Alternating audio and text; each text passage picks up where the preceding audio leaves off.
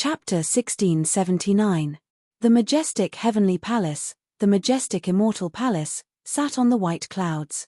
The clouds there were rosy, magnificent, and astonishing. Everyone was dumbfounded. The last mysterious world had long been occupied by someone, and they had lost the meaning of fighting over it. The entire battlefield was deathly silent.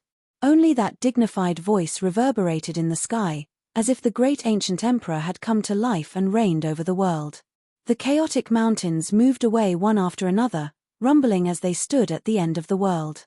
The lightning turned into a golden taboo sea, surging and mighty. The 9 suns were leaning towards the west, and the palaces were dyed in gold and red light under the setting sun. They looked extremely holy, and the tiles were flowing with auspicious splendor. The golden taboo sea below surged, occasionally erupting with thunder, as if the heavens were angry. It could evolve into heavenly tribulation, intimidating one's heart.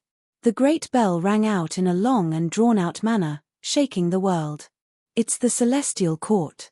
I never thought that it wouldn't be completely destroyed and would be located here. After an unknown period of time, an older generation expert sighed softly. Many people were in a daze, not knowing what to say. However, their hearts were already in turmoil. How could this be? Was this the person who fought against the undying Heaven Empress back then? The Black Emperor stared at the palace, especially at the area that was missing a corner, and said, "It really is the celestial court. Look, the southern heavenly gate is gone, it fell into the ruins of God." In reality, it wasn't the only one who sensed it. Many experts also made major discoveries. Some people pointed out that this style was the same as the ruins of some ancient regions. Do you see that? That's the dragon transformation pool. Half of it has collapsed, and there's another half on our ancient star. Woo, the 10,000 demon pagoda is also broken. We have a remnant there that can connect to this place. Everyone exclaimed in admiration. This really was the former location of the celestial court. Although it wasn't that complete, it could be compared to some of the historical sites that they knew about and linked them together. Pang Bo stared forward and couldn't help but reveal a strange expression. He sighed and said, "So that's how it is." Half of the pill refining and artifact refining pavilions were destroyed, and half of them fell outside the ancient desolate forbidden land. He thought of the immortal palace in the Big Dipper. It was the same style as this place, and he could find a place where it connected. It belonged to the former ancient heaven, making one sigh with emotion. Yi Fan was also shocked. Some of his classmates had disappeared there, and he had never seen them until now. He didn't know where they were now. An enormous noise sounded. An enormous white jade staircase descended from the palace, extending all the way until it reached everyone's eyes, laying across the golden lightning sea below. Meanwhile, a few palaces even more so rumbled, releasing endless divine sounds, making this place appear even more dignified and solemn. Everyone's breathing couldn't help but become sluggish. The vast heavenly palace was too spacious. There were no celestial soldiers or celestial generals, no palace maids or attendants. It was cold and cheerless. There was only a type of solemnity and might being emitted. Ha ha, a loud and heroic laughter rang out, and a large man appeared on the white jade steps. His face was covered with a full beard, and he looked very boorish with an oppressive aura. On the Black Pearl, Li Tian and Yang Ishi immediately widened their eyes and mouths. It was that bearded man again. Could it be that he had entered this place? That wasn't right, his voice wasn't old. The bearded man was a quasi-emperor. This had long since been confirmed. Clearly, when they had first met in the Ziwei Star region, he had been roaming the mortal world. The bearded man's face was covered with a curly beard, and he looked very dignified. However, when his eyes turned and looked at Li Tian and the others, that fleeting vulgarity didn't escape their eyes. This caused a layer of goosebumps to appear on the 2 brothers' bodies. This person was roaming the mortal world, and he was definitely not some old-fashioned and virtuous famous senior. In the next moment, in front of the broken southern heavenly gate, another old man appeared. He had a mouth full of yellow teeth, but they weren't all complete. There were some holes in them, and he led a dignified child out. "It's him." Pang Bo and the others were startled. They had sensed this before, and when they turned around to look, they discovered that this old man and young man were paying attention to the people on their ship. At that time, they knew that he was a peerless expert. At this time, the old man's appearance caused a commotion. Although he looked very rustic, he was definitely a peerless expert. Otherwise, how could he have entered the heavenly palace? Is he the one who fought against the undying empress? Just how powerful is he? He wants to end the blood and chaos and pacify the 10 directions of the universe. Everyone raised their heads to look. This old man was very mysterious. Was he the one who hacked down that snow-white blade radiance just now? But that kind of power didn't match his current temperament. Don't look at me because I'm old. I'm just an errand boy passing by with my grandson. The messy old man revealed a mouth full of yellow teeth. No matter how they looked at it, it felt strange. He carried a broken wooden barrel and walked down the white jade stairs. He arrived in front of the golden lightning sea and pressed it in with a bang. A barrel of golden liquid surged with chaotic energy. The group of people was shocked. This was the chaotic lightning divine sea, a liquid formed from golden lightning. He actually hit it like it was water. Many people guessed that the great sage would definitely turn to ashes if he came into contact with the golden lightning element. Even an expert like the quasi-emperor wouldn't feel good in such a dense environment.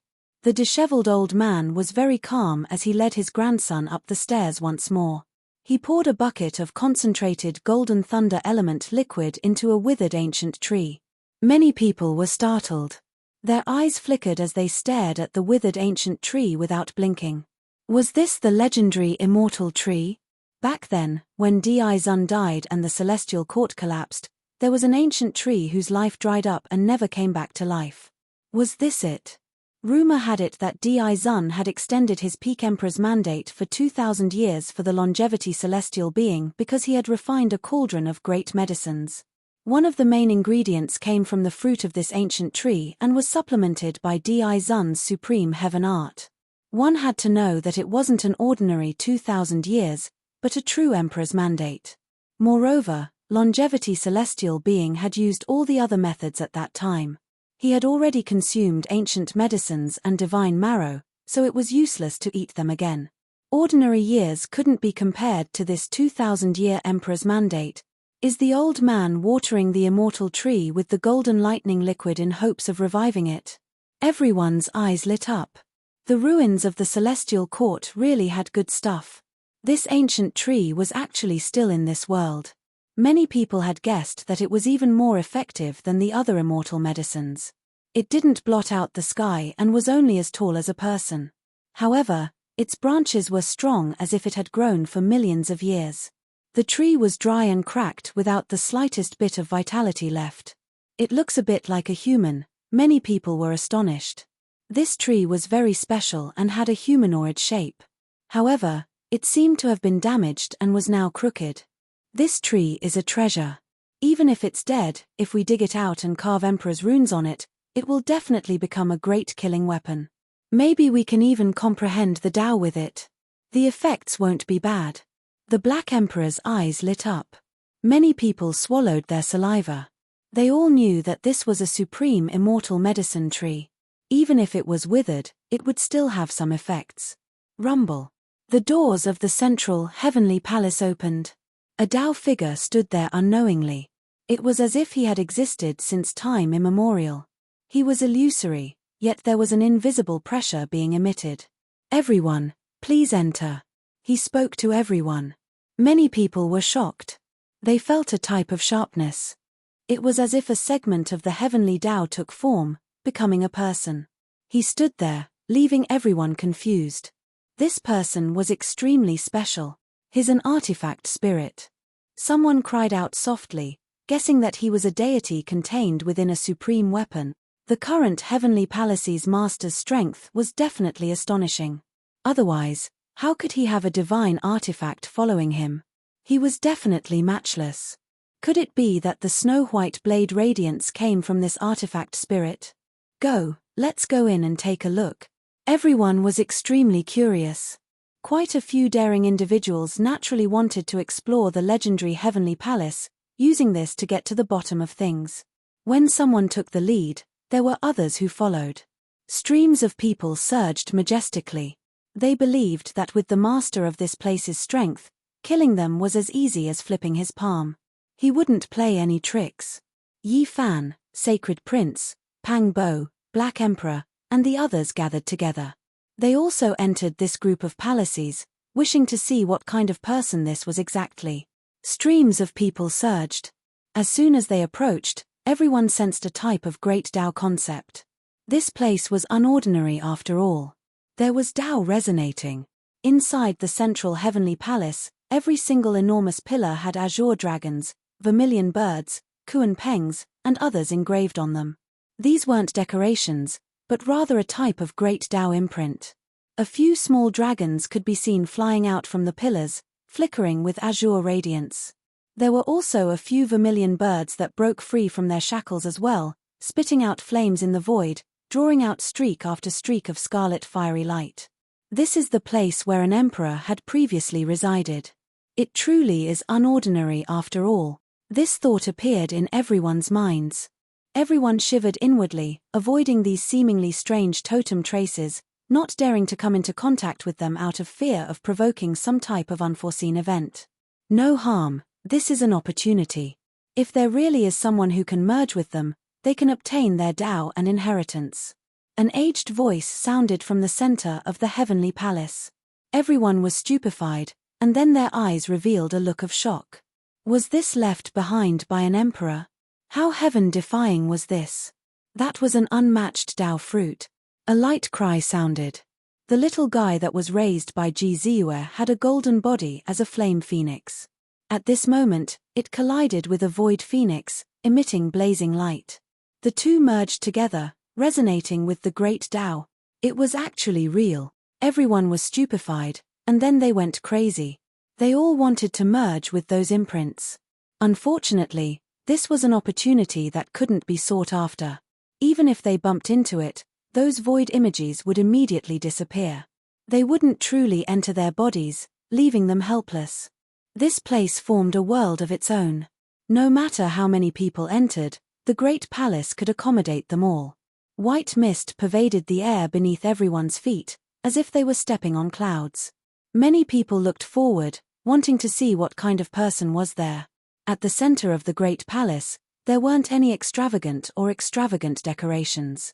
There was only a simple yin-yang Tao platform that was surrounded by primal chaos. An old Daoist sat on top, merging into the void. Yi Fan and Pang Bo's expressions were greatly shaken. They opened their mouths, but no words came out. They saw two familiar figures that they hadn't seen for hundreds of years. Behind the old Daoist was a man and a woman calmly standing there. They were clearly two Tao children from the past, but they had already grown up a long time ago. The male was scholarly and wore a purple gold Tao crown on his head. He wore a white Tao robe, and there was an indescribable otherworldly temperament about him. The woman was quick-witted, elegant, and bright. She was like an exiled immortal as she quietly stood there. Ju Yi, Lin Jiao. Yi Fan and Pang Bo never thought that they would see their former classmates in ancient heaven. This result left them shocked. After not seeing each other for hundreds of years, they actually appeared here. The primal chaos scattered. On the damaged yin-yang Tao platform, the old Daoist's true body appeared. His appearance was thin, and his robe was ancient. His appearance and temperament weren't outstanding, and he seemed rather ordinary. It's him. It's actually him. Yi Fan and Pang Bo were even more shocked this time. They were both moved. Chapter 1680. Not only Yi Fan, but Longma and the others also looked as if they had seen a ghost.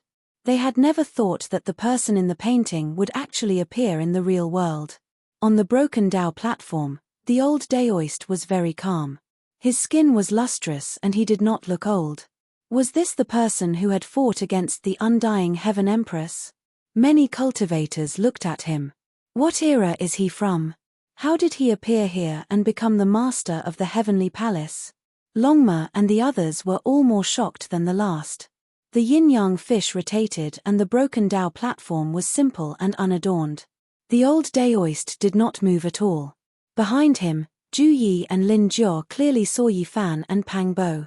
Their eyes flashed and they nodded slightly. So many years had passed and they had not changed much. Cultivation passed by quickly, and a few hundred years was not a long time for experts. It was clear that each of them had extraordinary strength. The two of them had refined their Tao bones and their bodies emitted a halo of light.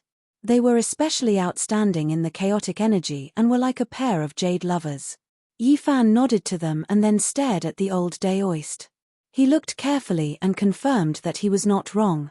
This was really the person in the painting. He had never thought that he would appear in reality. In the past, he had fought a bloody battle with the Overlord Empress and had gone to the Golden Ancient Road with Pang Bo, Longma, and the other saints. There, he had seen an old man chopping firewood on a small star. At first, they had mistakenly thought that he was a real existence. Later on, they found out that he was a person from the stone carvings. He chopped firewood tirelessly and possessed a mysterious charm that attracted everyone. Later on, they had seen 9 stone carvings left behind by this old man. Not only were there divine coffins in the stone carvings, but they also touched upon the undying heaven blade and were suspected to have seen through the secrets of the heavenly sovereign. Although he was now dressed as a Daoist, he was undoubtedly that person. He had actually walked out of the stone carvings and was living in reality. They had speculated that the stone carvings were from a long time ago and that this old man was most likely not from the current generation. Now that he had appeared in the world, they were naturally shocked.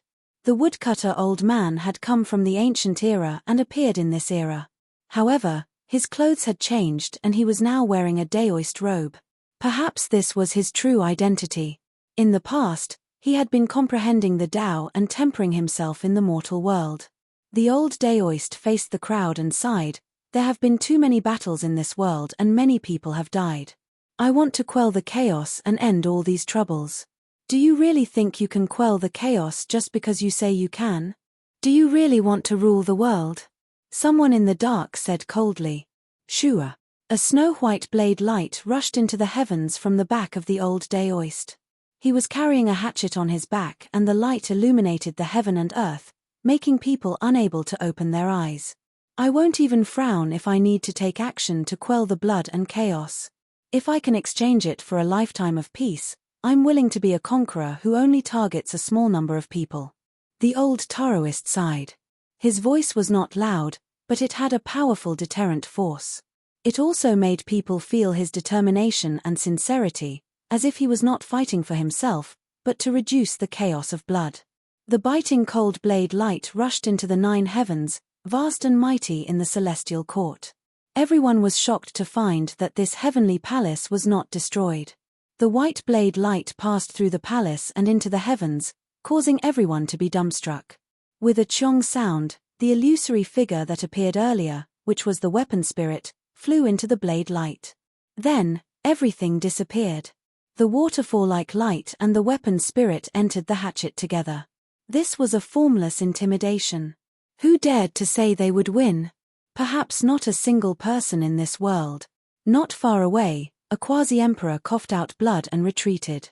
The blade did not slash towards him and didn't even leave its sheath. Only the blade energy rushed into the heavens, yet it forced a supreme expert who was not in the direction of the blade light into such a state. It was truly shocking.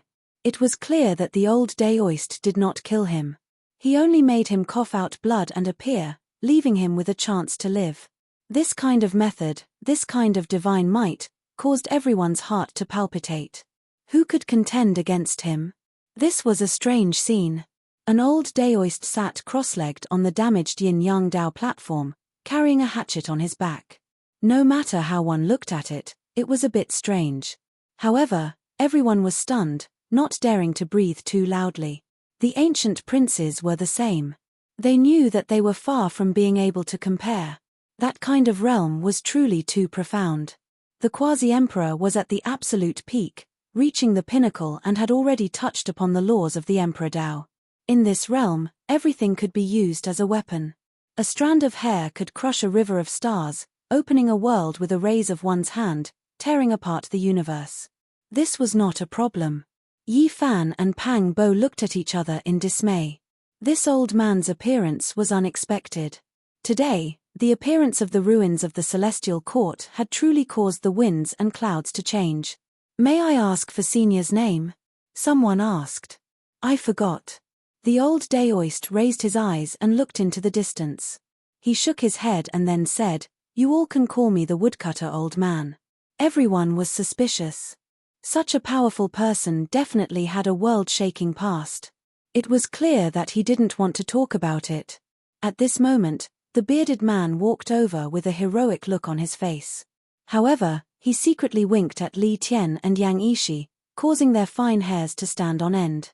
A layer of goosebumps appeared on their skin. My master isn't someone from this era. He came from the ancient times and because of some reason, he was sealed in a rock and lived until now. The bearded man revealed such shocking news. After that, he told everyone to call the old Daoist the woodcutter old man. The master of the quasi-emperor? The bearded man was clearly the quasi-emperor. How terrifying was his master? Everyone felt their hair stand on end. It couldn't be a great emperor, right? Could it be that this unremarkable old man had already achieved the Tao? It was earth-shattering. "Sigh, I'll tell you the truth. I am only an in-name disciple and am not someone from the same era as my master," the bearded man mumbled. Everyone felt relieved. If the two emperors were too terrifying, then this bearded man wasn't the old Daoist's true disciple and was only a disciple in name. Behind the platform formed by the yin-yang fish, Ju Yi and Lin Jia's eyes shone brilliantly. They continuously swept past Yi Fan and Pang Bo's bodies. Some people noticed them but were puzzled. "Grandpa, this immortal tree trembled. Is it going to come back to life?" Outside the heavenly palace, the strong-looking child spoke. The yellow-toothed old man was carrying a wooden bucket and carefully watering the tree. This was already the 800th bucket, and all of the golden lightning elemental liquid had been absorbed. Everyone was overwhelmed with shock. Could it be that this tree could really come back to life? The woodcutter old man and the others seemed to have only moved into the celestial court not long ago. Otherwise, why would they start watering it now? Everyone was greatly shaken. The most precious thing in the celestial court, apart from the venerable emperor's scriptures, this kind of immortal medicine tree was definitely ranked at the top. It moved everyone's heart. With a rumbling sound, the sky trembled. A terrifying cloud appeared in the distance. It was like a huge flame burning, covering the sky. Phoenix Ness. Many people turned pale with fright. Some people recognized what it was. Was it a dwelling built from the phoenix blood tree, or was it a true imperial magical artifact? How could there be such an astonishing pressure that made one's mind uneasy? Everyone knew that the undying empress had arrived. Everyone was in an uproar. They had heard about it before, but they only saw the phoenix nest today. Naturally, it attracted millions of gazes. Dao Friend's body is quite sturdy. A clear and melodious voice rang out like a young girl's whisper. It seemed to possess a strange magical power. Everyone was petrified. Was this the undying empress? In theory, it should be her. Who else could it be with such a posture? However, her voice was too young. According to everyone's speculations, she should be a lethargic old woman. They never expected her to be so young. Of course, no one saw her true appearance, so they didn't know if she was really that young. They could only see the huge phoenix nest pressing down, about to enter this heavenly palace. The Empress is still alive and well in this world. How could I dare die? The old Daoist calmly said. His tone was tough and not polite at all. Are you looking forward to my death? But I can still live for several thousand years. I'm afraid I'll have to disappoint you. Also, I want to take back this heavenly palace. Please leave. A clear and melodious voice rang out from the phoenix nest, like the singing of an oriole. Why do you say return? How did it become the Empress territory? The old Daoist said. Back then, the Emperor and I lived here for a long time, so it is naturally my home. Now that I've returned, it is the right thing to do. Is there anything wrong with that? The undying Empress voice was a bit cold. If the Emperor's descendant is here, perhaps I can say this. Empress, you are twisting words and forcing logic. Now, this place belongs to the people of this world. It is not mine, Nor is it yours, the woodcutter said. He. Like a string of silver bells colliding, the undying empress' laughter had a type of demonic nature. It made everyone here want to bow down and worship her. With a chong sound, the woodcutter on the old daoist's back left its sheath on its own. The sound of the blade shattered the laughter, instantly calming this world down. Do you still want to fight? The old man spoke. His tone was calm, but it was resolute. He was going to face this with the edge of his blade. Wang! An expanse of fiery light flew out from the phoenix nest. It was as if scarlet blood was layered over each other. Dazzling radiance erupted, as if an immortal phoenix was about to undergo nirvana. Empress, are you going to walk the path of the emperor? Do you want to obtain the blood of the emperors and then bathe in your own body, realizing the phoenix's nirvana? The woodcutter's words shook the world. At the same time, the phoenix nest trembled. It was clear that it received an attack. The scarlet blood immortal multicolored light retreated. What? What did the undying empress do? Why do you say that? Many people were shocked. Yi Fan and Pang Bo glanced at each other, both of them quivering. They thought of the 9 stone inscriptions left behind by the woodcutter. They were related to the ancient divine coffin and the bloodline of the emperor. There were even some stone inscriptions related to defying the heavens that were erased after he finished carving them. It was clear that the woodcutter understood many astonishing secrets in the past. They were related to the eternal heavens, and he was only tossing out one of them.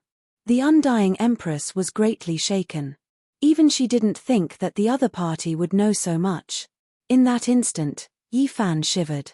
The undying empress was bathed in emperor blood and underwent nirvana. Just how astonishing of a matter was this? No wonder, during the darkness upheaval, some people said that he was the greatest conspirator. It is clear that this emperor still has other terrifying method.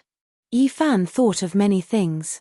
The great emperors and ancient sovereigns of the later generations all knew how terrifying the undying empress was. They were all on guard against him. So there was actually such a secret. To be reborn while bathing in emperor blood, this was a terrifying legend. It was the same reasoning as a phoenix undergoing nirvana and being reborn through flames, but it was even more terrifying. How could the blood of an emperor be flowed so easily? Just what kind of struggle would it be accompanied by? Everyone felt their scalps go numb just thinking about it. That realm was indeed extraordinary. There were no mortals, and the things they did were somewhat unrecognizable. Chapter 1681. The undying celestial emperor came, using the power of a monarch to force the woodcutter elder to hand over the celestial court ruins. Bathing in the blood of emperors, undergoing nirvanic rebirth, just how terrifying is this bloodline? Everyone felt a chill run down their backs, thinking of many things. Just how many bloody cases had happened in the distant past? If news of this got out, it would definitely shock heaven and earth and make ghosts and gods weep. Many people felt their blood run cold. The deaths of a few great emperors in history were extremely abnormal. Could it be related to this? They still remembered the commotion when the Supreme Emperor's corpse was discovered in northern Dipper Domain's central province Immortal Manor World. Such a supreme being with astonishing offensive power who walked on the path of immortality actually died after his body was shattered, the blood that flowed out still burning even now. Moreover, there were people who heard the terrifying roar of an ancient emperor-level existence, loudly berating the undying celestial emperor. When they thought of these things, everyone's entire body went ice-cold. Just how ancient of a person was that? Could it be that he existed throughout the endless history of cultivation? He was still here this entire time. This was simply unimaginable and horrifying. A long roar sounded, shaking the heavens. The phoenix nest was still hazy, surrounded by bloody mist. One could only vaguely make out the outline of the divine nest formed from blood phoenix wood. At this time, a tall figure stood above, overlooking this place. He said coldly, "The heavenly emperor is an immortal god, unfathomable under the heavens." The sun, moon, and stars all fell together, revolving around him. He was like the center of the universe. There were endless stellar streams there, the scene astonishing. This was an exceptionally beautiful male, like a deity. His head of long silver hair hung down to the back of his waist, flickering with sparkling luster, not showing the slightest sign of aging. He looked extremely young, full of heroic spirit, like a young deity who walked over from the ancient times, living until now, respected by the entire world. This was precisely the Sun-Moon Divine General. This wasn't the void body he used to deal with Yi Fan and the human devil, but rather his true body. He walked out from the grave, his blood energy exuberant. Wu, the legendary 8 great divine generals, every single one of them glorious throughout the ages, their strength heaven-defying. Who would have thought that more than one of them survived? It's a pity that it's no longer as grand as before. In the past, there were some among you who almost attained Tao, but now, you've all become phoenixes who have shed their feathers. The old man with a mouth full of yellow teeth grumbled. Then, he led his grandson to water the immortal tree again. Without raising his head, he said, "The wind is strong up there. Be careful not to get blown down. This is no longer the past. If you are not at the peak, don't stand on the peak. A gentleman does not stand under a collapsing wall, and a man does not stand on a bird's nest." Boom! The bloody mist surged as the enormous divine nest pressed forward, covering the sky. The ruins of the celestial court were shaking as the undying Heaven Empress and the 2 divine generals approached. "Since the Heaven Empress wishes to fight to the death, I will gladly oblige." On the Yin-Yang Dao platform, the old Taoist stood up and faced the sky, his eyes bright. Behind them, Zhu Yi and Lin Jiao were both shocked. It had been a long time since they had seen the woodcutter act like this. At this moment, he was no longer old and frail. Like an unsheathed divine blade, he slashed towards the sky.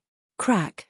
The sharpness shooting out of the old woodcutter's eyes cut 2 large cracks in the void, like the cry of a blade, like the clanging of a sword.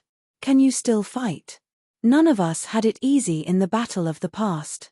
Continuing to fight now won't do anyone any good."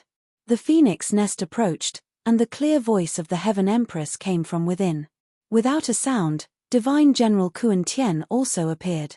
He stood side by side with the Sun and Moon Divine Generals on the Crimson Blood Phoenix nest, both prepared for the great battle. At this time, the bearded man took a step forward and arrived in front of his master.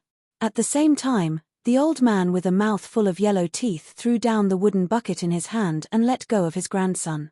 He also came forward and confronted the 2 divine generals in the sky. Let us see how powerful the divine generals of the past were, and how much power they have left. The bearded man laughed heroically. The yellow-toothed old man shook his head and said, "I hate fighting the most. Fighting and killing is too boring. I like to study all kinds of flowers and plants, and all kinds of bloodlines. The Heaven Empress bloodline must be very special. I'm really looking forward to it. You're courting death." Divine General Kuan Tian's expression was cold. He took a step forward and flew down to attack the old man. Even though the 8 ancient divine generals had transcendent statuses and were arrogant to the point where they wouldn't particularly respect the undying Heaven Empress, they wouldn't tolerate outsiders disrespecting the Heaven Empress. The old man didn't back down at all. He raised a yellow whirlwind and rushed into the sky. His withered palm collided with the divine general's weapon. A shocking explosion rang out as the sun, moon, and stars shattered. Everyone was overwhelmed with shock. This wretched old man was actually so powerful. He dared to clash with the divine general of the past with just a raise of his hand.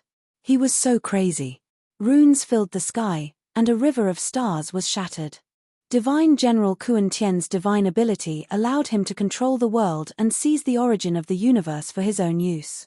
The part of the universe he grabbed was destroyed by the old man. The black heavenly dagger axe in Divine General Kuan Tian's hand buzzed and trembled as if it had suffered a heavy blow. His entire body swayed and was almost heavily injured. Everyone was shocked by this result. The 8 ancient divine generals had left behind far too many legends. There was actually someone who could rival them. Sure enough, a phoenix without its feathers is not even as good as a chicken. How much strength do you have left? Can you still recover to your peak condition? If I had the strength of the past, I'd flee immediately. The yellow-toothed old man sniggered, which made him seem even more wretched. Kuan Tian fell silent. It was already a miracle that he could survive. If it were not for the dregs of the immortal pill, he probably would not have awakened. What a surprise! A woodcutter like you actually found another supreme master to help you. He can't rival the divine general of the past, but he's not far off.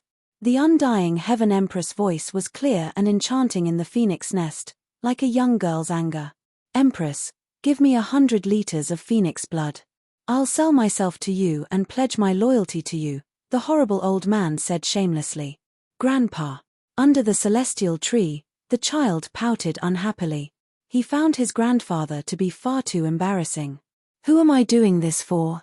It's all for you. I'm asking for some phoenix blood so that I can use it on you so that you can deal with that stone egg in the future. The old man murmured before gazing at the sky fervently. He said to the phoenix nest secretly, "What do you think, Empress? Why don't I give you a 50% discount?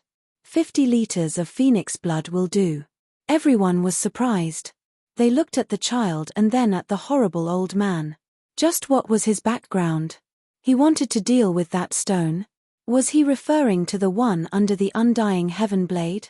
That was far too shocking.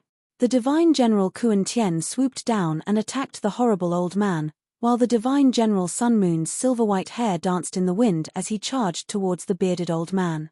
An intense battle erupted. A while later, a voice rang out from the phoenix nest, making Kuan Tian and the divine general Sun Moon retreat. They were afraid that something would happen to them, as the two of them no longer possessed the great divine abilities of the past. Are you afraid? Are you admitting you're no match for me now? The horrible old man was excited. He was like a victorious rooster, bolting away with his head held high. However, after retreating, his face became bitter. He swung his hand forcefully as he cried out, "It hurts like hell. Motherfucker, didn't the phoenix shed its feathers? Why is it still so powerful?" Everyone was speechless.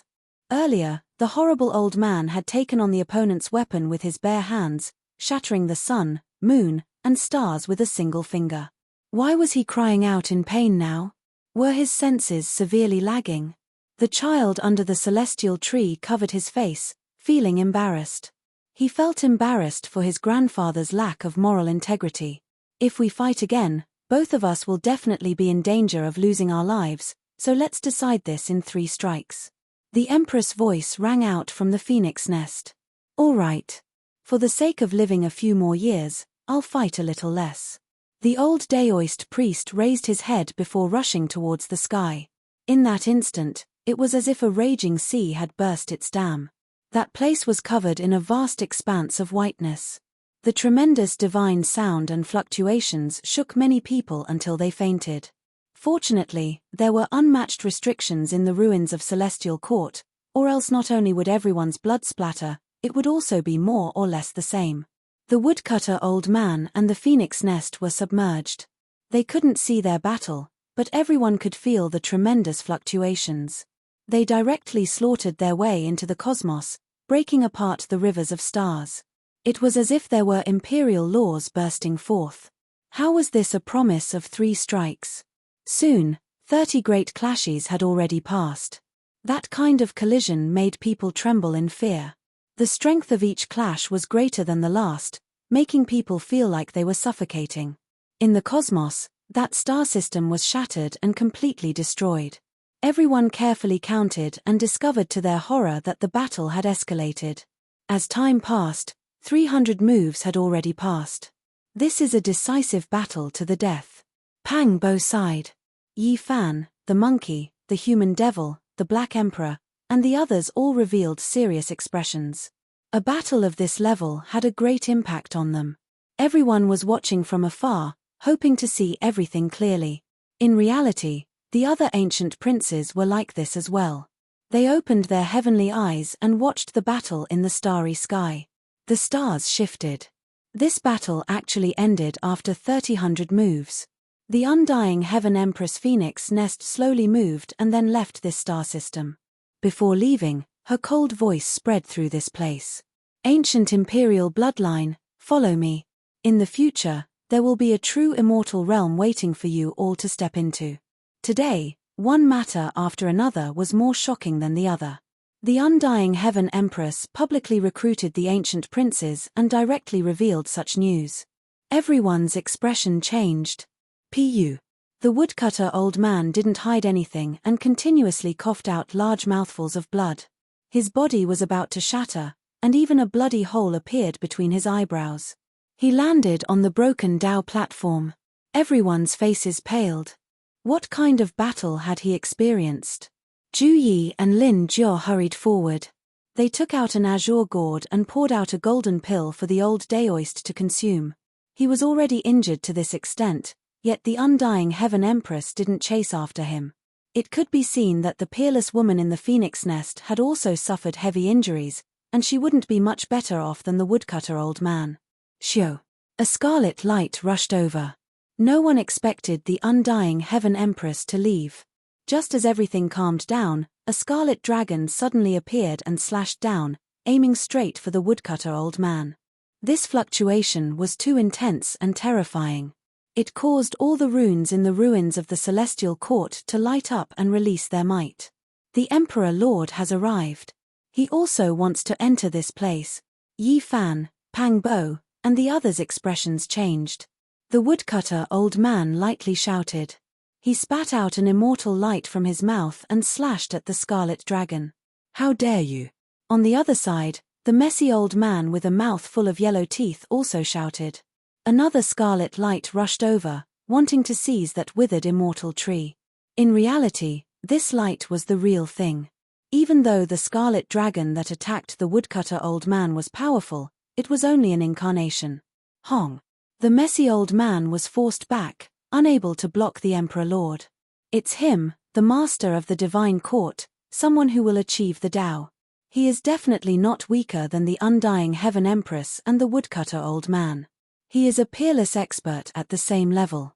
Many people cried out in alarm. Rumble. That immortal tree uprooted from the ground, about to leave the ground. The Emperor Lord had arrived, and his powerful attack made everyone tremble. It seemed like no one could stop him. Even Yi Fan and Pang Bo felt that this was inconceivable. You came for this immortal root, but even if I gave it to you, you wouldn't be able to achieve the Tao. The woodcutter old man said. He forced back that incarnation, and with a single step, he arrived in front of the immortal tree, locking it in place. He faced the supreme expert in scarlet dragon armor whose entire body flickered with scarlet light. Everyone thought of a legend. The immortal tree in the Celestial Court contained the Emperor Lord's laws and Tao. He normally chanted sutras in front of the tree, and he even used his own life spring divine liquid to water it. This tree was definitely a priceless treasure. The Emperor Lord clearly came for the Tao within the withered tree.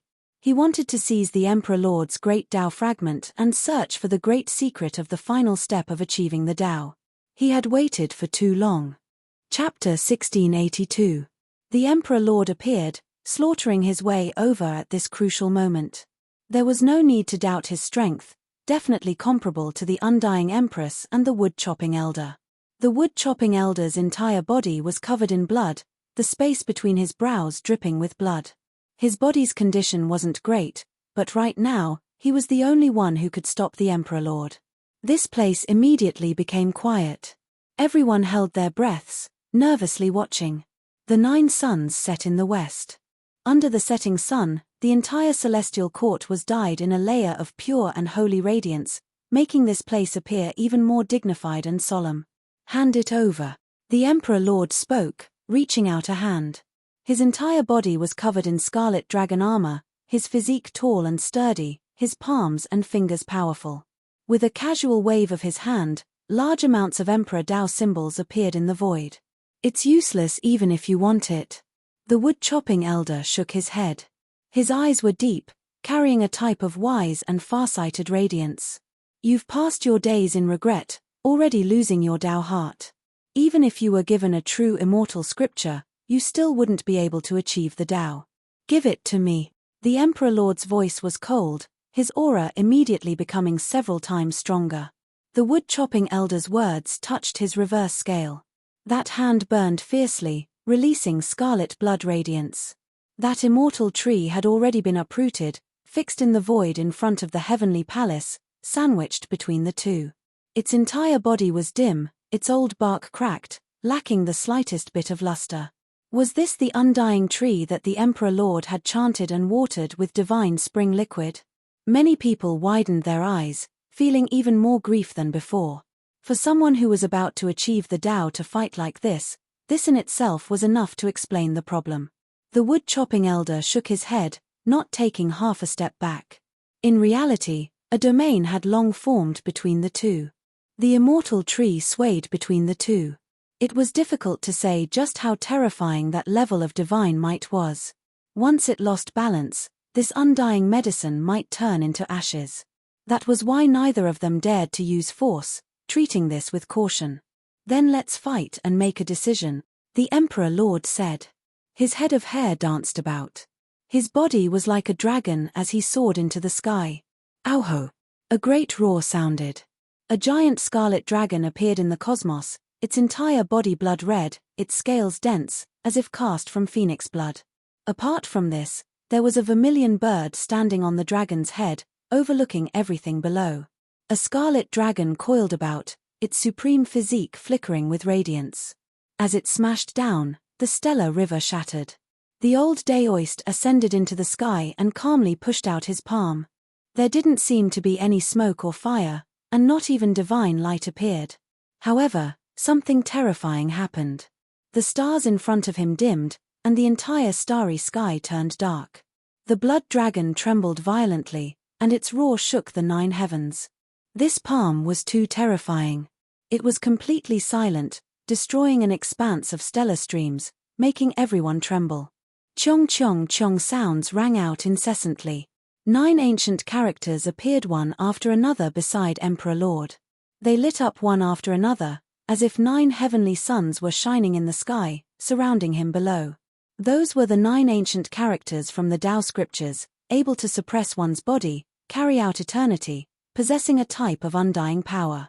Right now, they displayed powerful defensive strength. Bang! The woodcutter's 10 fingers were like diamonds, stabbing forward with tyrannical offensive power. 10 streaks of immortal radiance shot out, like a great eye shooting the sun, 10 arrows shaking the heavens. The 9 ancient characters all trembled chaotically, as if they were suns that were about to be destroyed. They erupted with a wave of terrifying aura, engulfing the heavens and turning into a cosmic storm. Yi Fan was moved.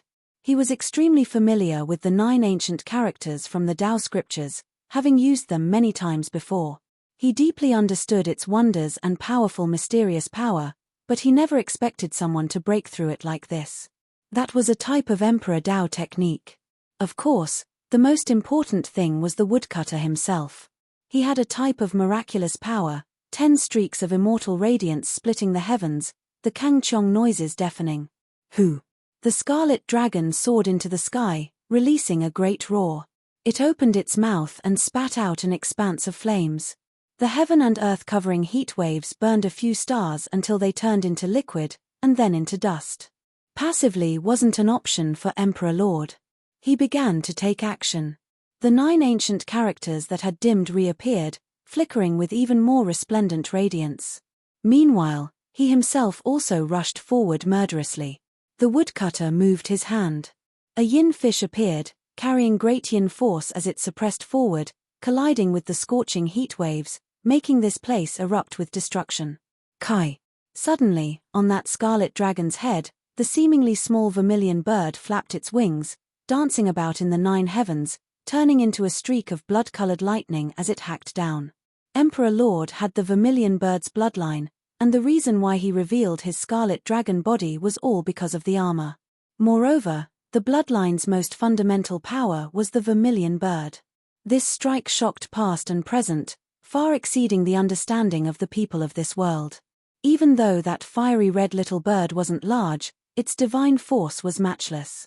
One of its wings almost immediately hacked down on the woodcutter elder's body. With a chong sound, a streak of snow-white blade radiance rushed into the heavens. The woodcutter on the old Daoist's back was unsheathed, blade energy sweeping out in tens of thousands of waves, rushing forward like a sea. The vermilion bird released a long cry, tearing through the cosmos. Meanwhile, the radiance even more so submerged this place. No one in the celestial court's ruins could see clearly. When everything ended, the woodcutter elder's body swayed, the bloodstains on his entire body increasing. This was especially the case with a terrifying crack on the left side of his body almost splitting in half. That was the might of the vermilion bird's heaven-splitting wing just now. On the other side, specks of blood also appeared on Emperor Lord's body after being swept by the blade radiance. That was a terrifying aura, and a bloody hole was pierced through his shoulder. Suddenly, Emperor Lord's figure flickered, using the vermilion bird's 3000 realm crossing technique to make time stop. He traveled downwards in reverse to seize that immortal tree. The old Daoist obstructed and chased after him. The two of them continuously collided in the void. This time, they fought with true flames, and there were tens of thousands of great Dao flowers blooming. Large amounts of symbols appeared. That was a type of supreme natural law fluctuation. Bo! Suddenly, the immortal tree in the celestial court's ruins released a light sound. Its roots shattered, turning into ashes, and its entire body fell to the ground. Emperor Lord released a roar and swooped down. The woodcutter obstructed him, and the two of them collided several times before finally landing in front of the celestial court's ruins. The roots are fake and can be passed off as the real thing. The true venerable Emperor Immortal Tree has long since disappeared. The roots have been moved away. The old man with a mouth full of yellow teeth was so angry that he threw the wooden barrel onto the ground. Golden lightning elements flowed within the barrel, startling all the experts into fleeing. Those things could definitely injure the great sage. It's all for nothing. The immortal stalk has been moved away. Emperor Lord was disappointed and frustrated. Then, his eyes suddenly became cold as he looked towards the distant Yi Fan, Black Emperor, and the others, revealing killing intent. With a Kai sound, he pointed out a streak of divine radiance to destroy these people. The little girl wasn't here, so he didn't have any misgivings. Peng! The woodcutter used position transposition to block his attack. You care too much. Emperor Lord's eyes were extremely cold. The scarlet dragon armor on his body shone, and his aura became even more powerful. Old thing, did you forget how you were scared witless by a little girl not long ago? Why are you still acting so cool? The Black Emperor ridiculed him. All of you, leave. Emperor Lord swept his gaze over the old man and the large man. Then, he stared at the old Daoist and said, you leave too. Give up this place. Finally, he looked towards Yi Fan, Black Emperor, and the others. These people must die. At this time, everyone could see that the old Daoist seemed to have lost the strength to fight. His situation was terrible to the extreme. The bloody hole between his eyebrows that the undying Heaven Empress had left behind was worsening. The wound couldn't heal, and after the battle with Emperor Lord, it had become even more serious. The Emperor Lord had nothing to fear now. He threatened him like this, telling him to leave, or else there would be a bloody calamity. You overestimate yourself. Even if we are both on the verge of achieving the Tao, I'm heavily injured and you might not be able to suppress me, the old Daoist calmly said. In the back, Yi Fan took out the blue lotus, the monkey raised the immortal iron rod, the human demon raised the stone artifact, and the Black Emperor began to lay down a great array, preparing for an unpredictable decisive battle. Then all of you can die. The Emperor Lord had gone crazy. Not long ago, he had lost everything and his Tao heart had been shattered. Now, he was almost sick. If he couldn't obtain it, then he would destroy it. The venerable Emperor's immortal tree was where he had placed all of his hopes, but now, it had disappeared. The old woodcutter pulled out the hatchet with a clang. The black back of the blade and the snow-white blade tore through the starry skies. The blood in his body burned and his primordial spirit left his body. His body fell limp. Bang! The entire blade was even more resplendent than a river of stars. It condensed the old Daoist's essence energy and his primordial spirit. He didn't have the strength to fight to the death, so he released his most powerful attack. He wanted to end this battle in the shortest time possible. The crazy Emperor Lord immediately woke up. This type of battle was the most dangerous. Two people on the verge of achieving the Tao were fighting with their lives on the line. One side could fall at any time. In that instant, the heavens and earth shook 10 times. It was like the 10 strikes that opened the heavens. Everyone was horrified to discover that this aura was too terrifying. It was comparable to the darkness turmoil from 300 years ago. Many people shivered inwardly. That hatchet clashed with the Emperor Lord 10 times, producing the scene of the beginning of heaven and earth. All types of primal chaos deities roared. In the end, the scarlet dragon armor shattered and a large dragon was broken apart. Even though the vermilion bird that rushed out from within was crying out miserably, it couldn't escape the killing calamity and was struck by the hatchet. Pu. A bloody head flew up and landed in front of the celestial court. Then, it exploded into a bloody paste and its primordial spirit was destroyed. Dang! The hatchet fell to the ground. The old Daoist's primordial spirit became incomparably dim. It entered the body that fell limply on the ground and flew up the Dao platform with difficulty. His eyes were dim and without light. This was a Pyrrhic victory. He paid a great price. The Emperor Lord had died, killed by someone. This peerless expert of the present universe was killed just like that. It felt extremely unreal. Blood scattered everywhere, indicating the defeat of a colossus. Everyone knew that the divine court was finished and that there was no longer a trace of hope. The Emperor Lord has been killed. This was a violent wave. The news swept out in all directions like a tide. There were even people who directly crossed the starry skies and left. The destruction of the divine court was unavoidable. Many people had already made their plans. That headless corpse broke apart inch by inch and turned into a pool of blood. In the end, it burned and nothing was left. The Emperor Lord had died. The world is about to be thrown into chaos. The undying Heaven Empress wishes to walk a bloody path and bathe in the divine blood of all living beings. I wish to build a Tao palace, reform the universe, and quell the bloody chaos. The old Daoist stood up with difficulty with Ju Yi's support and slowly said. His tone was very calm, but it spread throughout the world like an ancient deity had returned. The stars in the universe stopped rotating for a short moment and only this kind of voice reverberated. On this day, the Tao palace that the old Daoist had founded was officially established. It shook the universe and there were as many experts as there were clouds in the sky. On this day, the divine court was destroyed and the Emperor Lord's bloodline's inheritance was broken. It was swept away by several great powers and wiped clean. On this day, the undying Heaven Empress announced to the world that she wanted to build an eternal dynasty. Among all living beings, countless experts rushed over.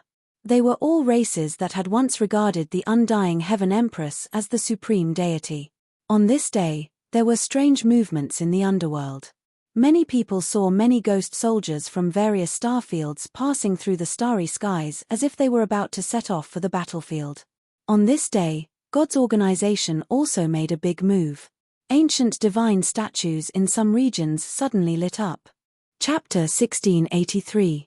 After 20 years of conflict, the Taoist palace was established and stabilized the universe. There were battles and bloody battles during this period, but the Taoist palace didn't suffer much. In the past 20 years, the gods and the underworld had been at war. This war showed the world how terrifying the two great inheritances were. They could overturn the universe. If it wasn't for the hatred between the two sides, either side could rule the universe. The underworld sent out several armies, numbering in the millions. They appeared everywhere and destroyed many statues, starting a war with the gods. What was terrifying was that many of the masters sent by the underworld were famous figures from ancient times. Some of them had been recorded in history and were still remembered to this day. Those were their corpses. After hundreds of thousands of years, their corpses had gained sentience and vitality, becoming new life forms. And all of this was the work of the underworld. This was a terrifying inheritance. They had an important position in the entire history of cultivators. They paid attention to the heroes of each generation and transported their bodies away. This kind of huge action and project made people feel terrified. In this war, a statue from the gods also shocked the human world. Some people heard an important ancient corpse commander of the underworld call it a general from the era of the celestial court. A stone man that had been carved into a statue and had gained sentience after millions of years of worship was really shocking. In fact, it wasn't a general from the era of the emperors, but a man-made Holy Spirit. Its body was carved with all kinds of runes of the Great Path. It was originally made to commemorate a general from the Celestial Court, but after a long period of evolution, it had gained sentience and psychic power. After 20 years of war, the two behemoths fought until the galaxy collapsed. Both suffered heavy losses, and the power and backup they used were also scary. It was chaotic and blood flowed like rivers. The Taoist palace was developing, and the undying Empress dynasty was also dormant. There was no bloody war, but everyone knew that there would be one. The universe was divided by the four great forces. No one dared to act rashly, and it was impossible to start a war in a short period of time. During this period, many five-colored altars and ancient royal platforms were repaired. The Stargate appeared once again, and traveling between different parts of the universe was no longer as difficult. Although the Celestial Court was very powerful and had annexed many territories of the Divine Court, it was still lacking compared to the four behemoths. Whether it was in terms of the number one expert of the Church or in terms of overall strength, they couldn't be mentioned in the same breath. It was possible for them to become the fifth major force, but not yet. There were many experts with great potential in the sect, and their prospects were bright. However, they still couldn't truly rule over the world. There were many variables, and as a result, they weren't listed as a colossus among their peers. Of course, there definitely wouldn't be anyone who dared look down on them. How powerful was the Emperor back then? However, he had previously fled from the Celestial Court, this place making even those who achieved the Tao feel restraining fear. Big Dipper was previously ruined, destroyed beyond recognition, corpses everywhere, blood flowing like rivers. Later on, someone smelted the shattered stars into one and moved the sun, moon, and stars over to fill up the starry sky that had been smashed into nothingness. It was equivalent to recreating the Milky Way and reopening the world. Several hundred years had passed. Regardless of whether it was the cracks in the mountains, rivers, or the wounds in people's hearts, everything had almost been healed. The mortals had already changed generation after generation. Even though the blood and chaos of the past were still circulating in this world, the beautiful and auspicious things still existed in the end, never erasing the longing in people's hearts. The Eastern Wasteland was extremely vast. There were 7 great life-restricted regions here, the source of the darkness chaos. The mountains of corpses had long since disappeared, melted into the yellow earth. Now, this place was still beautiful, just like in the past. There were magnificent mountains and rivers, the miracles of the world, and the legends of the immortal medicine that attracted people of the world. And now, the Stargate had revived. The five-colored altar, the ancient imperial platform, and all kinds of the most complicated transport formations saw the light of day one after another. They were dug out from the ruins, and there were also some masterpieces from the later generations of the desolate era that were used. This starry domain was no longer just the world of the Northern Dipper people. There were also cultivators from all over the cosmos. People came here with complicated emotions, wanting to see the so-called Emperor burial star. There were some who came on a pilgrimage, kowtowing every 3 steps as they walked towards the seclusion places of those ancient great emperors, Tao rites, and other places. There were some who came because of hatred. They gazed into the great life-restricted regions, not daring to approach. They paced back and forth, inwardly cursing. It was precisely these places that produced supreme beings, killing their seniors, causing so many people to fall. This is the G family's ruins. What a grand mountain range, what majestic mountains and rivers. Someone sighed in admiration. These mountains used to be divine islands, all of them floating in the sky. Later on, they were blasted down by the shockwaves of the Supreme Being's battle, or else they would be many times more magnificent than this. There were quite a few people in front of the southern region's ancient ruins. Many of them were deeply moved. Back then, the Void Emperor fought with his life on the line, yet in the end, half of his immortal mirror dyed the void in blood, making people shed tears. Many people headed south, gazing at the desolate era's restricted regions.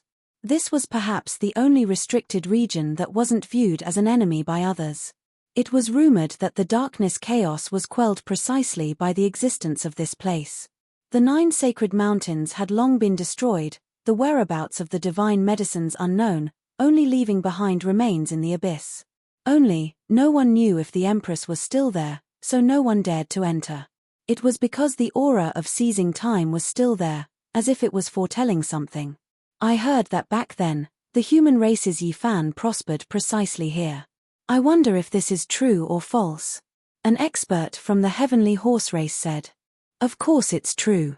He went in and out several times, plucking the undying fruit, and only then did the sea of bitterness disappear, allowing him to walk on the path of cultivation. Someone sighed softly. Time and fate, if not for the great natural luck here back then, perhaps there wouldn't be today's quasi-emperor, the assassin of the ancient emperor's children. Many people hated the fact that they were born at the wrong time. If they were also born in that era, they might have been able to replace him, becoming the one with the great opportunity back then. Some people were always like this, always full of regret and yearning towards the past. The true opportunity was only in front of them, yet they couldn't grasp it in the end. Master, you are still well. This disciple is at ease.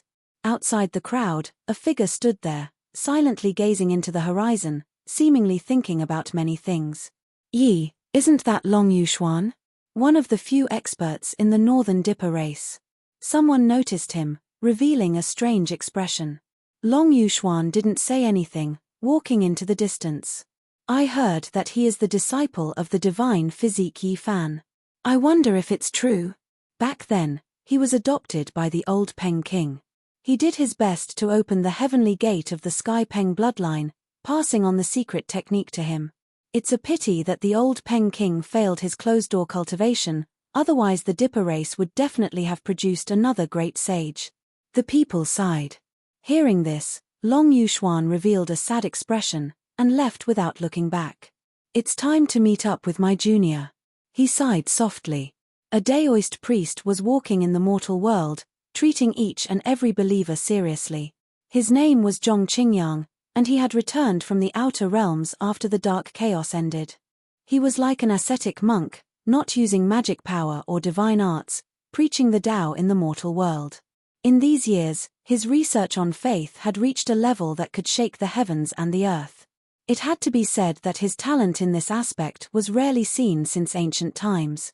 In these hundreds of years, apart from Long Yuxuan, no one knew that there was such an unparalleled genius in the mortal world, achieving achievements that could shake the ancients and dazzle the contemporaries. This kind of achievement was not reflected in battle prowess, but rather in his analysis and understanding of the power of faith, surpassing the sages of the past. Junior, have you discovered anything new?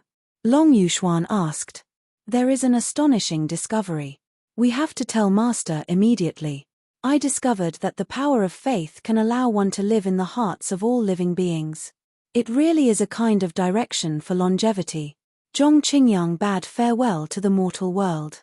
After freeing himself from his research, he was extremely excited, and his temperament did not match his usual divine preacher temperament. Is it feasible? Long Yuxuan was doubtful. It's feasible. There were some supreme beings in the ancient times who researched the power of faith, and it's not without reason. It's really too useful. The so-called afterlife is related to this. The more Zhong Qingyang spoke, the more excited he became. In the end, he even brought up an earth-shattering guess, saying, I suspect that Amitabha is still alive today, waiting to reincarnate. The undying heavenly emperor might not be dead, and will appear sooner or later. Since ancient times, the two of them have walked the furthest on this path. Long Yuxuan was shocked. What kind of freak was his own junior brother exactly? What exactly did he research? My guess might be true. Amitabha has always been sitting cross-legged in the hearts of Buddhist disciples, and has never been erased. The so-called reincarnation, the so-called afterlife, is possible. Zhong Qingyang forcefully waved his fist, extremely excited. When they passed by a place in the southern region, the two of them stopped and gazed into the distance. Auspicious multicolored light surged in tens of thousands of streaks. This was the Wavering Light Holy Land. The current sect master was a woman named Wei Wei.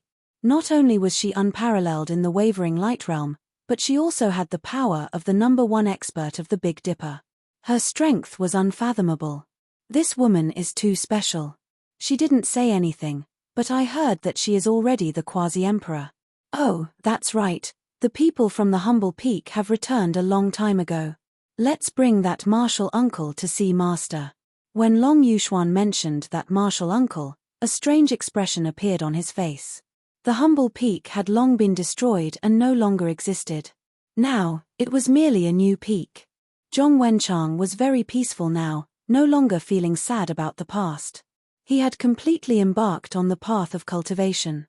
However, his cultivation base really made people speechless. Several hundred years had passed, and he had finally stepped into the second level of immortal foundation. In this environment where cultivation was easy, he could be considered a strange flower in the camp of demon-level geniuses like Yi Fan. Martial uncle, how long is it until the third severance of immortals becomes king? Zhong Qingyang asked. Roughly another 500 years. Zhong Wenchang seriously pondered for a moment before replying. Zhong Qingyang and Long Yuxuan staggered at the same time. This martial uncle of theirs was hopeless, yet he was still so serious in his cultivation. This caused these two demon-level geniuses in different domains to be truly speechless, unable to say anything. Let's go take another look at the divine embryo of the Jade Lake. Back then when Yi Fan left, he was very worried about it. Tens of years ago, the Jade Lake returned again, and that divine embryo should have been brought back as well, Zhong Wenchang said. Right, we originally wanted to take a look around. Long Yuxuan nodded. The Jade Lake had been reconstructed, and the scenery now was still beautiful and auspicious. They saw the 9-orifice divine stone under the immortality peach tree, and the divine embryo inside had yet to be born. You guys came at the right time. I have something here to give to Yi Fan. You can pass it to the Ji clan. The holy maiden of the Jade Lake had long since become the holy lord of a sect. Her beauty was unmatched throughout the generations, and she was one of the few most beautiful women in the world. Her slender figure was graceful and elegant, and her jade-white face was filled with solemnity. She solemnly passed over a stone box, handing it to Zhong Wenchang and the others. When they opened the stone box, they saw half a broken copper plate, mottled with rust, almost rotting away. Upon closer inspection, they discovered that this was half a copper mirror, riddled with thousands of holes. Rather than saying those were rust stains, it would be better to say that they were dried bloodstains.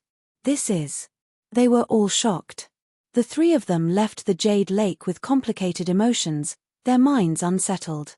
They hurried to their next destination, the Western Desert. Back then, Mount Meru smashed into the path of immortality and broke into pieces. Now, it towered here in ruins. For a long period of time, this place was a ghost land. Within the deathly silence, ghost flames flickered. From time to time, the chanting of scriptures could be heard.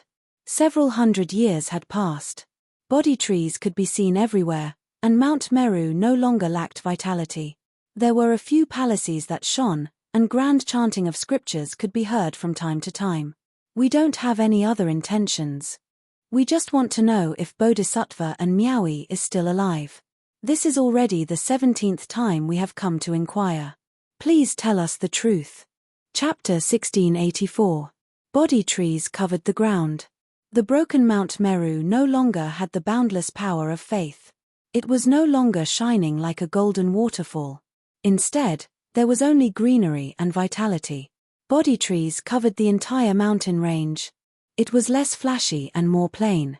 In an ancient temple deep in the mountains, the sound of chanting rang out. It was distant and profound, as if a vow from 500 years ago was being transmitted. The wind blew and the body leaves danced in the wind. It was as if the vows from 500 years ago were being transmitted. 500 years ago, 500 years later, 500 years later, 500 years of praying in front of the Buddha.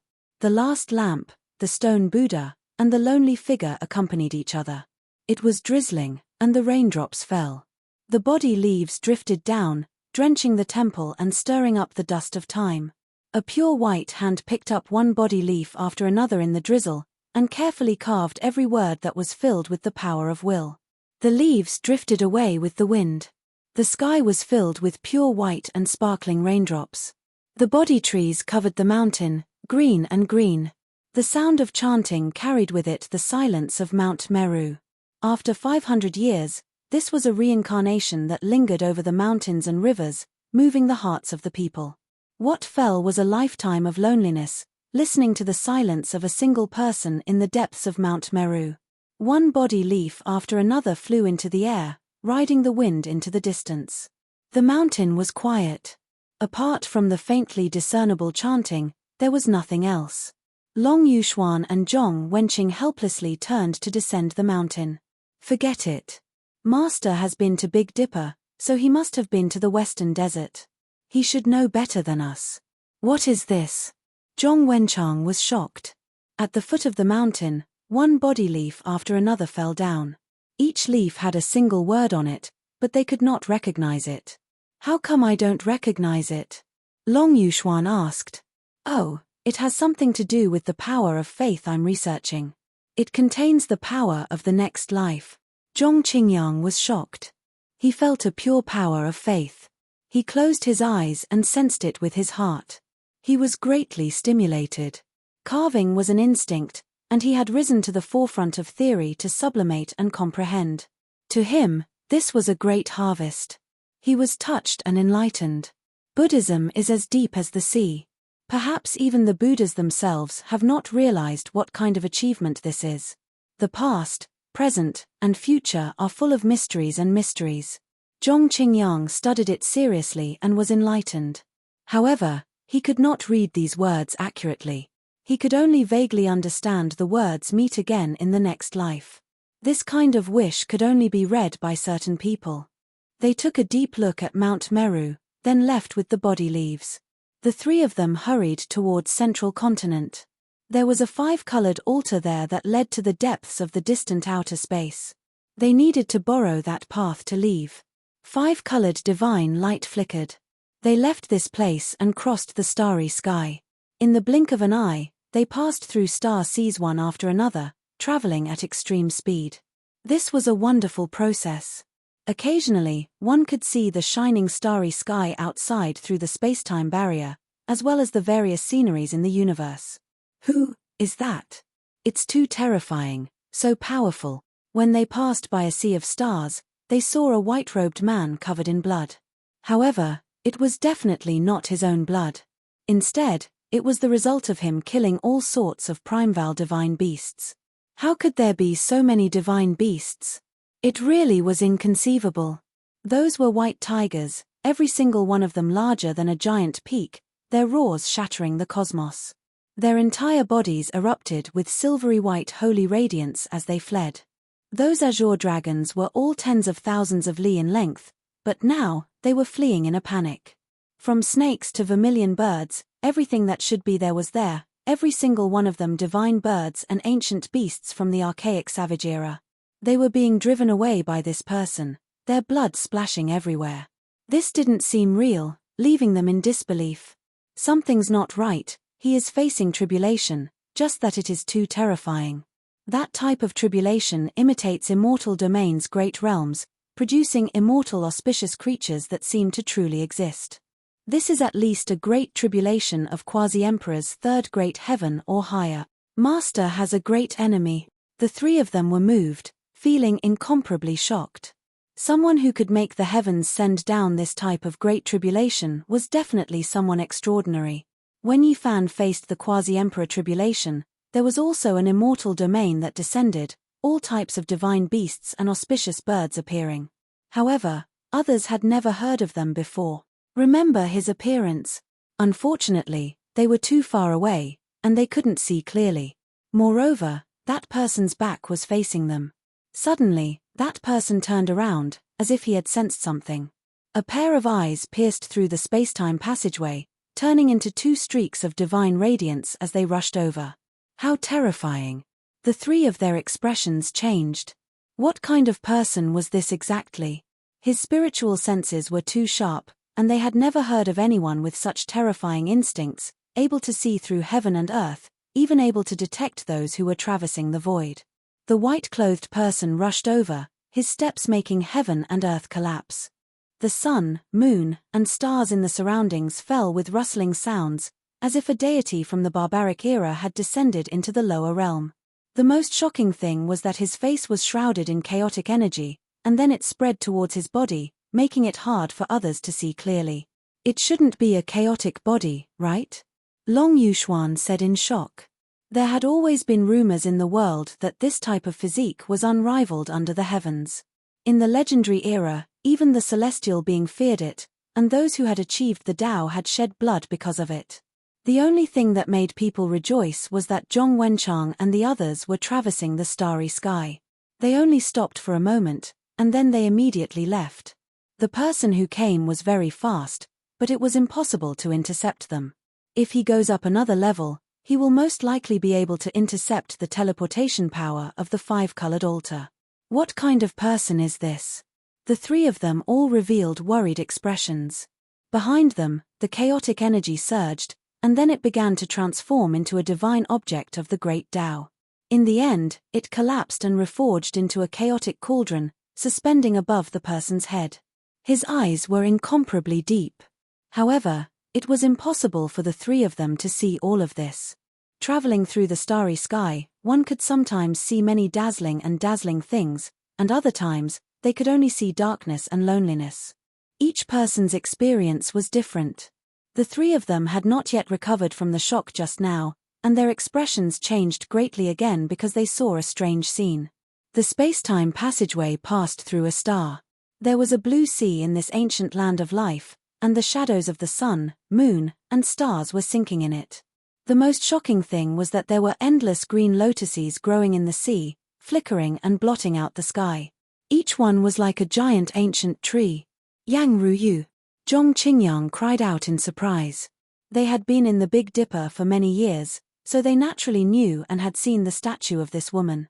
They recognized her at a glance.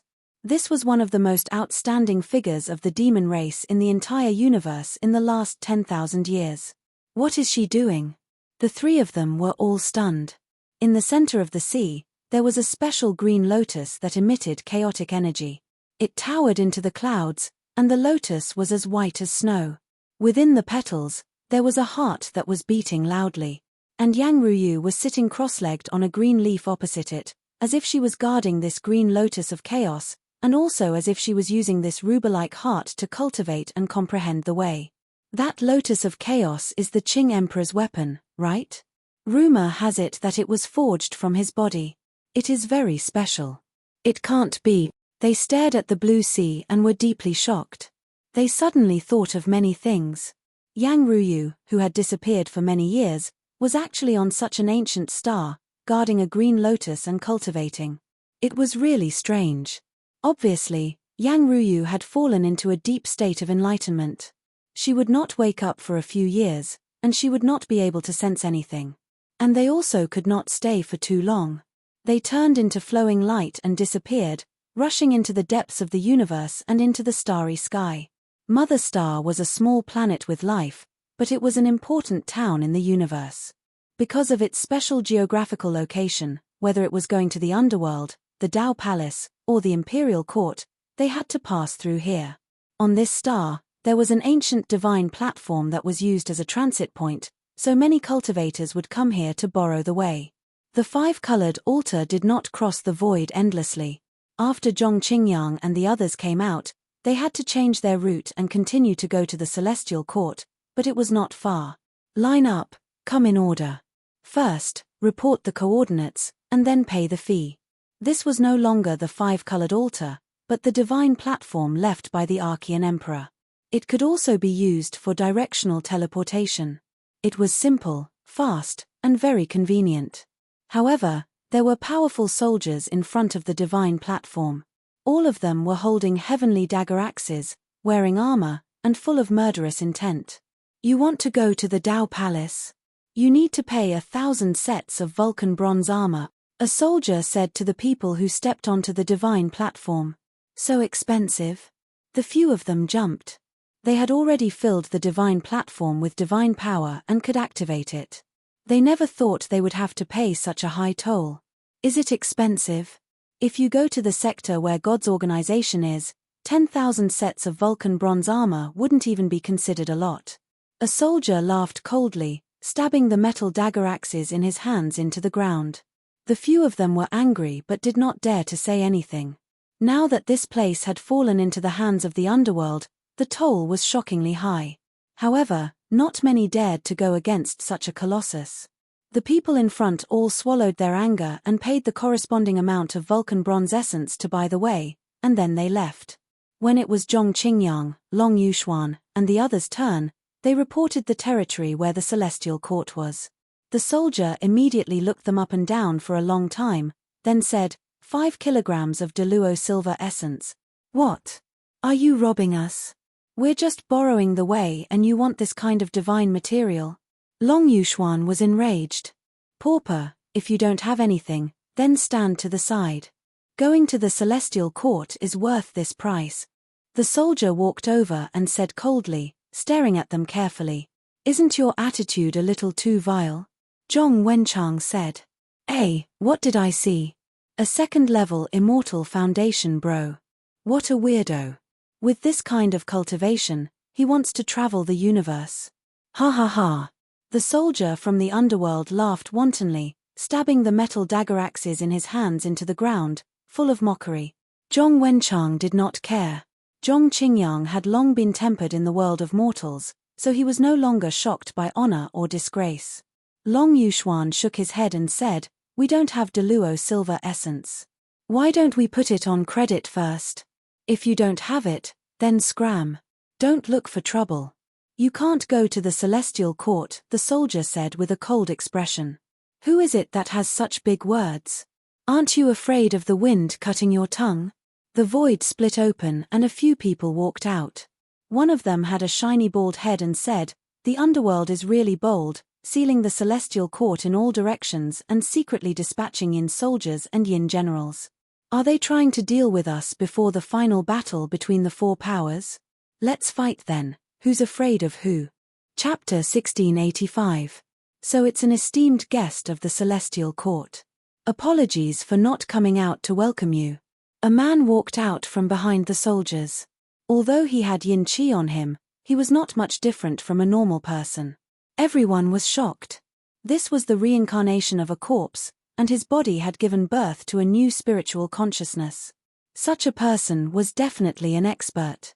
He must have had a great background when he was alive, and his status in the underworld would not be low. Sealing off the celestial court. Is this how you treat an esteemed guest? The few people who came looked unhappy. They had been in this important town for a few days and had already investigated clearly. You know that this kind of teleportation formation costs a lot, and we are only operating it to break even. Although the ghost general's face was pale and bloodless, he looked very elegant. He wiped his mouth with a silk handkerchief, like a vampire aristocrat from an ancient castle who had not seen the sun all year round. "This must be Uncle Master Zhong Yong. We have received a report that you are returning to the celestial court." The bald man came forward and greeted Zhong Qingyang and the others politely. He stated his identity as one of the 8 disciples of Hua Hua, known as Vajra Buddha. He did not pay attention to the man from the underworld. Instead, he introduced the current situation to Zhong Qingyang and the others. The celestial court was sealed off by the underworld, and there was some trouble. After learning of Zhong Wenchang's identity, Vajra Buddha and the others hurriedly bowed and said, "Greetings, Uncle Master." Zhong Wenchang was speechless. This was the disciple of Yi Fan's disciple. In the blink of an eye, hundreds of years had passed, and the new generation had replaced the old. It made one sigh at the ruthlessness of time. Until now, people of the generation of Yi Fan and Zhong Wenchang were already more than 500 years old. Sigh. You guys have ignored me. How embarrassing. No matter what, I am a ghost general of the underworld. The man threw the silk handkerchief in his hand, his face a little cold. Who dares to look down on the underworld?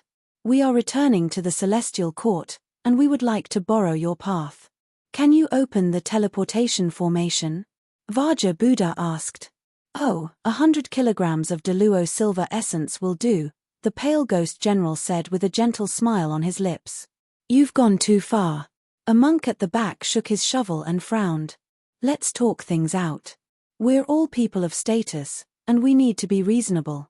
Without divine materials, this path really won't work. Why don't you stay for a few days and help the underworld do some things to repay your debt? The ghost general's smile became even brighter. Pa. A straw sandal flew over. One of the sadhus behind the Vajra Buddha kicked off a shoe and threw it at the ghost general's bright face. I'll step on your face. He was very direct. When faced with this kind of arrogant person, Kututuo's simple and crude method was very effective. It made the other party's smile freeze on his face, and he became incomparably cold. You still don't know who I am, do you? I'm the first child of Ju-Er. If anyone from the celestial court wants to go over, leave an arm behind. He completely shed all pretense of cordiality. Everyone in the area retreated. Everyone knew that Yi Fan had a grudge against the underworld. Back then, he had killed Longevity Celestial Being's disciple and the Chaotic Sky 7 heroes in the First Imperial Pass. Putting all this aside, the divine physique was destined to be entangled with the underworld in his later years. They were natural enemies. This battle naturally broke out, and it became the fuse. The Ghost General was very powerful, and the Vajra Buddha was not an ordinary expert either. The two fought fiercely. In the end, Zhong Qingyang made his move. He opened his mouth and spat out a jade cauldron. The power of faith flowed out like a waterfall, directly drowning the area. Ah, the Ghost General screamed. He was a yin spirit, so he was very afraid of this kind of thing. His entire body started to burn. Zhong Qingyang was not very strong, but his research on the power of faith had reached the acme of perfection. He knew that it was a great deterrent to yin spirits. You want to stir up trouble in the territory ruled by the underworld with such a small amount of power of faith. A woman's dignified voice sounded. The mistress of the 9 children of Ghost Mother had arrived. Her entire body was surrounded by 9 nether green flames. She sat on a golden carriage with a phoenix crown on her head. Her green hair danced in the wind, and she had 18 yin hands. The expressions of the Vajra Buddha and the others changed. They were in charge of investigating the blockade, but they did not expect to meet such a powerful commander of the underworld. The other party was definitely the Great Sage. I hate the name Celestial Court. It's best to eradicate the Celestial Court before eradicating God's organization, Ghost Mother said coldly. Zhong Qingyang, Long Yuxuan, Zhong Wenchang, and the others' expressions changed. This woman was very strong. She was not just an ordinary kind of scary. Her whole body flowed with ghost god rings, and her cultivation was profound. She was a top expert among the great sage. Don't wait for me to do it myself. End it yourself. Of course, don't damage your bodies. I still need them to refine ghost soldiers and ghost generals, Ghost Mother said coldly. However, when she saw Zhong Wenchang, she was very dissatisfied. Too weak. You can die now. She pointed a finger at him, wanting to turn him into ashes. You think you're infallible. Do you really think you're a supreme being? Do you think you can rule over the world? That's my uncle master. How dare you offend him? A loud shout came from the sky. Following that, golden light surged over like an ocean, cutting through the sky and sending Ghost Mother flying. She coughed out large mouthfuls of blood, and the bones in her body crackled. In the sky, a figure like a golden god of war descended. He stood tall and straight, and his whole body was covered in divine rings. He looked incomparably divine. Yang Shi pays his respects to Uncle Master. He bowed respectfully. The crowd was in an uproar. Many people in the city felt their hearts tremble. Who was Yang Shi? He was the disciple of the Saint Physique Yi Fan. He was also a Saint Physique. In the past 20 years, who could contend against him? When Yi Fan didn't appear, he fought in his master's stead, sweeping through the universe. His most famous battle was 3 years ago, when he killed the Overlord. Bathed in the Overlord's blood, he shook the heavens. I pay my respects to my 2 senior brothers. Yang Shi then bowed to Zhong Qingyang and Long Yuxuan. You trespassed on the borders of the underworld, Ghost Mother said. Scram! Yang Shi shouted, causing her to cough up more blood. She staggered backwards. Good, good, good. You've humiliated us. In the future, you'll definitely fall to the underworld and be reincarnated, Ghost Mother said ruthlessly, then turned to leave.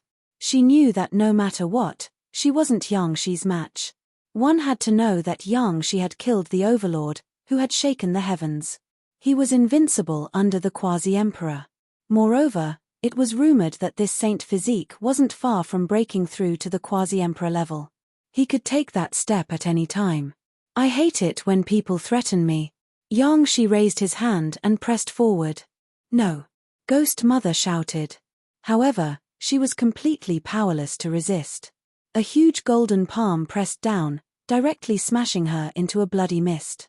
Broken bones flew in all directions, then burst into flames. Both her body and soul were destroyed. There won't be any problems, right? Long Yuxuan asked. After all, the underworld was a colossal entity. Provoking them would be earth-shattering, incomparably shocking, and could possibly lead to great trouble. It's fine. Master said that we won't provoke them. However, if they bully the celestial court, we'll kill them without hesitation, Yang Shi said, revealing a mouthful of snow-white teeth. The underworld soldiers who had been arrogant just a moment ago were all scared witless. They had never thought that the person they had provoked would have such a powerful background.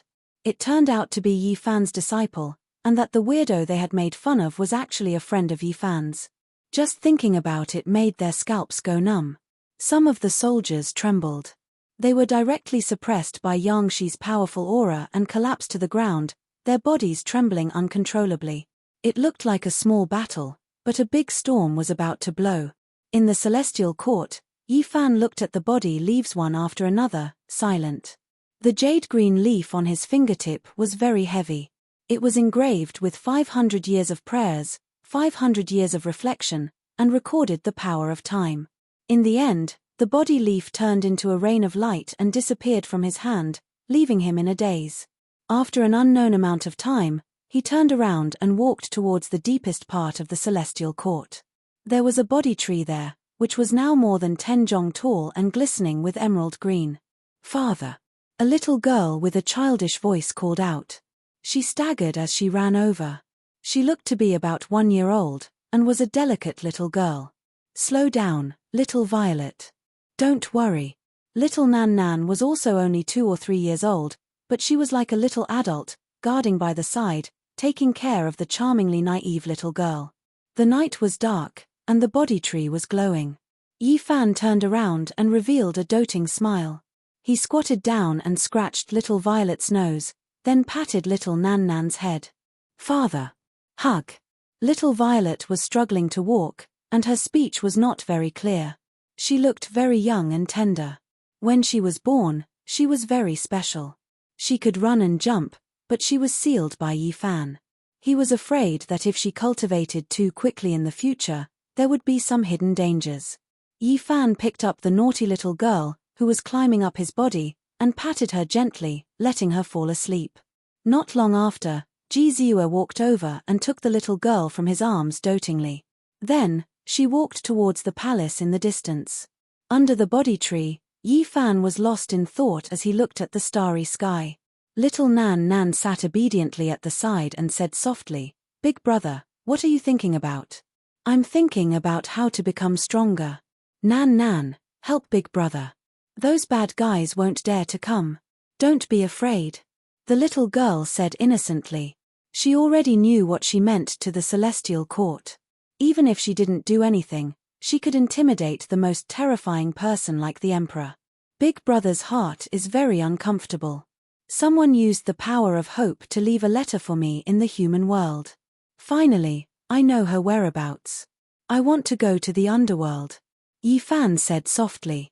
I'll go with big brother. Little Nan Nan blinked her big eyes, raised her head, and said sweetly.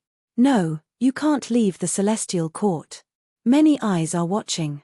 Yi Fan shook his head. I don't know if I can come back. If I leave like this, it will be too irresponsible. If I don't go, my heart will burn. Yi Fan said. He needed strength. He needed to have the supreme cultivation to fight a supreme being. He needed the divine body to be completed.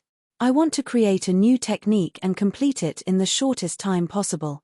Yi Fan stood up, his eyes filled with determination. That night, Yi Fan listened to Zhong Qingyang talk about the wondrous use of telekinesis, as well as the possibility of reincarnation. Blood exists by borrowing the body of later generations. Generation after generation, it is tempered and nourished. Divine sense takes form and sits in the hearts of all living beings. Yi Fan muttered to himself. This was the result of his further deduction. Master, take precautions against these people. They might really have an afterlife. In the future, there might be unimaginable enemies. Zhong Qingyang said. My Tao is in this world. I don't seek an afterlife. I want to be invincible in this world and crush everything. Yi Fan said resolutely. 2 days later, Yang Shi came to the body tree and reported in a low voice, Master, I accidentally killed Ghost Mother. Yi Fan nodded, indicating that he understood. Yang Shi didn't leave and said, I accidentally killed Ghost Mother's master again. If people don't offend me, I won't offend them, Yi Fan said. I was also careless and killed Ghost Mother's master's master. If people offend me, don't force them. There's no need to hold it in, Yi Fan said again. Yes, that's why I killed another ancestor of theirs, Yang Shi said shyly. Yi Fan was speechless. However, Yang Shi still refused to leave. What's wrong? I also killed a ghost marshal. It's almost certain that he's going to become the quasi-emperor soon. He's going to be a powerhouse of the underworld. Yi Fan couldn't help but ask, how many people did you kill? After I left, they ambushed me. When I killed a young one, they provoked an old one. I killed a total of 108 generals of the underworld, Yang Shi said nervously. When Yi Fan heard this news, he was shocked. He believed that the outside world must be in an uproar. Those were 108 ghost generals of the underworld. That was equivalent to 108 planets being wiped out because they had lost their guardians. In reality, it was just as Yi Fan had predicted. The elites of the underworld had ganged up on Yang Shi, injuring him severely. In a fit of rage, Yang Shi had slaughtered all of them and destroyed the flags of the 108 stars of the underworld. What else are you hiding? Yi Fan asked. The underworld prince, Yama's son, and Hell's son have all come out to kill me. These three were the next successors of the underworld. In the future, one of them would be the underworld palace lord, and his status would be frighteningly high. What's the result? Yi Fan asked. The Yama's son was killed by my senior brother, Yi Tong, Yang Shi said honestly. Yi Tong had become the quasi-emperor 10 years ago. His strength was unfathomable, and he was on the same level as the ancient prince. Now, his name shook the universe, and he was known as the reincarnation of the sacred Sun Emperor. Chapter 1686. Miaoyi fell into the underworld, using the power of will as a memento for me, saying, that we will meet again in the next life. Yi Fan wandered through the cosmos alone, gazing at the boundless starry skies. His heart was filled with grief. He needed power, an unmatched divine might that could fight against supreme beings. How could he charge into the underworld if he didn't? Several levels of the pagoda were broken. 500 years had long since been covered in dust, as well as old memories. Western Desert could no longer see the past Lake of Ayu, nor could they see that beautiful figure. Yi Fan descended onto the great earth, walking step by step, diligently searching. Back then, the two of them circled the lake, listening to the ancient temple's long drawn-out bell sounds. It seemed as if it was still before their eyes. There was only rubble ahead. The great bell had been broken for hundreds of years, its rust half buried in the earth. Lake of Ayu had already dried up, becoming a desert. There was only gravel left. That past unmatched magnificence, that pure lotus-like figure, had long ceased to exist in this world. Everything had become the past. Only the wind was still there, blowing the damaged scriptures, making hualala sounds. The damaged scripture barrels spun about, creating chaotic sounds, not letting down the Buddhist chanting. He could still remember the sunset glow that filled the sky. The setting sun dyed the sacred temple red. They waved goodbye. He walked towards his own path, and she sent him off with a smile. It was a brilliant smile, but there were sparkling teardrops falling down. Yi Fan stood by Western Desert's Lake of Ayu, roaring towards the heavens. His hair was disheveled, dancing about like dragons and snakes. He erupted with the most powerful aura. Sand and stones flew everywhere, smashing against the shore and splitting apart the plateau. It was like a flood, sweeping into the distance, startling the entire boundless great earth. A sorrowful laugh sounded. This was a type of helplessly looking back. Spring after spring split open at the bottom of the dried-up lake. Water gushed out, clear and sparkling. After 2 days and 2 nights, it filled Lake of Ayu. Looking down from the heavens, it looked like a teardrop. The dust of the temple of Ayu was all gone. The rubble was dim and without luster, still scattered there. The broken walls hadn't changed. Yifan didn't want to rebuild it either. This is a miracle. Lake of Ayu has reappeared, the heavens have shown their spirit. On the plateau, many herdsmen ran, rushing to inform each other, gathering towards Lake of Ayu. Many people were crying tears of joy. The land here used to be fertile and there was no shortage of fish and rice. But ever since the chaos of the darkness, the spiritual veins here had collapsed and the plateau became desolate. The reappearance of Lake Ashok is a blessing from the heavens. This is the bright pearl of our highland. Our most precious sacred lake will bring us prosperity. Many people cheered, and many elders were so moved that their eyes were brimming with tears. With every step they took, they kowtowed as if they were on a pilgrimage. Many people followed suit and prayed by the lakeside. That person, is too similar. He is exactly the same as the person in the painting. He is the immortal from back then. Suddenly, an old man with 1 foot in the grave had a look of shock in his muddy eyes. He trembled as he walked forward and saw Yifan. Next to the lake, Yifan stood quietly in his own world, looking at Lake Ashoka and thinking about the past. "May I ask if you were a deity from back then?" The old man's voice trembled. Yifan turned around and looked at them. He sighed softly and didn't say anything. "It's him, the man in the painting. Back then, our ancestors saw him. He was strolling here with a female bodhisattva. He used to sprinkle divine light and help many people. Yes, that female bodhisattva used to cultivate here and saved many people. Many people have her portrait in their homes. Their ancestors lived here and said that there was a female bodhisattva who cultivated here. She was a great benefactor to the people of the highland. She saved the sick and used divine light to bathe newborn babies. She helped the herdsmen open up fertile pastures and diverted rivers to irrigate the fields. Some people had seen this female bodhisattva walking together with Yifan. The two of them were like a pair of immortal lovers, leaving a deep impression on the herdsman's ancestors. Is the female bodhisattva still here? An old man pushed away his grandson's support and knelt down to express his gratitude. Yifan felt very uncomfortable. Now that he was the only one left, how could he respond? He raised his hand and sprinkled down a rain of light, covering everyone. It made the old man in his twilight years look hale and hearty, cured the middle-aged man of all illnesses, and made the children more spirited and healthy. It's the deity from back then, the person who was with the female bodhisattva. Can you tell us where the female bodhisattva went? We have always worshipped her portrait and are grateful to her for generations to come. Behind him, a herdsman gathered his courage and asked loudly. Yifan was silent. His hands slowly moved. The ground rumbled and the whole highland began to shake. Now that his Genesis technique had reached great heights, he could change the world. Soon, the underground dragon vein was connected and spiritual energy surged. Then, he rose into the air. His fingers were like knives, plowing the ground and creating rivers. Not long after, the water flowed along the rivers, nourishing the barren land and giving it a new lease of life. The deity has shown himself. Thank the heavens for their gift. Many herdsmen knelt down when they saw this scene. Their voices were like a tsunami. It's not that the heavens have eyes, it's not that the world has feelings, and don't worship me. This is what the female bodhisattva in your hearts did.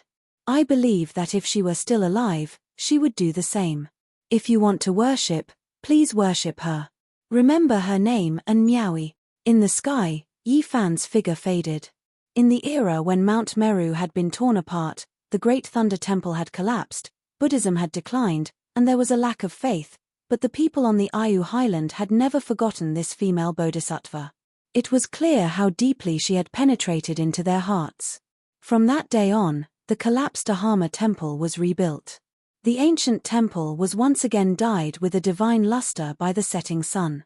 The rubble was washed by the herdsman and covered with the original ancient materials. The temple did not worship the ancient Buddhas of the heavens. There was only one woman, and that was Miaui. There were people praying every day, and the incense was burning. The original clay statue began to gain vitality and luster. Yi Fan went to the Lantuo temple again, but unfortunately, he could not find anything. There was not even a trace of it. He climbed Mount Meru. It was no longer as grand as before and was a little deserted. Although many experts and preachers from the ancient Amitabha starfield had come, it could not be compared to the atmosphere of the former number 1 holy land of Buddhism. Body covered the sky, covering the mountains and plains. Yi Fan walked aimlessly, leaving his footprints on Mount Meru. Then, he headed east, crossing the central continent and heading to the eastern wasteland to search for traces of the past. Unfortunately, everything was like a dream, an illusion, or a flash of lightning, buried in the past. Miaui is no longer here. Yi Fan walked alone in the mountains and rivers, roaming about the great wasteland like a lone wolf. He was set off by the setting sun like blood. He wanted to become stronger, to reach the level where he could fight supreme beings. Looking back on the past 500 years, every bit of the past moved his emotions and made his blood boil. I will fight my way into the underworld. With a long roar, the mountains and valleys all rumbled. He was like a comet streaking across the sky. That day, he appeared in many places. When he found the ruins of the northern divine city and held a memorial service, it caused a commotion. Some people recognized him, and the news swept through the eastern wasteland like a hurricane. The divine physique Yi Fan who had disappeared for many years has returned.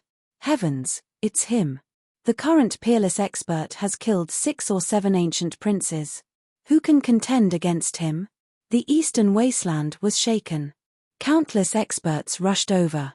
Many of the younger cultivators and young experts who rose up in recent decades were incomparably excited. Senior, is it really you? Senior Yi, please accept me as your disciple. A group of people surrounded him. Some excitedly paid their respects while others knelt down, wanting to become his disciple. Several hundred years had passed. Yi Fan's former enemies had either been annihilated or beaten by his disciple until they couldn't raise their heads. His name shook the starry sky, and there were naturally many people who admired him. The achievements of the battle 300 years ago couldn't be erased.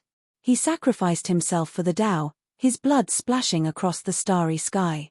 After falling for several hundred years, his miraculous return naturally became a legend. Yi Fan looked at these young and tender faces and thought of many things. He was once full of vigor and even had the ambition to swallow mountains and rivers, but now, he found that all of his pursuits had slowly changed. He had only cultivated for 500 years, yet there were already irreparable regrets in his life. One could imagine what those great emperors who didn't die in hundreds of battles and grew old alone had faced. Just thinking about it made him feel miserable. Yi Fan supported those youths who were still somewhat immature. He silently passed through the crowd and headed into the distance. How could he be in the mood to accept disciples? Some old friends outside the crowd saw him. Only a small portion of people survived the collapse of the Holy Lands like 10,000 Beginnings and Dian. When they saw the current Yi Fan, their expressions were incomparably complicated. A middle-aged man with hair as white as snow had a stupefied expression. He was the saint child of 10,000 Beginnings who was chosen later on. Even though he succeeded the position of Holy Lord, they still declined in the end and returned to the mortal world. Looking at Yi Fan, who was as famous as him in the past, but whose name had already shaken the entire cosmos, he could only bitterly smile. Time was truly ruthless, burying too many things. One of the girls had clear eyes as she watched calmly. She was just as quiet as before. Yi Fan sensed something and turned around. He nodded. He recognized that it was the Tao Yi Saintess. They had met several times before, so his impression of her wasn't bad. Brother Yi, we can only watch from afar. Back then, the great completion of the holy body, the unrivaled under the heavens, is about to become true. Beside the road, another martial divine male with a head full of black hair spoke. He was the Holy Lord of Dian. As time passed, he became stronger. He discovered that he couldn't keep up with that person's footsteps and was left far behind. Yi Fan turned around and nodded in greeting. He completely disappeared from this place. The Wind Clan had yet to be annihilated. A 9-phoenix sun-bearing carriage stopped in the distance. There were people watching from within, but they could only helplessly sigh. Right now, Yi Fan was a character that even those with ancient emperor bloodlines would have a headache. There were naturally many ancient races in the northern Dipper continent. Many people came to watch, all of them had complicated emotions in their hearts. When facing Yi Fan, they could only lower their heads and give way. Yi Fan's appearance shook the northern Dipper continent. Many familiar and unfamiliar people rushed over, wanting to meet with him. This included those from Grand Shia who hadn't been annihilated yet, as well as cultivators from the Sky Demon Palace and Jade Lake, as well as the Lord himself. He didn't linger and left alone, entering the depths of the Great Desolate. 3 words rang out in his ears: "We'll meet again in the next life." His heart felt like it was being twisted by a knife. Others felt that his cultivation speed was already fast enough, but he felt that it wasn't enough. He still couldn't sweep through everything in this world. There were still paragons in this world that could rival him. He began to break through. The blood in his body surged as he observed the sun, moon, mountains, and rivers. The Tao entered his mind, and he read the Emperor's scriptures of the past. Each and every scripture took form, resembling ancient emperors that revolved around him. Yi Fan sat cross-legged, the sun, moon, mountains and rivers as his master. With the Emperor's scriptures as his companion, he wanted to soar into the heavens, facing all enemies in this world head-on. Chapter 1687. The Underworld, the Holy Ji Palace, the dynasties, and God's organization faced off against each other across space, and the universe was divided into 4 realms. The undercurrents were turbulent, and the most devastating war could break out at any time. In this chaotic world, everyone was doing their best to cultivate and raise their own cultivation realms. The future belonged to the strong, and there would inevitably be an undying era. The process might be extremely bloody and full of war. The present world was not an ordinary age, but a golden age that had only been seen once since ancient times. All of the most powerful bloodlines from past to present gathered here, so it was destined to not be peaceful. The golden age of 100 vying barges had yet to end, and it had entered the warring states period that it was bound to appear. During these 20 years, countless geniuses rose up, shining with their own brilliance in the cosmos. They became legends, heroes, shining with brilliant radiance. During this period of time, Yi Fan did not appear. The struggle between the ancient princes continued, and it was even more bitter. There were people who fell, and there were people whose names shook the eternal starry river. They wrote their emperor's song on the path of invincibility. Apart from them, there were others who had become emperor stars that attracted the attention of the world, such as Yi Tong, the underworld prince, Huang Qi, Tian Yi, Zhu Yi, and others. This was a resplendent era. It was destined that masters would emerge in large numbers. This was also a lamentable era. It was destined that countless geniuses would become the bones of the emperor's road. It could be foreseen that the most dazzling collision, the most dazzling sparks would erupt in this era, and the emperor's road witherer would surpass all previous eras. In the end, the glory belonged to only one person, Second Saint Physique. Is he really invincible under the quasi-emperor? Is he really another Yi Fan? This was a black building that was built in the underworld. It floated in the air and was surrounded by black mist. Above the grand and imposing gate was a bronze plaque with 3 words engraved on it, Yama Palace. This was one of the most terrifying places in the underworld, on an equal footing with the emperor of the underworld and the prison suppressing branch. Yama's son wasn't killed by Yang Shi. He was killed by Yi Tong, who possessed the extreme young physique. That man was a heaven-defying genius who could rival an ancient emperor's bloodline. A cold laugh came from the top of the Black Hall. The King Yenluo's lineage is getting worse with each generation. He no longer has the divine talent of his predecessors. How could he talk about ruling over the underworld? He was actually killed by an outsider. My lord, please calm down. Yi Tong is just too strong. The people below lowered their heads. This place was filled with dense yin energy. There wasn't the slightest bit of yang energy to speak of. It was cold and dark, truly a netherworld. Woo, in that battle back then, we paid quite the price, causing the Sun Clan that was at its peak to decline. That battle allowed us to obtain enough Sun essence blood. Now, even though a pure Sun body was produced, there is no need for it. There will be people who will deal with him. When the person above Yang Luo Dian revealed such a terrifying truth, the few experts standing below were all shocked. They did not expect there to be such a secret. The decline of the great Yang bloodline in the Big Dipper started a long time ago. Otherwise, even 10 golden crows wouldn't be able to exterminate this clan.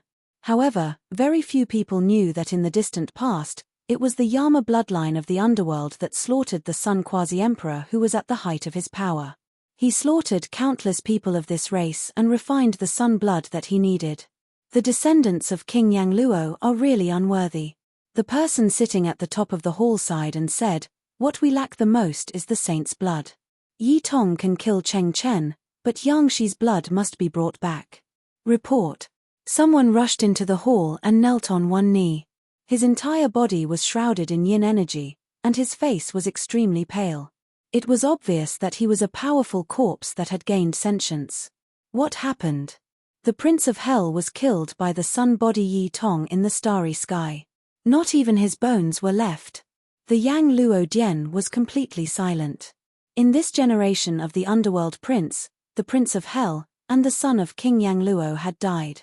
Something like this had only happened in the era of Wu Shi. Back then, the underworld was killed with the help of a heavenly treasure and hid in a secret realm for tens of thousands of years. Although there were supremes in the underworld, they had to endure the humiliation. That was an era that they could not bear to look back on. Now, 2 of their sons had been killed, reminding them of those terrible times. It seems like the underworld has really rusted. We have existed for a long time and witnessed the glorious years of the emperors. Now, everyone is tired of living. Do you really think that you can dominate the universe? The bloody reality has shattered your dreams.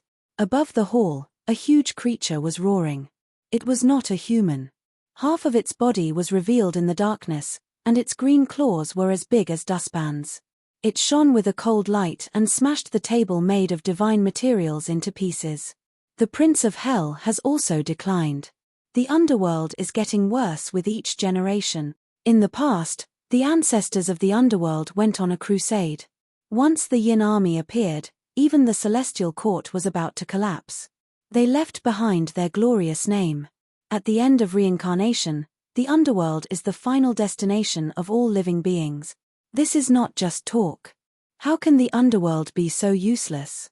The other 2 important halls of the underworld were the same. There was a deep roar that shook the underworld for billions of miles. The entire dark underworld was filled with blood-colored lightning. The underworld has nothing else but many experts. We have gathered the strongest heroic spirits since ancient times. No one can resist us. He began to order people to go to the black prison to invite the sleeping existence. Sir, please reconsider. The person in the black prison is not very stable. He has not completely awakened and is often muddle-headed. He kills anyone he sees. Although he was invincible when he was alive, now is not the time for him to come out. There was a great earthquake in the universe. Yi Tong and Yang Shi, the 2 brothers, shone brightly. Yang Shi was invincible under the Quasi-Emperor and killed many Yin generals of the underworld. Yi Tong was even more amazing.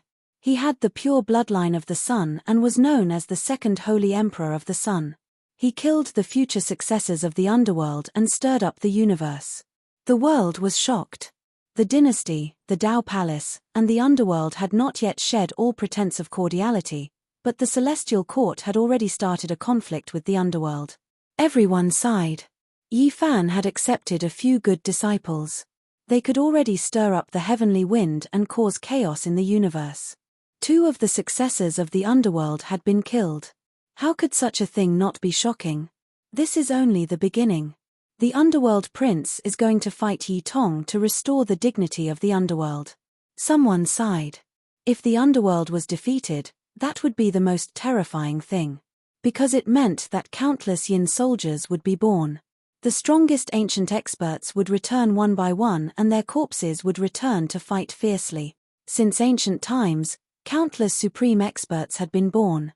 Even if the underworld could only obtain a small part of their bodies, it would be enough to be invincible. In the universe, Yi Tong's body was emitting divine light. With him around, there was no sun in the sky and no light in the starry sky. Because he was the most brilliant sun. He stood there. Even his golden hair was dyed golden by the light. His expression was solemn and dignified. In front of him was a completely different scene.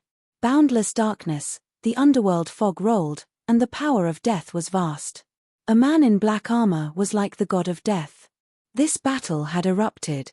Although it was not a public battle, the people who passed by this starfield and the sages who heard the news were lucky enough to see it. Samsara of life and death. The underworld prince used a great divine ability right from the start. It was a forbidden technique of the ancient supreme experts. The realms of yin and yang rotated, and the aura of life and death surged. It turned into a reincarnation gate, covering the heaven and earth and swallowing Yi Tong inside. Is it a battle of life and death, a battle of victory and defeat? Everyone was scared. This kind of battle was the most dangerous. Thousands of moves were combined into one move. Once the strongest attack was used, there would be no return. The winner would live, and the loser would die. The underworld prince dared to attack like this not only because he was confident, but also because he had a kind of courage. He wanted to suppress Yi Tong with his aura. And Yi Tong's reaction was also very strong. He stood in the pitch-black reincarnation gate. His golden figure strode in the boundless reincarnation, trekking forward bravely.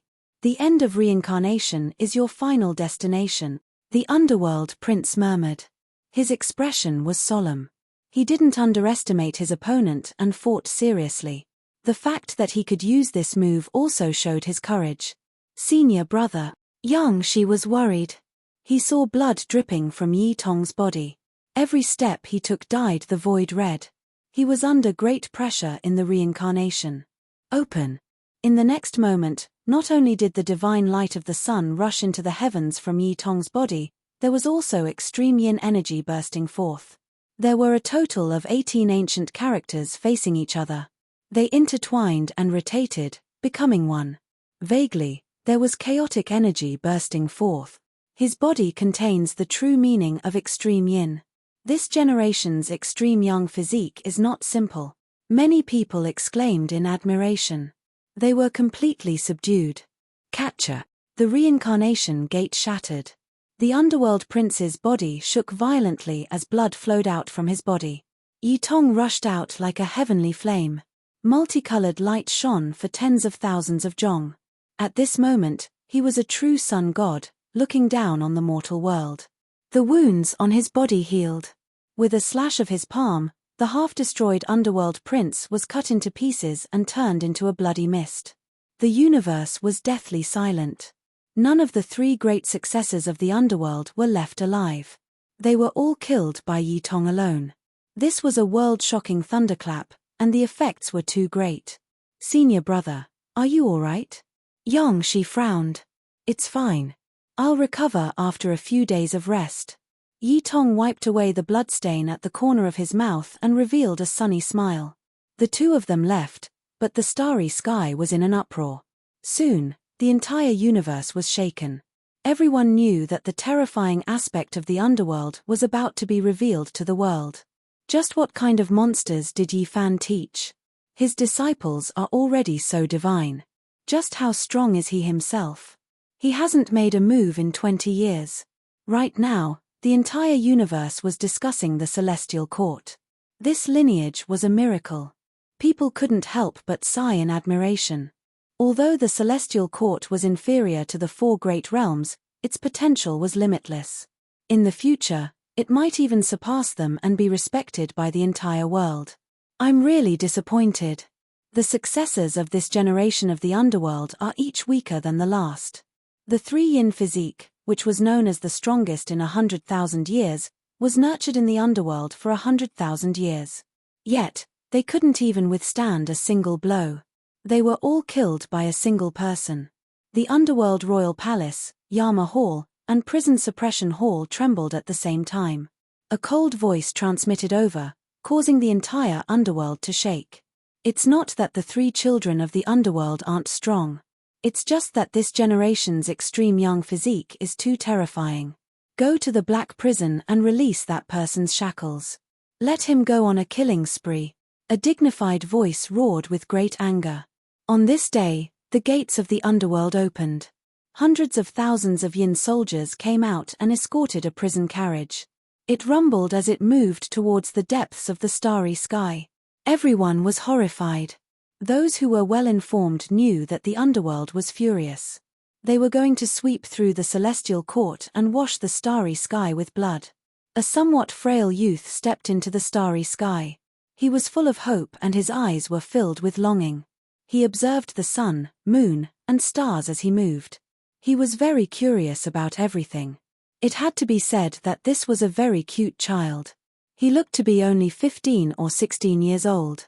His eyes were clear and flawless, even purer than a baby's. He looked gentle, quiet, and beautiful. He was more spirited than all the girls of his age. In front of him, all things with spirituality paled in comparison. "Uncle, do you know where the celestial court is?" After a long journey, he finally met an old saint on a small planet. His face that was as white as porcelain revealed a bashful smile. His eyes were like black gemstones, letting people know that he was an inexperienced youth. "Child, you are really powerful. You look so young, but you are actually traveling alone in the starry sky. It is too dangerous." The old saint advised him out of goodwill. After that, his expression changed, and he said, "Don't ask about the heavenly court, especially in this star region. I advise you to quickly turn around and return, because there are hundreds of thousands of nether soldiers passing through in front of us, and they are going to wipe out the heroes of the heavenly court." Now, many saints are flying away, and all the strategic towns along the way are practically empty. Why do they want to attack the celestial court? The youth asked. He looked very young and cute, making people unable to help but have a good impression of him and care for him. "Don't ask so much. Hurry up and leave. Otherwise, it will be too late," the old man said out of goodwill. "I can't leave. I have to find Master." The youth shook his head and wanted to go forward. "Silly child, there is a group of demons coming up ahead. They are going to wash the starry sky with blood. If you go forward like this, it will be equivalent to throwing your life away. You can't go to the celestial court." The old saint warned him. "But my master is in the celestial court. I have to go." The youth was a little shy. He bowed to the old saint seriously. Then, purple light flashed and he disappeared from the star. "Heavens, I misjudged you. You didn't use the transportation formation to sneak out of home. You can actually shatter the universe with your physical body and roam the void." The old saint was shocked and was in a daze for a long time. "Uncle, how do I get to the celestial court? Can you tell me?" Along the way, the youth saw more and more people. They were all in a hurry as if they were fleeing. "Hurry up and turn back. The Yin soldiers are coming. If you don't leave now, it will be too late," a white-haired elder said. "I won't run. I have to find Master. If the Yin soldiers want to attack the celestial court, I will go and stop them." The youth's voice was very weak. Moreover, he was so beautiful. He was the most intelligent person these people had seen. He had the spiritual wisdom of heaven and earth. His entire person was very ethereal. You might not be as small as you look on the surface. You are a saint, but you really can't go any further. Hurry up and turn back. Otherwise, you will be killed. These people who had escaped couldn't bear to see such a cute youth who had pure eyes and didn't know much about the world get into danger. They all spoke up. "Thank you, uncles, but I really have to go to the celestial court to find my master." The youth replied. "Who is your master?" someone asked. "My master is the holy Physique Fan," the youth said softly. He seemed a little weak. Everyone was shocked. Yi Fan had such a disciple. They had never heard of him before. Hurry up and leave. The Yin soldiers are coming. Someone shouted. In the distance, there was a large black mass. War chariots rumbled, and Yin Qi covered the sky. Don't be afraid. Uncles, I will help you deal with them. The youth rushed forward. Purple light tore through the universe. With a boom, he stood in front of them. At this moment, everyone behind was stunned. In a trance, they seemed to see an unparalleled demon emperor awaken. The youth's aura was completely different. He stood under the starry sky alone, suppressing the heavens and the earth. Who is he? What kind of monster did the holy physique Yi Fan teach? Why do I feel that he can deal with everyone in the underworld? Quasi-emperor. He is actually a quasi-emperor. Heavens, when did Yi Fan have such a disciple? If this youth can kill his way back to the underworld army, it will be really heaven-defying. Everyone was shocked and looked at the scene in disbelief. Chapter 1688. The young man stood under the starry sky, and all the ghost soldiers stopped in their tracks. The starlight flickered, but there were also waves of Yin Qi. He alone blocked the path of hundreds of thousands of soldiers. The people behind him were all shocked. This was a very beautiful young man, and he was still young and shy. At this moment, he had such an imposing aura that made people look up to him.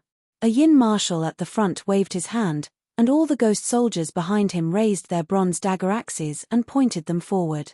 Their armor was dense, and a cold aura permeated the air. Who are you? The voice of the ghost marshal sounded like two pieces of cold iron rubbing against each other. It was devoid of humanity, and it made people feel cold all over. I am Komatsu, the young man said shyly. The young man said shyly. He had sparkling eyes, long eyelashes, light hair, and a frail body. He looked very delicate. He gave off a contradictory feeling. The young man looked very cute, but he exuded a powerful aura that made the Yin soldiers and generals feel pressured. Komatsu? Never heard of it, the Yin marshal said softly. The other experts around him also shook their heads coldly, indicating that they had no idea. Do you know where we come from? One of them asked coldly. I don't know. The young man was a little embarrassed, and his face turned red. He felt that he was too inexperienced. The expressions of all the Yin generals were cold. One of them said, We come from the underworld. The underworld. The young man said softly. He didn't know where he came from, and he didn't know that there was such a cultivation sect. He replied honestly and cautiously, I'm sorry, I don't know. I've never heard of it. Behind him, the group of Yin generals were furious. They all glared at the young man. No one had ever dared to look down on them like this. She was arrogant. She had killed 108 of their Yin generals, but she didn't dare to say that she had never heard of the underworld. Yi Tong was strong, and he had killed 3 of the underworld's children. However, he had to admit that this organization was extremely terrifying. A young man who was even prettier than a girl actually dared to say such words, looking down on them. This caused all the Yin generals to be furious, and they felt insulted. You haven't heard of it? A ghost marshal said coldly. His voice had changed, and there was a threatening sharpness in the Yin Qi. I'm sorry, I really haven't heard of it. The young man lowered his head, feeling even more embarrassed. His face was red. The group of sages who were initially fleeing stopped, a little stunned. There were even some who gasped. Who was this youth? Was he really Yi Fan's disciple? Is he being arrogant? Is he looking down on the underworld? But it didn't seem like it. That kind of expression and tone wasn't faked. Was he really a youth who was ignorant of the ways of the world? Everyone was a little confused. Those who were running stopped and watched quietly. On the other side, many of the ghost generals of the underworld were filled with resentment. In their eyes, that red face was an expression of extreme contempt. He was deliberately mocking them. For so many years, the underworld has been the overlord of the universe, causing the collapse of the celestial court, but it has not fallen for 10,000 generations, causing the corpses of the gods to fall. Who dares to disrespect it? A little brat like you dares to be so arrogant and insult my underworld? Let's see if you can defy the heavens today, the ghost marshal said calmly and coldly. Uncle, I'm sorry. I really didn't know. The young man explained, feeling a little awkward. When the ghost marshal heard this, he couldn't help but tremble. Uncle? This was truly intolerable. They had never seen such a hateful young man before. He was too arrogant. This child has character. He's fearless. Could it be that the Saint Physique Yi Fan has arrived, or that the large black dog has come and taught him to speak like this? All the saints couldn't help but laugh. If the young man dared to act like this, he definitely had a backup plan that could withstand the storm of the underworld. Perhaps the army of the celestial court had arrived, and a great decisive battle was about to begin. As for the underworld's side, there was an awkward silence for a long time. This was too much. He had humiliated them again and again. This young man really didn't give them any face. Kill. The ghost marshal waved his hand, and the battle team behind him took shape. Large banners were raised densely, formation platforms were set up, and large amounts of symbols lit up. This was the underworld's killing formation, and it was presided over by a group of yin generals. Terrifying yin qi filled the air, instantly sweeping through the starry sky. Ordinary people would all tremble. This was a type of palpitation that originated from their souls, and death was approaching them. The young Komatsu's aura also suddenly changed. Although he was still very bashful, the aura he emitted was incomparably powerful. It was like an immortal divine mountain towering there. Large banners flew over, and formation platforms descended one after another, suppressing the Komatsu. All of them erupted with a terrifying aura of death. The formation patterns were like the veins of the universe, flickering with blinding light. Catcher. What was unexpected was that all the formation platforms and banners were useless. As soon as they neared the Komatsu, they were all shattered, and the group of ghost generals that rushed over were even more so sent flying, coughing out blood continuously. The young man didn't make a move. There was only a purple divine ring around his body. This was a type of instinctive defense, and yet everyone was sent flying. So powerful. Everyone was shocked, and their faces immediately paled. The ghost marshal's expression was gloomy. He personally entered the battle, wielding the quasi-emperor weapon as he charged over. It was a black metal spear, and it was like a black flood dragon tearing apart the universe. It was sinister and terrifying. Dang. Unfortunately, the attack was still ineffective. The quasi-emperor weapon was sent flying by the divine ring, and the ghost marshal was sent flying. All of the bones in his body crackled, and he was seriously injured. He almost turned into a meat paste. Everyone's eyelids were twitching. The stronger the attack, the greater the backlash. This was just too terrifying. He was just a harmless young man, yet he was actually so heaven-defying. Even the quasi-emperor weapon was unable to harm him in the slightest, and it was automatically reflected back. Just how shocking was this? You guys, are you all right? The young man seemed to be at a loss, as if he had never killed anyone before. He felt extremely uneasy when he saw people coughing out blood and others lying motionless on the ground. Quasi-emperor. The ghost marshal stood up with great difficulty. He reconnected his broken bones, and with a pale face, he spat out these two words, shocking everyone. This seemingly tender young man was actually a quasi-emperor. Who exactly are you? The people of the underworld shouted. I'm Komatsu, I'm the disciple of the holy Physique Yi Fan. The young man's voice was not loud, and he seemed a bit uneasy and reserved as he looked at everyone. The people of the underworld immediately exploded. He was actually Yi Fan's disciple, and as expected, he came for them. When they thought about the humiliation just now, the ghost generals felt even more indignant. This young man was Yi Fan's disciple, and the two of them were definitely mortal enemies. Everything that happened just now was definitely done on purpose, and everyone was filled with hostility. You've gone too far, you've gone too far. The ghost marshal roared. Uncle, I didn't. I'm sorry, I didn't want to hurt anyone. But you guys went to find trouble with the celestial court, and you even attacked me. I could only defend passively. The young Komatsu explained. The hatred between the underworld and the celestial court is hard to resolve. Yi Tong must die, and Yi Fan's blood must be shed. Even if you are his disciple, you must be executed. The ghost generals at the back were already furious. The other party was clearly mocking them. The celestial court must be wiped out. The group of ghost generals hollered. Why are you doing this? What you are doing is wrong. The young man said. He retorted seriously and uneasily. He was a little agitated, and his face was a little flushed. I can't take it anymore. You've gone too far. I've never seen such an arrogant person. He's arrogant to the extreme. It's fine if he humiliated us once, but he still wants to continue. Let's fight it out with him. Someone used the quasi-emperor formation to attack the young man in front of him. This really isn't right. We can sit down and talk about it. War really isn't good. The young man shouted, and he seemed really honest. Hong. The quasi-emperor formation was activated, and it was incomparably ferocious. Its aura shook the heavens and earth, and ghosts and gods retreated. It was far stronger than normal quasi-emperor formations. This was the trump card they prepared to take down the celestial court.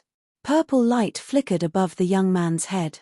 A pagoda rushed out from the crown of his head, even more so 9 floors. Its shape was extremely strange, a bit like the fruit of a pine tree, a pine pagoda. When this pagoda appeared, everyone became stupefied. That type of aura, that type of radiance, that type of Tao radiance, it was as if an immortal treasure flew over from the higher realms. It was dazzling and dazzling, Tao light astonishing. This was a purple Tao pagoda that was sparkling and replete with moisture. Purple light curled about its entire body, dense mists rising. Every single floor had an immortal sovereign seated within, chanting scriptures, explaining the secrets of opening the heavens. It was forged from divine mark purple gold, its entire body without the slightest bit of impurity. It was flawless and brilliant, immortal light oppressing. It contained the divine marks of the creation of the world, a natural scripture. It was actually refined to this type of degree. Everyone sighed in admiration. Every single type of immortal gold had its own unique value. If divine mark purple gold was refined to the point where it could communicate with spirit and immortal, after merging with its owner's soul, it could capture the great Tao symbols of heaven and earth. This was especially the case when entering historical sites and exploring them. With this type of immortal treasure in hand, it might be possible to carve the various symbols left behind by ancient people while comprehending the Tao. It had endless uses. Even though there was this type of saying, from ancient times until now, no one had refined divine mark purple gold to such a heaven-defying degree, bestowing it with a brand new life, making it intelligent and divine. How did this youth do it? It was rumored that only those close to immortality had this type of divine ability. The pagoda forged from divine mark purple gold had 9 floors, and every single floor had an immortal sovereign seated. This was what everyone found the most incomprehensible. They were chanting different scriptures, rumbling as they moved. He has obtained many scriptures through this divine pagoda. Even though they are all damaged, it is still shocking. Forget about the people of the underworld, even the saints in the back were stupefied. There were 2 divine objects in this world that had the heaven-defying possibility of capturing heaven and earth Tao patterns. One was the spiritual and immortal divine mark purple gold, the second was immortal melody. However, the latter wasn't practical. It was rumored that it could only be used after obtaining the nourishment of immortal energy in the immortal realm. It was practically meaningless in this realm. It wasn't that no one had obtained divine mark purple gold before, but this was the only one that was refined to connect with immortality. It had nothing to do with one's cultivation, but rather with the user's nature that was close to immortality. How could Yi Fan have this kind of disciple? He really could shake the world. Is there really such a person in this world? Could it be that he will become an immortal in the future? Everyone was stupefied. This kind of performance was shocking, and it made people feel even more restraining fear than Yi Tong's battle prowess. This was because no one knew just how far this shy youth would grow in the future. I understand now. He didn't intentionally ridicule us, but it is precisely this kind of temperament, the heart of a pure child, untainted by the world of mortals, pure and flawless. Only then can he approach immortality. The ghost marshal completely understood. After thinking it through, He became deeply worried and said, "Kill him." He ordered the Yin soldiers and Yin generals to open that cage and have everyone retreat. He wanted that person who was once unrivaled in this world to come out and kill Komatsu. Chapter 1689. A deep roar rang out. It was as if a primordial beast had been sealed until now and was roaring at this moment. It shook everyone to the point that their souls were about to leave their bodies and their bodies felt like they were going to split apart. This kind of sound was like muffled thunder, causing everyone's ears to ring. Their blood was about to break through their veins and rush out. Thunder rumbled all over their bodies. This was such an expert. He hadn't even appeared yet, but this kind of roar alone had such penetrative power that it made people's primordial spirits about to explode. It was indeed terrifying.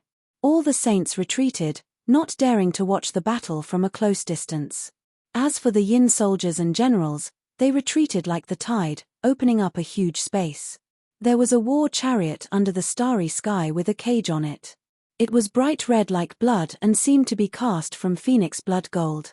This was because many blood phoenixes appeared and coiled around it. But upon closer inspection, it was just a terrifying kind of wood. Some people recognized that it was a kind of divine wood controlled by the underworld. Netherworld phoenix bloodwood. Everyone's hearts pounded. This kind of divine wood was a supreme shackle for Yin spirits. As long as one was trapped inside, it would be difficult to escape. According to legend, this was the seed of death condensed after immortals died and turned into underworld demons. It was a strange wood that grew after being watered with phoenix blood. It specialized in subduing Yin spirits. It had a great origin and was the only one in the world. There wouldn't be a second one. Just like the immortal medicine, each one was unique. This kind of blood wood had been circulated before. It was said that it could be used to refine all kinds of evil weapons. It was very terrifying and left behind indelible pain for the gods of the past. The iron chains in the cage clanked and clashed against the bloodwood, creating a string of sparks. It was clear how sturdy it was. Even divine weapons couldn't damage it in the slightest. There was an old man among them with white hair draped over his shoulders. His hands and feet were covered in heavy shackles that were connected to the bloodwood cage. There were also many divine needles on his body. The divine needles were made from the bloodwood and were more than half a foot long. They were all deeply pierced into this person's body. This was a kind of restriction to ensure that he couldn't break free and cause trouble. Who was this person? Everyone was speculating that a prisoner who could be escorted by the underworld with such a large army must have a great background. Furthermore, since the underworld has made such a statement, they must be very confident in using this person to exterminate Yi Tong and the others. Everyone knew that the underworld had collected the strongest corpses since the beginning of time. For this person to be treated in such a manner, it was likely that his identity was extremely heaven-defying. He was an outstanding figure in the history of cultivation. "War slave, kill him," the ghost marshal shouted. There was a magical artifact in his hand that was shining brilliantly like a compass. He gently spun it, and the divine needles on the white-haired man's body all jumped out, entering the compass. Crack! Some of the iron chains on the war slave's body broke, and a powerful aura rushed out like a sea of stars, shaking the starry sky and causing everyone's hearts to palpitate. No one had expected him to be so powerful. He had only just unsealed himself, yet he had already released such a vast and mighty aura. This was not the fluctuation of the laws, but the release of a type of source energy from his physical body. It covered heaven and earth like a great wave, sending even the saints in the distance flying, unable to approach. This was a type of great power. Hualala. There were still shackles on his hands and feet that had never truly been undone. They were incomparably heavy, but the parts that were connected to the cage had already been broken. This person stood up. His figure was actually extremely tall and large. When he walked out from the cage, his white hair scattered behind him. He was like a monolith that towered in the starry sky, possessing an undying aura. Auho! Suddenly, he roared towards the sky. His head of white hair danced about chaotically, revealing his true appearance. During this process, it was unknown just how many saints spat out large mouthfuls of blood, their bodies violently shaking. They had already retreated far enough, but they were still affected. Every single one of them was shocked. This person's origins and power might be even more terrifying than what they had imagined. His snow-white face was covered in wrinkles, but one could still make out the outline of his past self. Resolute, cold, conceited, and extraordinary. When he was young, he was a tall and heroic man. Even though he had aged, his heroic appearance still hadn't decreased in the slightest. An ancient corpse that hasn't completely awakened, yet his blood energy hasn't declined. So strange, how did he preserve it? Everyone was shocked. The tall and large elder's eyes contained a bloody mist and haze. It wasn't very clear, but it was more like interweaving blood electricity. It was chaotic, manic, and possessed a world-destroying aura. The compass in the ghost marshal's hand released blazing radiance. He shouted, "Kill him." Then, he disappeared from his original location. Everyone was moved. Just how powerful was this white-haired ancient person? No one could say for sure. They couldn't see through him at all. There were no fluctuations of magical power, only the most fundamental origin force of the flesh. It was just like the past Yi Fan, relying on this type of instinct to fight the heroes of this world. Dong. He took a step forward. The cosmos was crushed under his feet, and the stars in all directions were trembling. He stared intently at Komatsu as he walked forward. "Youngster, hurry and leave. This person's cultivation is clearly higher than yours. He most likely has a supreme being bloodline from the past, long reaching great success and reaching the peak." Someone shouted from behind. Many people had a good impression of this easily embarrassed and bashful youngster. They didn't want anything to happen to him, so they spoke out to advise him. Komatsu didn't retreat. The great sage between his brows released a radiance, and a precious wheel appeared. It shone with world-shaking light as he softly called out, "Uncle, what happened to you? Hurry and wake up." Many people revealed doubtful expressions. It was like a special secret technique that could stir up one's soul. Many people felt as if their souls were about to leave their bodies. Everyone in the underworld was startled, and then they revealed expressions of shock. This youngster was too extraordinary. What kind of scripture secret technique did he grasp? Everyone couldn't help but look towards his Tao pagoda. At this moment, the 5th floor was especially resplendent. It flowed with immortal light and blossomed with auspicious colors. Inside, there was a person sitting cross-legged chanting scriptures. It supported Komatsu's body, causing the precious wheel between his brows to burn even more brilliantly. It released waves of draconic cries. "This is Fushi the Great's Dragon Roar Dao Roar." The ghost marshal was shocked. He simply couldn't believe all of this. His face was a bit pale. This greatly affected the ancient corpses, especially for these muddle-headed war slaves who were about to awaken. It was like a bright lamp guiding them. Everyone was shocked. A few powerful cultivators looked towards the divine mark purple golden pagoda with fiery eyes. This was truly a heaven-defying item. It definitely wasn't as simple as a damaged scripture. The 5th floor of the pagoda shone. Scriptures flickered and densely covered the void. Meanwhile, the other 8 floors also had illusory figures sitting cross-legged. They were all damaged scriptures. Where did this youngster come from? What historical sites did he go to? He actually relied on this spiritual and immortal Tao pagoda to obtain so many scriptures. It was truly astonishing. Boom! The white-haired elder rushed forward. With each step, the sky collapsed and countless large cracks appeared. It was as if a deity had descended into the world. Nothing in this world could stop him. "Uncle, hurry and wake up." Komatsu's tender voice echoed. The precious wheel between his eyebrows shone even more brilliantly. Moreover, the 5th floor of the purple golden pagoda was connected to him.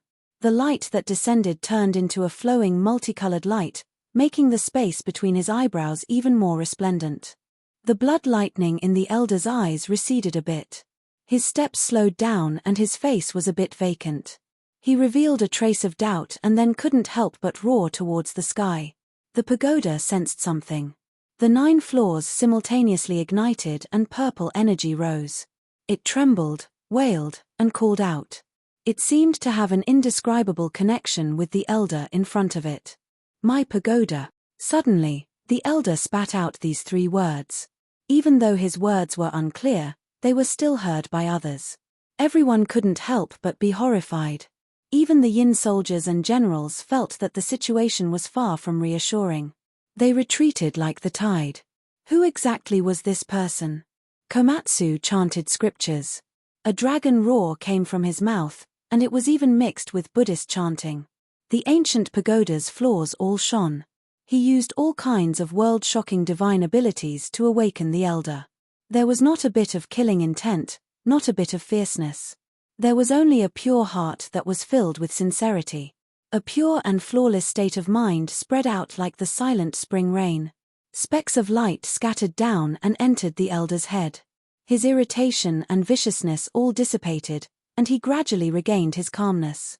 Fighting alone at the edge of the world, a hero's life. I've lost. There was confusion in his eyes, but there was also relief. It was very complicated, and he temporarily calmed down. There wasn't much to say, but it was enough to make people think. One of the old sages let out a strange cry and said, "I know who he is. Only he can be so powerful. His Jiyu Shinao." As soon as these words were spoken, this place was in an uproar. Many people knew this name. His name had once shaken the universe and made a name for himself. He had only been defeated once in his life, but it wasn't shameful. This was because he was known as the only person on the Emperor's path who could fight to the death with the Azure Emperor. He had once drawn the most resplendent light in the sky of history 10 or 20,000 years ago. How powerful was the Azure Emperor? He had shocked the ancients and dazzled the contemporaries. He had never been defeated in his life, and whenever he met an opponent, he would sweep through them. The only obstacle in his way was Jiyu Shinao, who had fought a great battle. If Yi Fan was here, he would definitely not be unfamiliar with this name. Jiyu Shinao was a legendary character in the Eternal Star Domain, and he had heard of him before. He had been raised as a war slave by the Eternal Star Domain in order to extract the strongest blood from his body. In the end, he had been beaten out by Jiyu Shinao, causing the Eternal Star Domain to suffer terrifying losses. In the end, the Eternal Star Domain had to lower its head to him. Some people had said that Yi Fan might become the second Jiyu Shinao. Now, this character from countless years ago had appeared again. He fought against the Azure Emperor before he attained the Tao. He was defeated, but he didn't die. He went to cultivate again, and it was said that he created a great technique to transform his damaged body. However, after he went into seclusion, he never appeared again. Someone sighed. The past floated up in everyone's minds. Everyone sighed. This was the Jiyu Shinao of the past. He was a resolute, confident, and unrivaled person. He was an opponent that even the Azure Emperor had to take seriously on the Emperor's path. No wonder he was so strong. No wonder he was so terrifying. No wonder he could create such terrifying fluctuations after just releasing the source energy of his physical body. I left this tower for my descendants. Clearly, the Jiyu Shinao of today was no longer the Jiyu Shinao of the past. This was because the Azure Emperor had died, and he had passed away many years ago. Only fragments of his divine sense were left in his empty sea of consciousness. It was precisely these fragmented memories that made him look at Komatsu with a very gentle gaze, filled with intimacy. "Uncle, I picked up this tower. It was left behind by a deceased quasi-emperor," Komatsu said softly. He did not lie to this old man whose divine sense was in chaos and only had his instincts. Jiyu Shinao had now developed some spiritual intelligence. He was not as uncommunicable as others thought. Occasionally, he would have a flash of inspiration. The heart of a pure child cannot be locked by worldly affairs. The so-called approaching immortality is to be reborn after the dust is gone. The old man's gaze became increasingly gentle, but tears also fell. It was unknown whether they were for himself or for the fate of his descendants. Everyone was shocked. This was the Jiyu Shinao of the past. However, after the battle with the Azure Emperor, could it be that he had really recovered his memories? Why was it that he was becoming more and more human-like? Boom. Suddenly, Jiyu Shinao turned around and faced the hundreds of thousands of nether soldiers. He raised his palm and pressed forward. War slaves, return, the ghost marshal shouted in horror. Komatsu sat cross-legged in the void. The treasure wheel between his eyebrows flickered as he chanted an incantation with a dragon roar. Jiyu Shinao sank into the army of the underworld. This place collapsed, and the hundreds of thousands of soldiers of the underworld were completely wiped out. On this day, the starry sky shook. A simple and pure youth who would blush when he spoke brought Jiyu Shinao with him as he headed toward the celestial court. When everyone in the universe learned of this, a huge earthquake occurred. Chapter 1690. Uncle, I'm here to see Master. After the youth entered the celestial court, his timid voice drove Li Tian crazy. How did he become an uncle? This was a huge blow to him. He had always thought of himself as a distinguished and elegant man, someone who had never been touched by a single flower, someone who was handsome and unrestrained. But today, he was called old. The group laughed. Inside the headquarters of the celestial court, strange flowers were in full bloom. There were waterfalls and springs on the mountain. There were floating islands in the sky, clouds, and mist. Purple mist rose from the bottom of the cliff. Orchids grew together, killins appeared, and phoenixes flew high in the sky. Their long feathers were like rainbows. There was even a dragon swooping down, roaring between the clouds. Uncle, I'm sorry. I didn't mean it. Komatsu bowed his head and apologized weakly. His beautiful face was flushed. Li Tian didn't like it. Am I that old? Call me Uncle Master, not Uncle. Isn't it the same? Komatsu was confused. It's obviously different, okay? Li Tian was going crazy. You're so cute. You must have been a girl in your previous life. Hua walked over and laughed at the young Komatsu. You must have been a boy in your previous life. Komatsu smiled shyly. Hua's laughter stopped. Why did it sound so awkward? Was he a girl in his previous life? Why did it sound like that? Is it really senior brother Komatsu? Zhong Qingyang and Long Yuxuan ran over excitedly. They had been separated for so many years, but they rushed over as soon as they heard the news. It's me. Komatsu's voice wasn't loud. No matter how you looked at him, he seemed like a child. He didn't seem like a senior brother. It's really that. Flower, who had suffered a setback, widened his eyes. He stared at the intelligent and unbelievably beautiful youth in front of him. He really wanted to say, is this really the cute and adorable little purple squirrel from back then? He had seen him when he left Earth. That was his second senior brother. Clang. Sparks flew everywhere. Longma pressed his hoof on Hua's shiny bald head. Hua screamed in pain, but when he saw that it was Longma, he didn't say anything. This was a hatchet man. If you provoked him, don't expect him to stop for half a month. Although he wasn't a good person, he still couldn't handle a master. At this time, the Black Emperor also came forward, and he was even more unrestrained. A big black claw pulled Hua's bald head to the side, and his face was filled with shock as he sized up Komatsu. There's really such a person in the mortal world. Dust is different, his immortal foundation is like a mirror, unchanging from start to finish. The Black Emperor mumbled as he stared at Komatsu with his eyes wide open. Everyone could sense the strength of Komatsu's soul. Opening their heaven eyes, they could sense that the space between his eyebrows was pure and flawless, like a piece of crystal. The demonic human arrived and said, there is a type of people who live for hundreds of years as if they were a single day. They cut off the noise of the mortal world. Time doesn't leave a mark on their consciousness. Even when they die in meditation, they are still pure and innocent. The words of the demonic human naturally caused everyone to be shocked. There was a saying in the cultivation world. After living for a very long period of time, cultivators would sever themselves, severing themselves from the mortal world, severing all distractions, allowing their immortal foundation to return to a state of peace.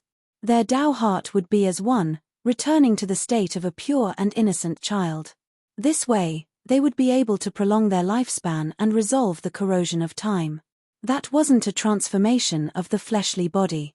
It was a rebirth of the primordial spirit, allowing them to maintain the purity of their immortal foundation. They wouldn't be entangled by love, hate, emotions, or other worldly matters, leaving behind only a heart that pursued the Tao. It was said that many people who lived a second life would have such an experience. How old was Komatsu now? Just like that, he managed to reach this step, causing everyone to sigh in admiration. He had never lost such a simple heart, and had always been like this. Being stared at by so many people, Komatsu's face naturally turned red, causing many people to want to pinch him. They truly felt that he was a little cute. The first to stretch out her devil claw was Hua Hua.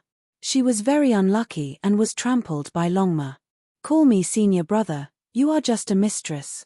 Buddha emitted her, "Damn, Uncle Ma, your words are too rude." Hua Hua was incomparably angry. "Child, can I take a look at you?" The demonic human spoke. "Sure, old uncle." Komatsu didn't put up any defenses and had a pure and innocent nature. But even so, he could sense who was friendly to him and who was dangerous to him. The demonic human acted. Komatsu's immortal foundation shone with a fiery light. Everyone could see that his immortal foundation was simply too sparkling and translucent. All worldly matters faded away, leaving no traces behind. "Senior brother, you couldn't have forgotten about us, right? You actually didn't leave any traces?" Hua Hua asked in shock. "No, I still remember. Back then when we left Earth, you were crying with your buttocks bare and your eyes were filled with tears." Komatsu seriously spoke. "Ua." Hua Hua felt extremely embarrassed and hurriedly interjected, not allowing him to continue speaking. The group of people all laughed uproariously. Hua Hua's face turned red as she retreated in embarrassment, not wanting to be mocked by these people. How strange, there's a strange fluctuation that's automatically cleansing his immortal foundation, causing his Tao heart to be pure and untainted by the mortal world. This energy allowed his heart and consciousness to remain unchanged. The demonic human spoke after observing for a long time. Everyone was shocked. Komatsu was truly very mysterious. This situation might have something to do with his heart and the arts he cultivates. The Black Emperor pondered. It had once followed immortal Emperor Wu Shi and definitely had the right to speak. When Komatsu took out his violet gold pagoda, everyone was dumbfounded. When they saw a figure sitting cross-legged on each of the 9 levels of the pagoda chanting sutras, all of them completely lost their temper. As expected, the demonic human and the Black Emperor's appraisal had a great connection to these sutras. There might even be incomplete sutras of emperors among them. In addition, the majority of these sutras were immortal foundation scriptures. In addition to Komatsu's pure and innocent personality, this created a pure and innocent child who could maintain his immortal foundation. He would forget all the mundane matters of the mortal world, but the people related to him would forever be remembered in his heart. Komatsu is very adorable. At this moment, a little girl of 2 to 3 years of age walked over from the back of the crowd. She inclined her head and blinked her large eyes as she stared at Komatsu. Everyone turned their heads and smiled, their eyes filled with doting love. Little Nan Nan had come. She was the most beloved little princess of the celestial court. She was very serious in her appraisal, her little face was flushed red like a big apple, causing those who looked at her to want to take a bite. This place was filled with warmth. Everyone was filled with good impressions of this young man. He was truly very simple, and his unique cultivation method gave many people inspiration. A pure and flawless child, a shy young man, and a powerful quasi-emperor. All of these were gathered on him, causing his demeanor to be breathtaking. Everyone knew that his future was limitless.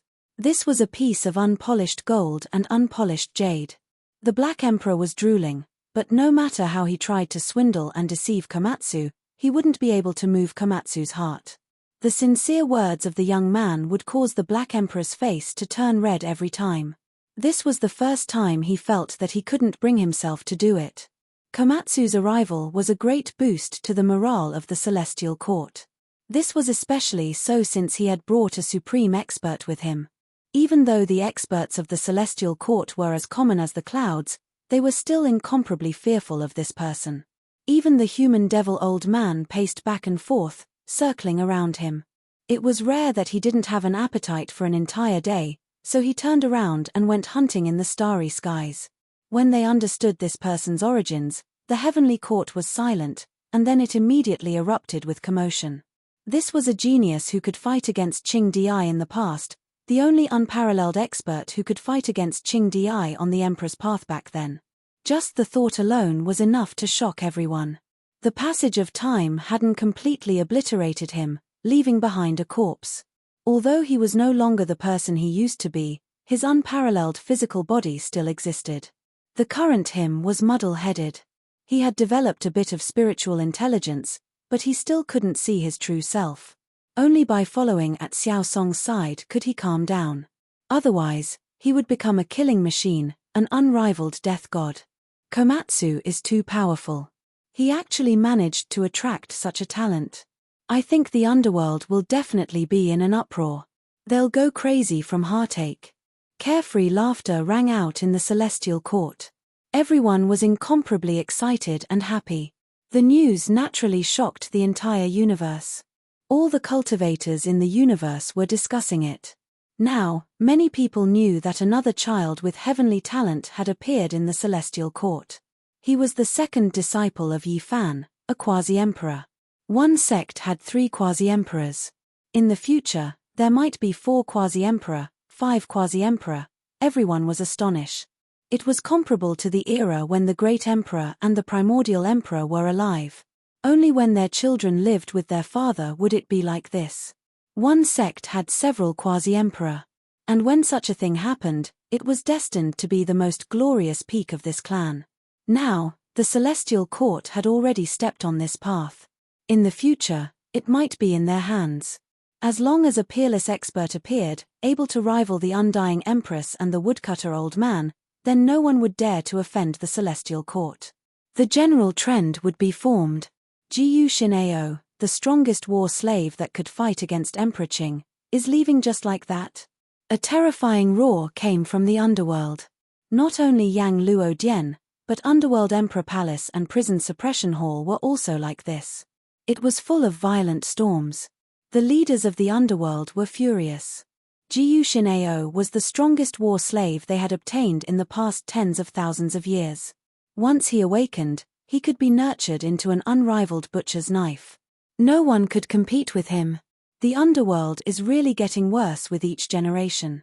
If this continues, we might as well devour all the yin spirits. What immortal god corpse? Everything is useless. The leaders of the underworld were so angry that their lungs were about to explode. They wanted nothing more than to awaken the sleeping supreme being and bathe the starry skies in blood. This time, it was really too sullen. Hundreds of thousands of yin soldiers were annihilated, helping others in vain. They lost an unrivaled war god just like that. This was a type of humiliation. If word got out, it would be a joke. Who were they? It was the underworld that caused the collapse of the celestial court. It caused the gods to feel incomparable pain. There wasn't a single person in the world who didn't tremble at the mention of them. But now, their faces were slapped and stepped on, swollen like a pig's head. Within the underworld, black demonic clouds surged. Blood-colored lightning danced, and a rain of blood poured down. It was incomparably terrifying. Meanwhile, the celestial court was filled with cheers and laughter. The only regret was that Yi Fan wasn't here. Everyone came out to meet Komatsu. Ji Ziyue also came with Little Purple. Greetings, mistress.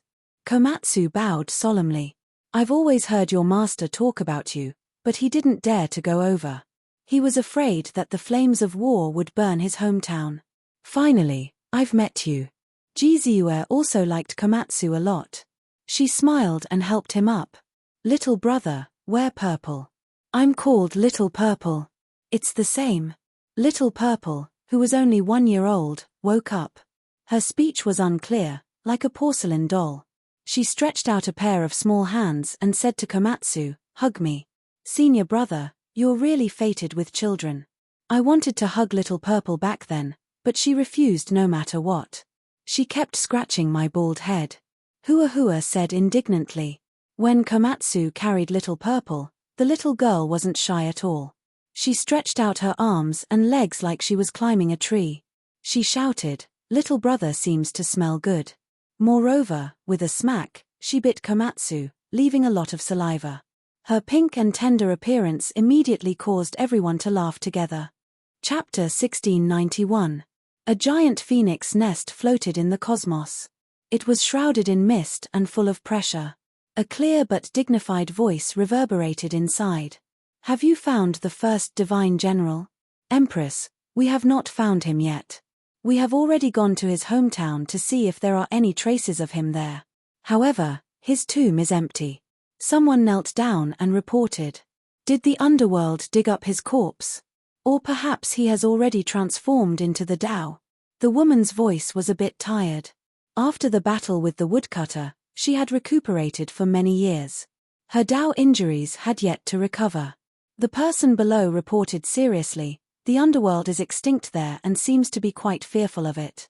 In addition, his descendants are all alive and well. We found that an invisible hand had once protected the race and killed the quasi-emperor. That means he might still be alive and sleeping until now. The undying Heaven Empress pondered.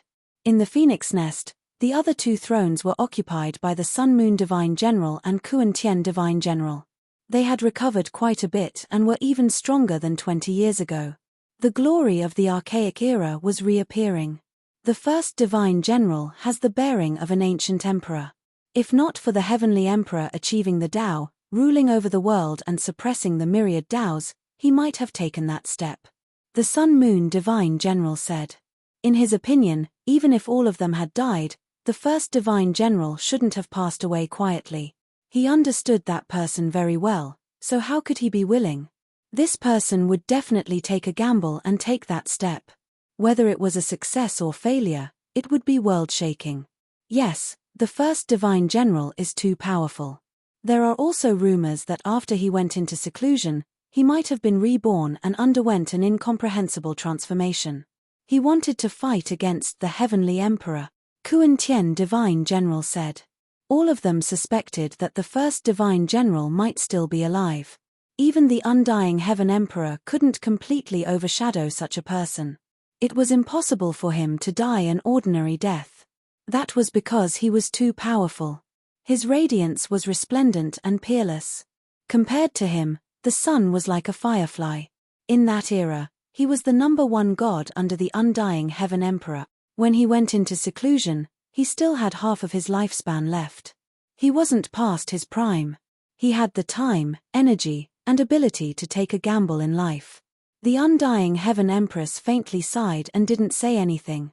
Divine General Kuan-Tien sensed something and immediately stopped talking. The Sun-Moon Divine General was rebellious.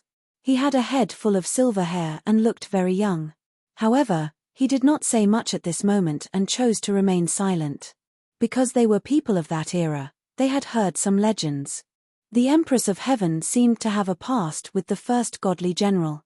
It was just that one of them became the Empress, and the other became the first godly general. I hope he's still alive, said the undying Heaven Empress. Then, her tone became serious. Although her voice was still clear and melodious, there was a murderous intent that caused the entire dynasty to tremble. Huge cracks appeared in the void of the universe. She said, the son of the Heavenly Emperor was killed by the holy physique Yi Fan and the bloodline of the Heavenly Emperor. Although he isn't my biological son, he should still call me mother. This debt can't be ignored. If any of you have the time, go kill a few people. The underworld has confronted them and an intense conflict has broken out. We will move at the right time, but we have to avoid that little girl. We suspect that she is, do as you see fit. So what if it's her? In the end, we still don't know who it is that is threatening the eternal heroes. She might not be able to claim supremacy. It will be revealed in the future, said the undying Heaven Empress coldly. In the celestial court, on a divine island floating in the air, Yi Tong and Komatsu were discussing the Tao. Yang Shi and Hua Hua were listening on the side and were both very intoxicated. Here, Tao flowers bloomed one after another and tens of thousands of auspicious lights filled the sky. Everyone sighed in admiration. These two geniuses were truly heaven-defying. Although the paths they walked were different, the great Tao was the simplest. Different paths led to the same destination. The topmost domains would eventually resonate and converge towards a single point. I have to find a chance to cross the tribulation. Otherwise, I will be unworthy of my position as senior uncle, said Pang Bo. When the Black Emperor heard this, he was extremely thick-skinned and nonchalantly said, "What's the rush? Didn't you see how steady the Wenchang patriarch is? He will only consider severing his Tao 500 years later. His foundation is truly solid. Tonight, I will treat everyone to dog meat hot pot." The ridiculed Zhong Wenchang was not someone who could be bullied easily. He smiled and invited the people of the Celestial Court. "All right, we will definitely come," the group replied. Woof. On the Divine Island, Komatsu suddenly sensed something. He frowned and turned to look at Ji Yuxin. This peerless ruler who had fought against the Azure Emperor in the past, had white hair draped over his shoulders. At this moment, his eyes were like torches as he looked into the distance, as if he had sensed something. Senior Gu's instincts are still there. As expected of a peerless expert who could fight against the Azure Emperor. He sensed that a supreme expert was looking at the Celestial Court, said Komatsu. Yi Tong nodded and said, "That's right, a terrifying figure has arrived. There is still someone who dares to covet the Celestial Court? Let's kill our way out." Yang Shi said.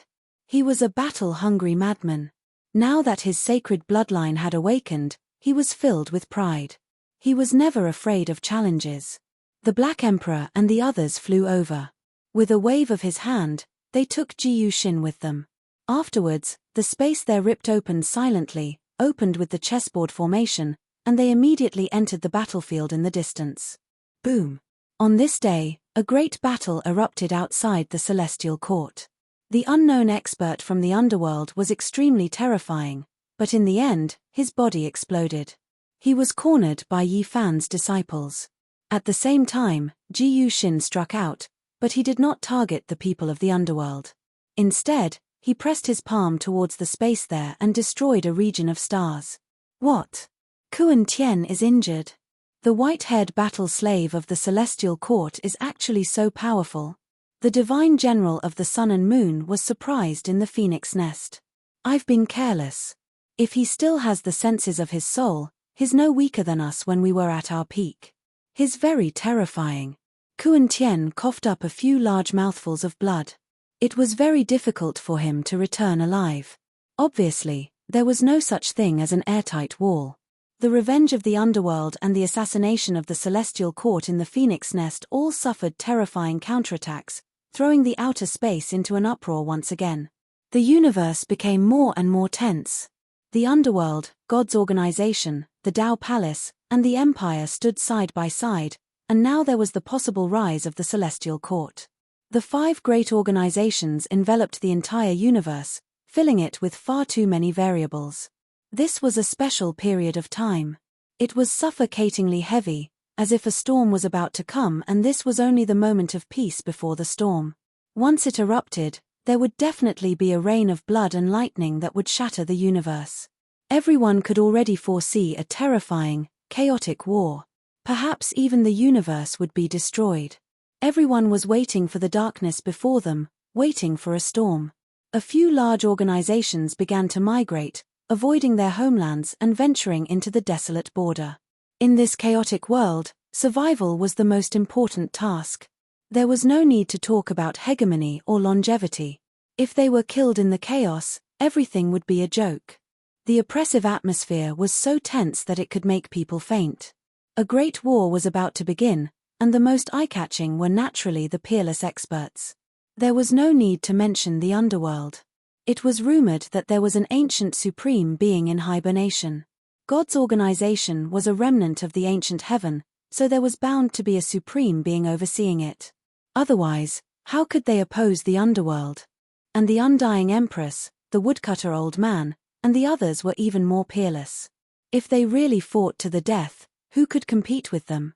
No matter how one looked at it, the Celestial Court was currently the weakest. There was no invincible figure in the world. Yi Fan's great achievements were within reach. Once he reached that step, it would not be a problem for him to sweep through the world, but did he still have time? After all, Ji Yuxinjiao had passed away a long time ago. A physical body would definitely not be able to contend against someone who was about to become a daoist. The other 4 colossal organizations were all peerless experts. If they really wanted to make a move, who would give him the time? They would definitely strike like thunder and launch an attack to kill him. The Great War was about to begin, and the most eye-catching one would definitely be the great battle between the peerless expert. Where was Yi Fan?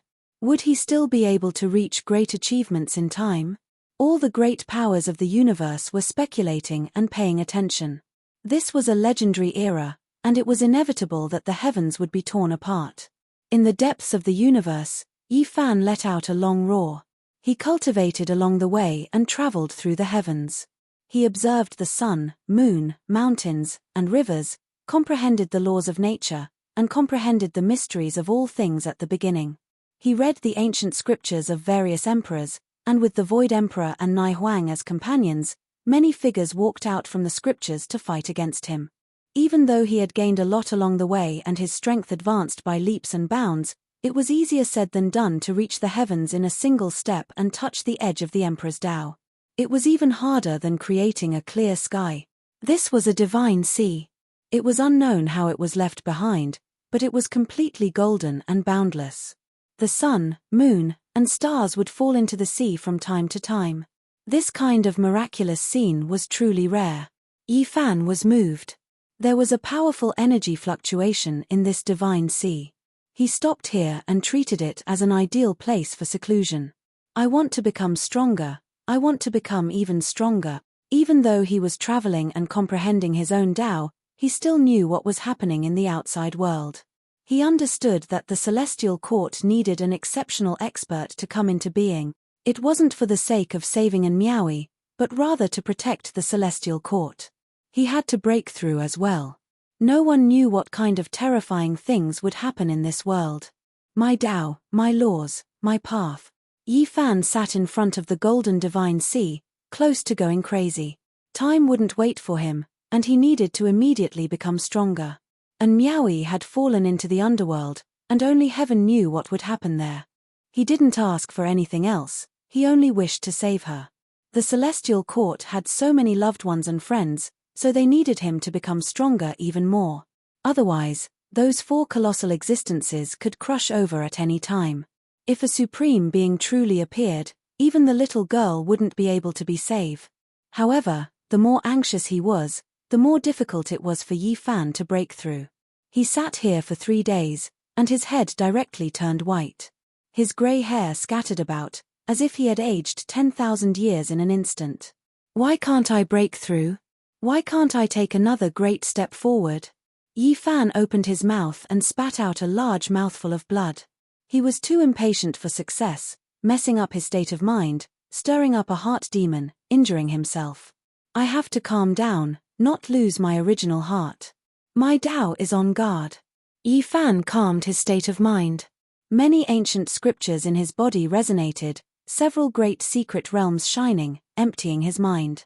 He severed all of his obsessions, producing the Tao with a single thought. Then, he became motionless, his entire body withered and silent. He entered a type of long contemplation, becoming one with the void, becoming a part of nothingness. Time flowed on, unknown how many years had passed. That day, his mind trembled. He opened his eyes, sensing a type of indescribable aura. Why was this world so desolate and silent? That golden divine sea was dried up, those stars all extinguished. The universe was in ruins, already in ruins. What was going on? What happened? Yi Fan was alarmed. How long have I been sitting here for? Why do I feel like I've lost a great deal of time? Yi Fan trembled. He could sense how powerful he had become after advancing to the extreme, the blood within his body surging like violent dragons. He dared fight against ancient supreme beings. However, why did the environment of the universe change so much? He reached out his hand, seeing that there were wrinkles on it, the flesh no longer sparkling, lacking luster. Yi Fan got up.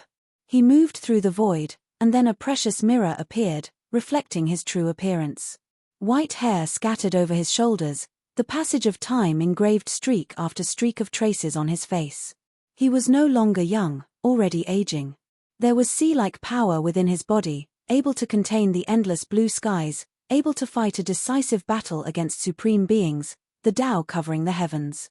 However, just how many years had passed? How could it be like this? Chapter 1692. Time passed, and the years became stronger. Everything he saw was ruined. What had happened? Yifan's body went cold. How many years had he lost? Was this still him? The white hair of the person in the bronze mirror was scattered. Even though his body was still perfectly straight, there were many traces of time left on his face. He was no longer young. Even his divine body had aged. How terrifying was this period of time? He had lost it.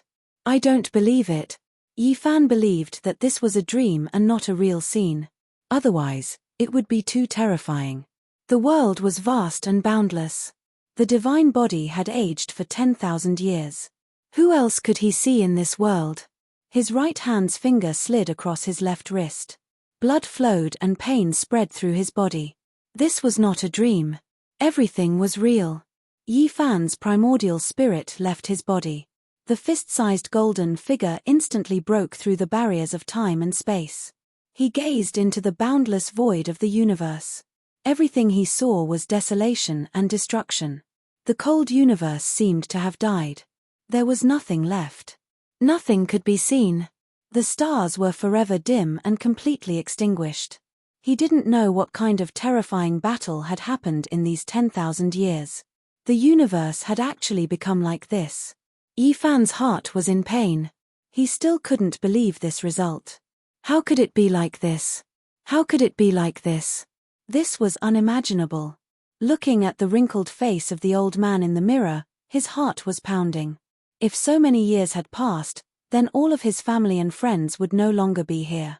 Even that adorable daughter who had just been born and was no more than 1 year old would have long returned to the yellow earth. If this was real, he felt suffocated. The tender little purple and the 1-year-old little muddle liked to stick to him. However, they didn't stay by his side for long. They had always been separated, and now this was the result. Yifan let out a long roar. He couldn't accept this. He looked at the golden divine sea that was about to dry up and disappear. He jumped into the sky and crossed the galaxy, rushing towards the former celestial court. Yifan continuously told himself that this was an illusion and not real. However, the pain in his body and the coldness of his primordial spirit proved that this was not a dream. He wanted to go crazy. How could this be? I cannot accept this. The entire universe reverberated with his majestic roar, causing some broken stars to explode one after another, causing the dark universe to become even colder. He traversed through the starry sky. With every step he took, a star would disappear beneath his feet. This type of Tao and magic was so strong that a single thought could destroy the entire world. However, he didn't feel happy at all. Along the way, all he saw were ruins. There wasn't a single intact starry sky. Many stars had shattered, and cosmic dust floated about. Occasionally, there would be blood, broken bones, and weapon fragments. It was cold and chilly. Yifan refused to admit it, but his heart was already in a tearing pain. This was not an illusion. A terrifying war had taken place thousands or even tens of thousands of years ago. This part of the universe had been destroyed, but he had missed it. Along the way, he did not see a single living creature. Everywhere was deathly stillness. Finally, he neared the star field where the headquarters of the Celestial Court was located. His heart became cold. This place was in ruins. The stars had all shattered, and as for those divine islands floating in the air, they had all turned into dust. Yifan rushed into the depths like a madman. He didn't leave anyone behind. He didn't discover that this place had long since become ruins. There was only blood and rubble. No. Yifan roared in grief. He really saw the result. His entire body was trembling. He clenched his fists tightly and his face was pale. All hope was shattered. The Celestial Court no longer existed. He wanted to find something, but in the end, there was no trace at all. Trace the source. Yifan roared like a madman. With a roar, the starry sky collapsed. This place was immediately enveloped by primal chaos. He saw many broken scenes and shouts of war shook the heavens. The celestial soldiers and generals were charging and breaking out of the encirclement. The Yin spirit army was attacking, and blood flowed like rivers. There was also a huge phoenix nest floating above. The light that swept down caused the celestial generals to fall in large numbers. "I'm going to stake it all against you." With a long roar, Pang Bo soared into the sky. His hair was disheveled, and the powerful pressure of the quasi-emperor shattered the starry sky. However, what awaited him was a large, merciless hand. In the direction of the underworld, an existence shrouded in black mist, like an ancient emperor, forcefully slapped over. Fart. There was only a mournful red left in the sky. Blood rained down, and Pang Bo disappeared forever. Uncle Pang Bo is also gone. Woo-woo, bad people, return my uncle's life. Little Violet cried loudly as she stood helplessly on a divine island. She looked only a few years old and had never grown up at all. She was so young, and her face was full of tears. Just a few years after I left. Yi Fan's face was already full of tears. Was Pang Bo gone just like that? His entire body was trembling. Li Tian and Yang Ishi roared angrily. They went against the sky, and the goddess furnace in their hands emitted a blazing light. A sun flew out from it, and 9 divine phoenixes danced in the air. They turned into overflowing flames and rushed into the sky. They fought with their lives on the line, unwilling to accept such an ending. They fought with everything they had, throwing away life and death. However, it was of no use. The figure shrouded in black mist in the distance blasted over with a fist, and the jet-black palm directly slapped the divine furnace. Catcher. The goddess furnace shattered. Even if it was personally refined by the great emperor, it was still useless. At this time, it turned into hundreds of fragments, flying in all directions, unable to harm that person in the slightest.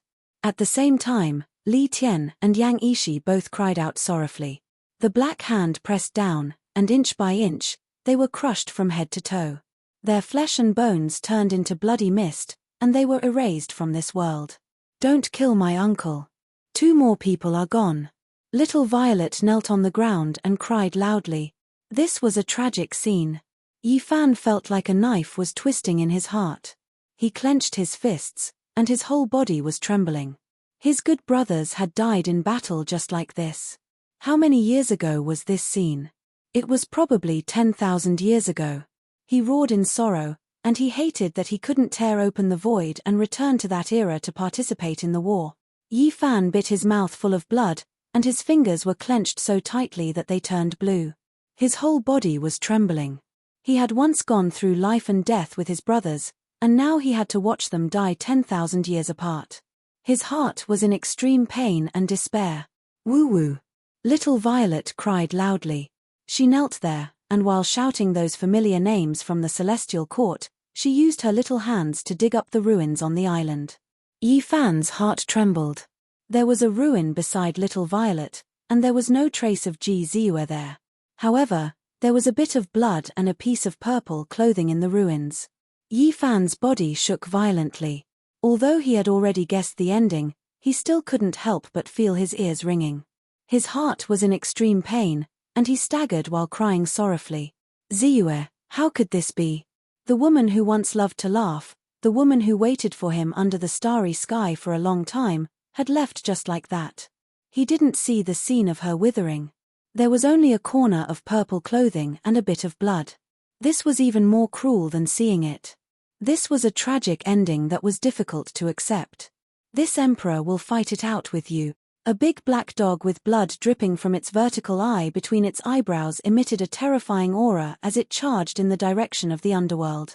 And this time, not only did the figure shrouded in black fog stretch out a large hand, even the blood-colored phoenix nest above the celestial court had a sparkling and translucent hand expand, reaching out and enveloping the Black Emperor. The Black Emperor had once followed Great Emperor Wu Shi, and both the underworld and the Empire wanted to fight for it. Capturing it alive was the best choice, and perhaps they could find out the secrets of Great Emperor Wu Shi. The Black Emperor smiled sorrowfully, but its eyes were filled with determination. The countless formation platforms around it all lit up, burning along with its body and jumping fiercely. Brat, you owe me an innate holy body Tao embryo. Otherwise, This group of monsters will all be blasted to pieces. After it finished roaring, it exploded between the two large hands, and thus the curtain fell. A child with a holy body? I want her. A clear and moving woman's voice came from the phoenix nest. A white hand reached out and grabbed Little Purple, who was only a few years old, wanting to take her into its hands. We need the bloodline of a holy body. This child can only be returned to the underworld. The people of the underworld responded coldly. I need her. The woman in the phoenix nest didn't let go. In order to restrain that woman's supreme Tao fruit, even the sleeping underworld emperor was forced to awaken.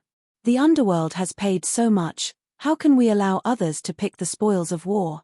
The person in the black fog responded coldly. Didn't you guys suppress a holy body? Is that not enough? Not enough. The two giants argued. On the divine island, Little Purple's face was full of tears.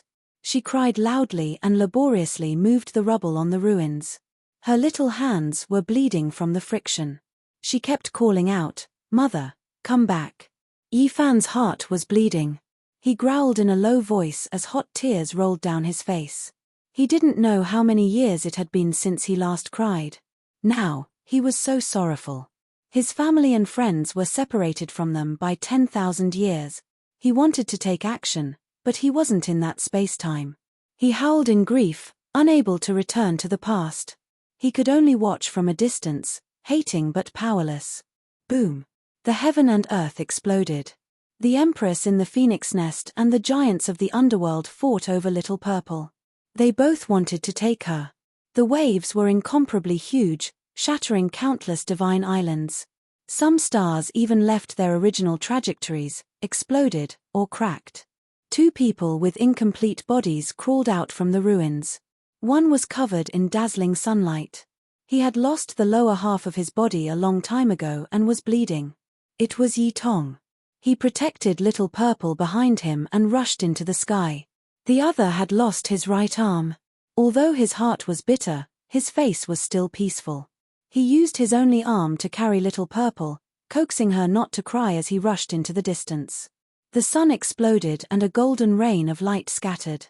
Yi Tong let out an unwilling roar that shook the sun, moon, rivers, and mountains. He no longer existed. Komatsu's body was burning. He wanted to tear open space and send the young Little Purple inside so that she could escape. That was actually the power of time. The beautiful youth was peerless at this moment, but he smiled bitterly. He sank into the flames and disappeared with the heaven and earth. Death. But how could the two giants in the sky allow Little Purple to escape? Yifan roared, tears flowing down his face. When he saw his two most beloved disciples, unable to display the brilliance they should have, withered away just like that, tears blurred his eyes. There was also Little Purple. She used to be so naughty and cute, but now she was so helpless. She stretched out her little hand. Was she calling for him? But now, he could only watch like this. After 10,000 years, his heart was filled with guilt and pain. At this moment, he was filled with sorrow, hatred, and madness. Chapter 1693. Yifan was like a wounded beast. His white hair was a mess, and his eyes were bleeding and crying. His best friends had all died in battle, and his most beloved disciples had all withered away. And his daughter, she was so smart and cute. She was only a few years old, but she was struggling there, and there was no way forward. As for Ziyue, even after using the secret technique of tracing the source, she could not see the last scene. There was only a bit of blood in the remnant, and a corner of her purple dress. He felt like a knife was being twisted in his heart, and tears rolled down his cheeks. Yifan had never felt so miserable before. He hated himself so much. Why was he not by their side? He was separated by an entire generation. The heavens were cruel to let him see such a scene, and yet he could not participate in the battle. He was filled with a sense of helplessness. "Mother, don't leave me behind. Little Violet is scared." A tender voice rang out. The crack in the void closed, but she was not transported away. Because the two giant hands imprisoned eternity, no one could escape. No matter how hard Komatsu tried, he could not break through the crack in time and space. When Yi Fan saw those two large hands grab towards the void, covering that place, he closed his eyes. His tears were extremely salty, flowing into his mouth.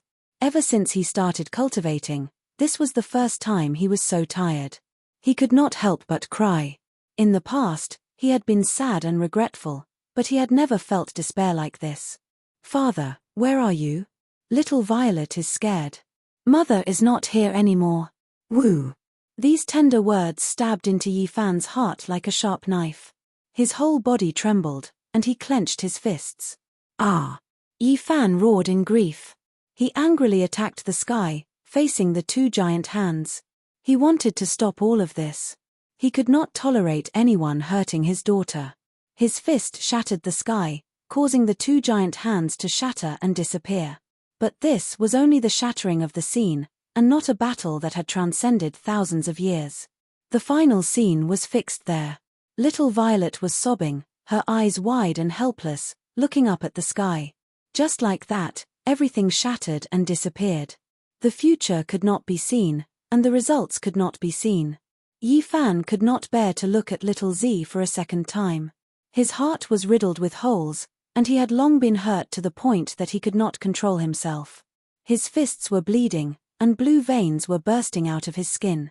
His power surged crazily, shaking up the cosmos, making this remnant tremble. Many stars that were split apart exploded even further.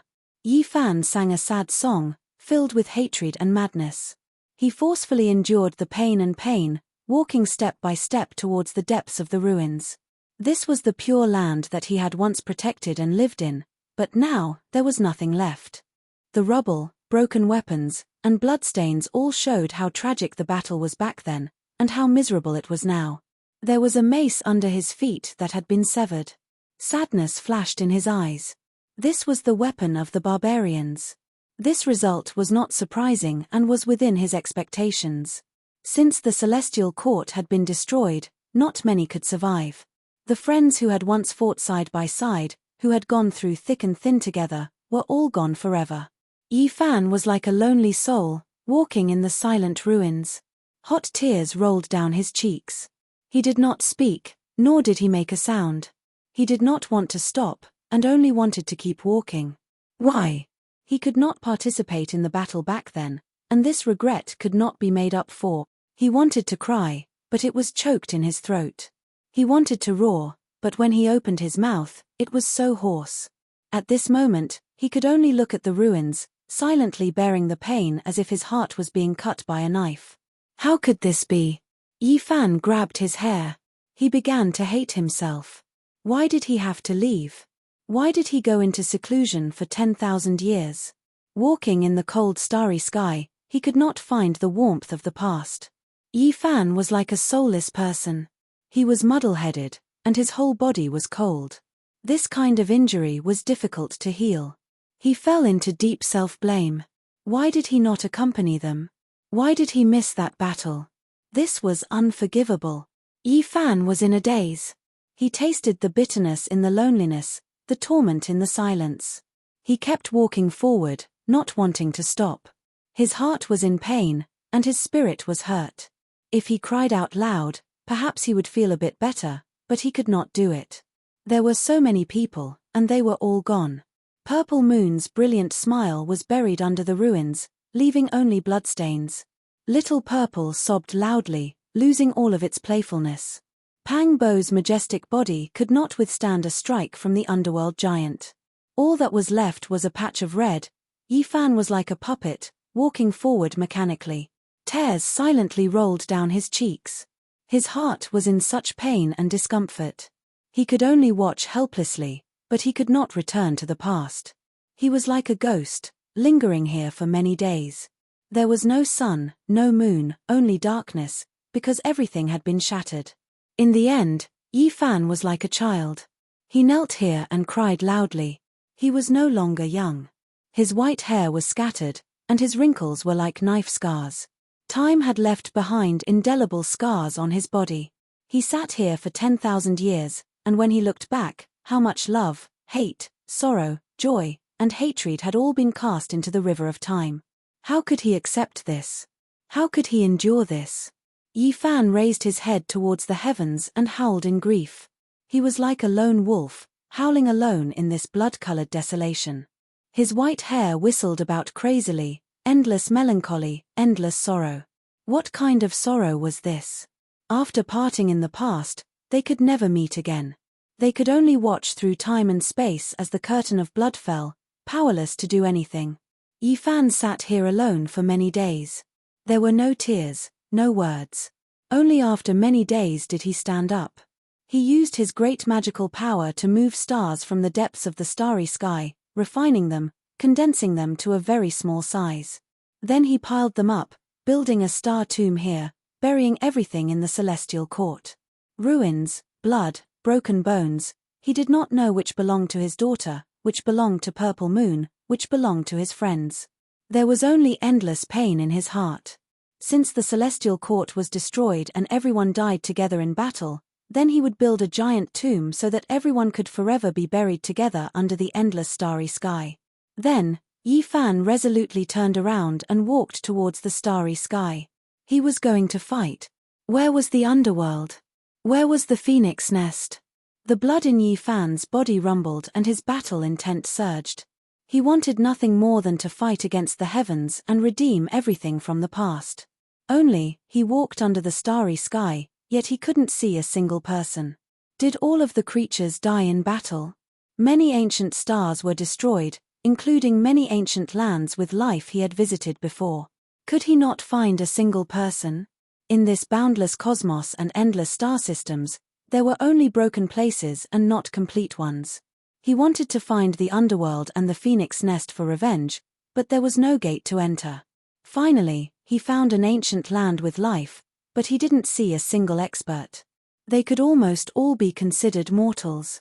There were cultivators, but they couldn't rush out of this star and couldn't enter the cosmos at all. What was wrong with this world? Couldn't even find a single powerful cultivator? Yi Fan traversed the starry sky in search of the ancient lands of the past, but almost all of them were destroyed. He sensed the remnant fluctuations of the great emperor level. Was it another great war of darkness? Even if he occasionally found an ancient star with life, he couldn't see any saints or people of the same generation. This kind of world was so unfamiliar. He seemed to be out of tune with this world.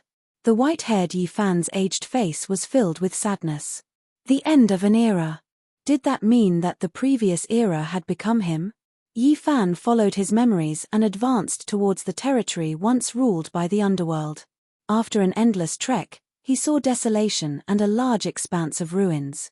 Even this place was destroyed. Was it the awakened little girl? Did she end up like this because of her battle with the Emperor of the Underworld and the other ancient supreme beings? Yi Fan's eyes swept over. He advanced forward. Even if he didn't know the exact location of the Underworld, he still had to find some clues. Reality exceeded his expectations. When he entered a broken sea of stars, he saw an expanse of yin mist that enveloped the heavens. This was a vast underworld earth. The stars were like fireflies that would sink down from time to time. The underworld earth was broken, and there was a collapsed underworld gate.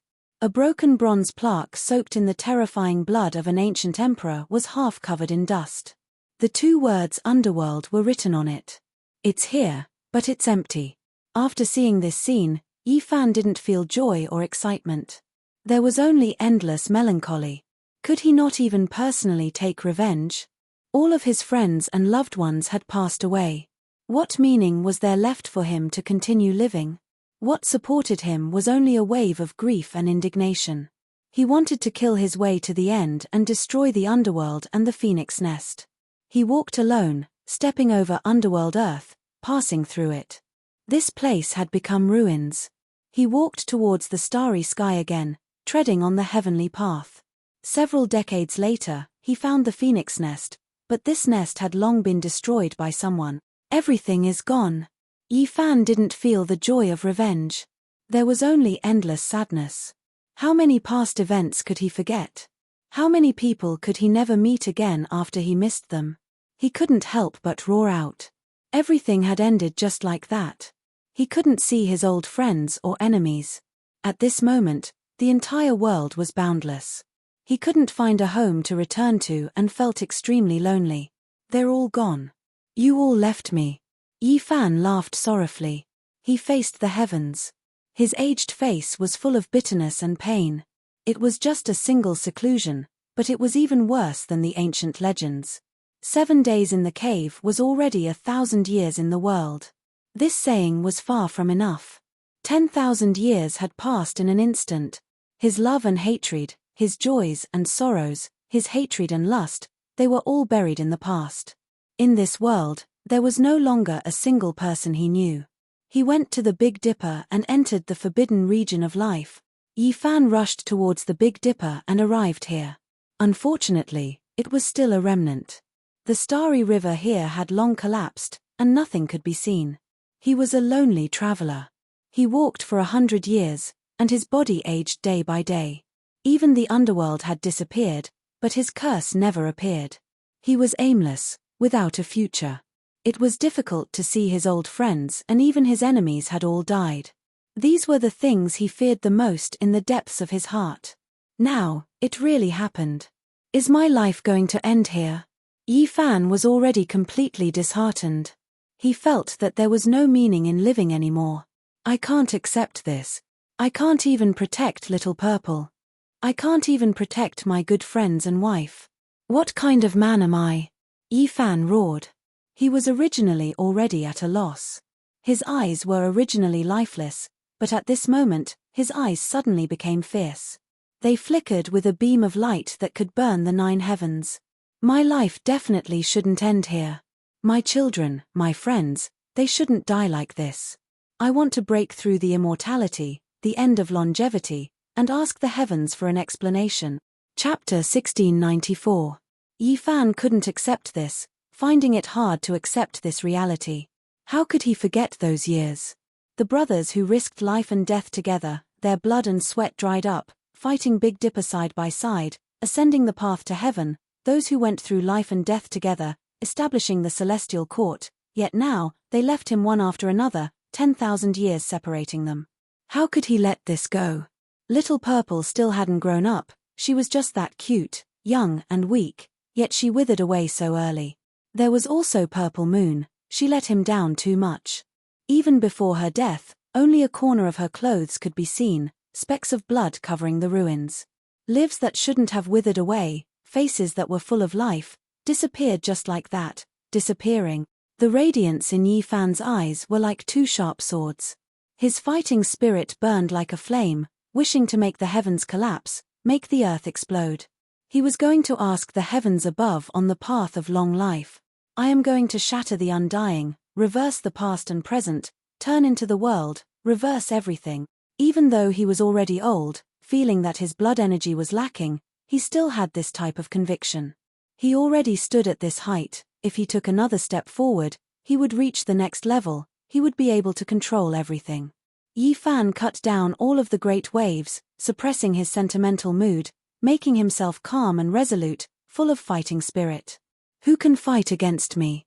He walked through the starry sky, stepping into the sky dome, searching for enemies, wishing to blossom at the peak of sublimation, pursue long life. This world was extremely quiet, unable to see the predecessors, unable to see the path of return. There was actually no one who could accept his challenge. The past heaven-warping geniuses all withered away, all of them dying. Yi Fan advanced alone, stepping over Big Dipper, Purple Micro, Amitabha, Heaven Ascension, Heaven Reaching, Fire Mulberry, and other ancient stars. They were all shattered, everything becoming the dust of history. Even Earth had long ceased to exist, blasted into ashes. Yi Fan ascended the path to heaven, arriving before Imperial Pass, taking a step inside. Even this place was ruined, all of the palaces becoming traces. The Woodcutter Elder and the Dao Palace were erased under the skies of history. The entire world was boundless, not a single opponent could be found. The past world was flourishing, but now, it instead became bleak, losing all of its glory, becoming the dust of history. The great powers of the past were all gone, all of them beaten into scorched earth. This left everyone feeling helpless, and they couldn't help but sigh. You can't even find an opponent. Just as he expected, God's organization was no more. 10,000 years had passed, and too many things had changed. For people who like to listen to fairy tales, it might not be long, but in reality, it was really too long. Both the underworld and God's organization, which had existed since ancient times, had been destroyed. This was a period of intense change that made people tremble and sigh in amazement. "Who can fight me?" Yi Fan roared. In this bleak universe where there were only a few planets left with life, he couldn't even see a single opponent. The end of a prosperous world turned out to be such a desolate wasteland. Back then, what kind of golden age was that? Stars shone resplendently, heroes contending for supremacy. The imperial prince and ancient prince both shone with brilliance, and ancient supreme beings shook the restricted region. What kind of great era was that? Just thinking about it made people tremble. And the experts would be even more excited. They were fortunate enough to be born in the most resplendent era since ancient times. That was the most ideal era, and they could engage in the most glorious battles of their lives. Names came one after another: Yarou Guang, Tai Chu, Zhong Bairen, Di Huang, Dao Yi, Fire Qilin, Sacred Prince, but all of them had passed away, and not a single person could be found. Yi Fan felt that he had reached the peak of strength, but he couldn't find an opponent. Even he himself couldn't estimate how terrifying his combat strength was. If there were no more opponents, he might become old. The saint physique could live for more than 10,000 years, and now, it was almost the end. Even if he had eaten some divine medicines and holy fruits, it wouldn't extend his lifespan by too much. Back then, he had already offset the Tao injuries and the corrosion of time in the desolate ancient forbidden land. "I'm about to grow old, and I actually don't have a single opponent." This wasn't a kind of invincible glory, but a kind of boundless loneliness. He finally experienced this kind of torment, and he could feel the mood of an ancient emperor. From being the enemy of the entire world, to being invincible in the heavens and earth, and then to being completely silent. What kind of cruelty was this? Everyone from his generation had died, and he was the only one left, enduring endless loneliness. In the boundless world, he couldn't even find an enemy. A person who turned his back on the common people. What was he thinking back then? Voluntarily transforming into the little girl, why did she make such a decision back then? Yi Fan muttered to himself, silently gazing at the sky. "I'm just myself, and I don't care about others. In this world, I want to be invincible. Since there are no more opponents in the world, then I'll fight with myself, break through the path of immortality, and ask the heavens." After great sorrow, Yi Fan walked alone for 100 years, and now, he had cast off his melancholy.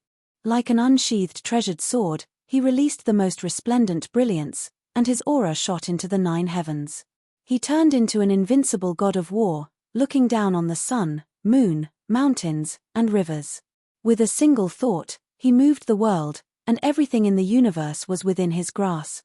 "There are no enemies, I'm my own enemy. I'll fight with myself." Yi Fan's conviction was so strong that even the starry rivers in the universe were trembling. If he roared out, the entire starry space would collapse. This was an extremely terrifying scene. His aura, his combat prowess, his will, and that unrivaled conviction, all of them reached the absolute peak since he was born in this world. "I'm standing at the absolute peak of my life. I'm going to fight with myself, and walk on a path that belongs to me alone." This sonorous voice shook the entire starry space. A Yi Fan who was walking towards the most glorious peak of his life appeared, shattering all obstructions. Nothing could obstruct his path. Wherever his gaze turned, that place would collapse, becoming a resplendent expanse. After that, primal chaos erupted as a scene of creation appeared. Boom! At this moment, a resplendent bolt of lightning shot out from his immortal foundation, tearing apart this universe, shattering this world. It illuminated eternity, so blinding that people couldn't open their eyes. Yi Fan closed his eyes, allowing the immortal light to shine even brighter. He didn't move for a long time, comprehending this unique experience. After a long time, he opened his eyes. The blazing light gradually vanished. Before him, there was a golden divine sea that undulated with majestic might. From time to time, the sun, moon, and constellations would descend from it. The universe was boundlessly vast, The astral rivers were resplendent, never broken, never destroyed.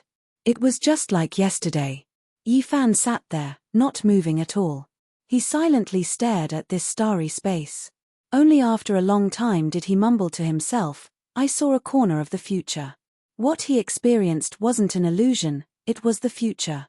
Even now, when he thought back, his heart was still aching. His spirit was still injured. That was a period of inextinguishable cruelty. Yifan let out a long roar. He stood up, wanting to grasp the future. He mustn't allow the tragedy to play out. A ball of fire burned in Yifan's heart. He wanted to stop all of this. The most important person in his life was right beside him, right in front of him. He definitely couldn't wait until he lost them to feel pain. Everything was like a real experience. His will was as firm as iron. He had to protect everyone and wouldn't wait until it truly happened. At the same time, Yifan also knew why such a thing had happened. The piece of divine wood in his hand was boiling hot and had already been burned to ashes. This was the past secret he had obtained from the Northern Dipper lineage, and he had successfully cultivated it. After such a long time, he had everyone in the celestial court comprehend it, but no one could comprehend it. It required heavenly fate, and even he couldn't enter it. To him, it was just a piece of wood. Now, he had unexpectedly cultivated it, and a segment of profound meaning was imprinted in his mind. This was a supreme secret technique, a peerless secret for cultivating the primordial spirit. Once it was grasped to perfection, one could occasionally foresee the future. Moreover, he discovered that the movement secret word had advanced by leaps and bounds. He seemed to have interfered with time during the process of comprehending the Tao. The combination of two supreme secret techniques had created a terrifying experience just now. And this sea. Yifan stared at the golden sea of bitterness and didn't say anything for a long time. After an unknown period of time, his gaze became resolute. The period of time he had experienced was the most precious treasure of his life. A period of time, a period of life. My Tao was formed because of it. It's a priceless treasure. Yifan became more and more resolute. The light in his eyes shocked the heavens. That was the future. Although it wasn't the only one, it might completely change. However, the 10,000 years of desolation, the hundreds of years of lonely pursuit, the despair and grief, as well as the understanding and comprehension of life, were all indelible. Experiencing a period of time and comprehending a period of the future, this was a 10,000-year life. It surpassed the value of the ancient scriptures. This might be the greatest treasure he had obtained on the path of cultivation, unrivaled in the present age. Yifan's conviction was firm, and he became incomparably resolute. His eyes were like two golden bolts of lightning as he strode forward. His hair was snow white, but there weren't any wrinkles on his face. He was still young, and there was still time. There was still time. Yifan developed his own Tao and methods. That period of experience was too important. It made him sad, made him bitter, made him bleak. Even now, when he thought back to it, he still felt waves of sorrow. This also gave him a deep feeling and endless comprehension. The heavenly tribulation hacked down, the sea of lightning submerging this place. Yifan didn't feel the slightest bit of fear. After experiencing that kind of 10,000-year great tribulation, what else was there to be afraid of in life? He was still alive. His loved ones and friends were still alive. This was enough. He rushed towards the heavens, a fist smashing upwards. A single force passed through the 3 layers of tribulation sea, striking out a vacuum. Yifan's tribulation wasn't just one, but 3 quasi-emperor tribulations. Even though his cultivation time wasn't that long, his accumulations were deep enough. It was as if he had truly experienced the ups and downs of 10,000 years. From the 3rd layer of the quasi-emperor, he broke through all the way to the 6th layer. He was at the top of this world. Lightning radiance was endless. A vast immortal domain suppressed him, surrounding him. It's not that big of a deal. Everyone is still alive. So what if the 3 tribulations overlap? I will definitely make it through. Yifan's conviction was unprecedentedly powerful. After passing through that true future, he was moved too greatly. His will was like steel, not treating the three great tribulations as difficult. In reality, the three quasi-emperor tribulations were too rare. Even if it wasn't the only one since ancient times, it was close. At this level, how could one continuously undergo tribulations? Under normal circumstances, the quasi-emperor tribulations truly needed to be passed layer by layer. The further one went, the more difficult it would be. Each layer would trap a cultivator for many years, even to the point of death. However, Yi Fan was this powerful. These three tribulations couldn't stop him. He rushed upwards, passing through all of the Sea of Lightning, breaking through the vast immortal domain. The cauldron danced with him. What he wanted wasn't just this. He couldn't act in the future anymore. He needed to become stronger. Chapter 1695. Yi Fan was extremely tired. He made it through 3 layers of quasi-emperor tribulation, his body covered in specks of blood. Even someone as powerful as him couldn't easily make it through. How many people had seen this type of tribulation before? The quasi-emperor tribulation was difficult to pass, yet he made it through 3 great trials in succession. Dang! A bell sound rang out, the sound chilly, shaking up one's soul. A great bell appeared. The heavenly tribulation was originally about to scatter. Yi Fan blasted through immortal domain's void figure, killing the green dragon, vermilion bird, and others. He never expected this type of artifact to appear again, it was extremely sudden. There wasn't much lightning left, and this great bell was also extremely indistinct. There were streaks of electrical radiance interweaving, outlining its shape. It wasn't the wuxia bell he had seen before, but rather a mysterious bell body he had never seen before. Symbols were endless, engraved on the bell's walls, every single ancient symbol possessing a type of strange power. It was intimidating. When Yi Fan saw it, he felt as if all of his blood vessels surged, interacting with it, indescribably resonating with it. It was an extremely strange feeling. Then, it shook in a long and drawn-out manner, almost making Yi Fan's soul fall out. Even someone as powerful as him had no choice but to do everything he could to resist, using all of his power. How terrifying. For Yi Fan to say these 3 words, it really was rare.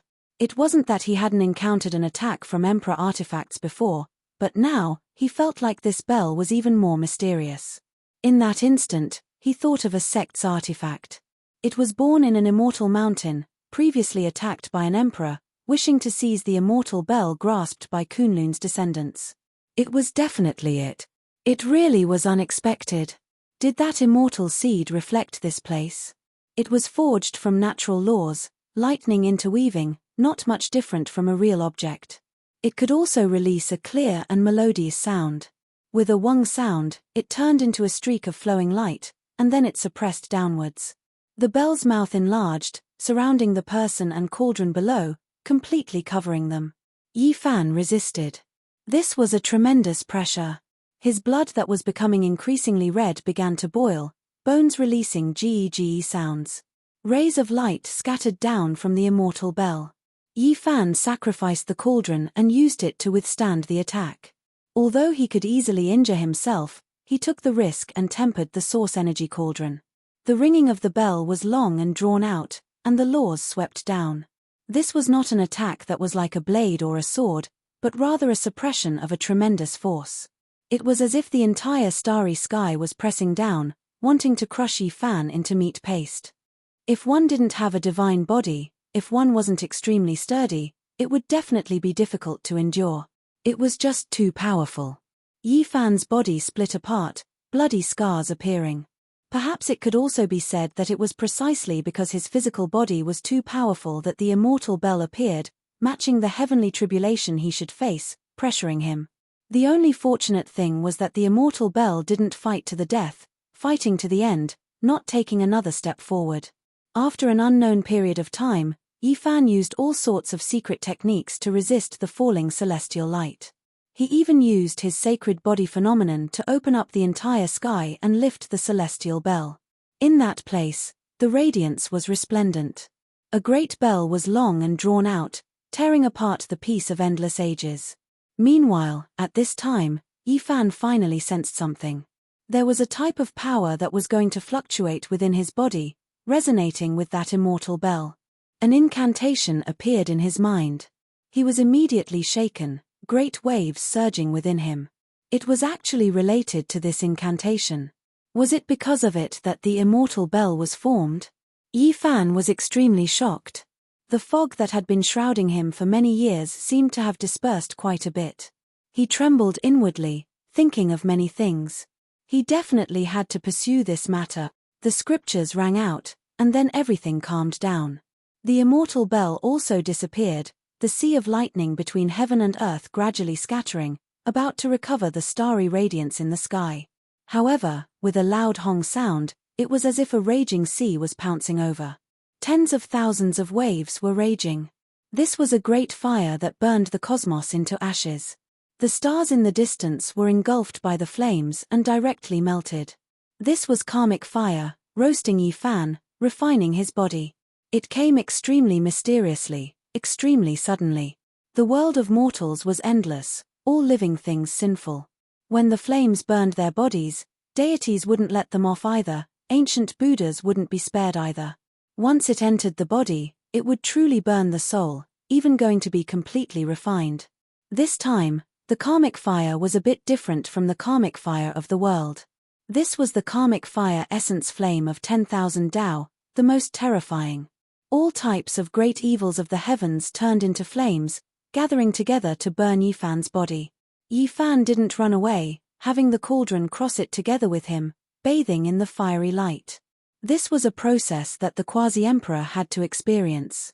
Most people would appear when they became the quasi-emperor, but there were a few who would only appear later. When Yi Fan became the quasi-emperor back then, he crossed two calamities, so he was naturally an exception.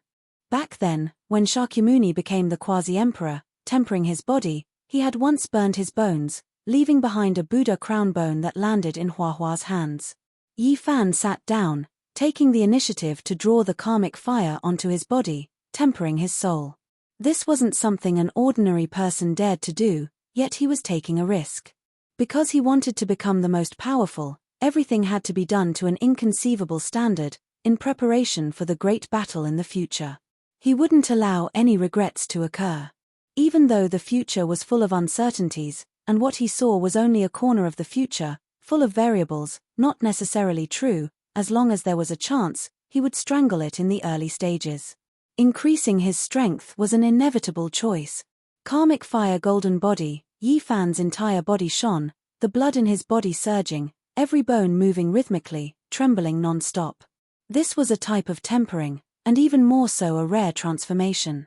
It wasn't the karmic fire the common people saw, but rather the 10,000 flames within the karmic fire, tempering his body, burning endlessly. This was naturally a great tribulation, because one could clearly see Yi Fan's flesh breaking apart, almost burning. Every bone was colliding, even shattering. His body was reconstructing, like a snake shedding its old skin.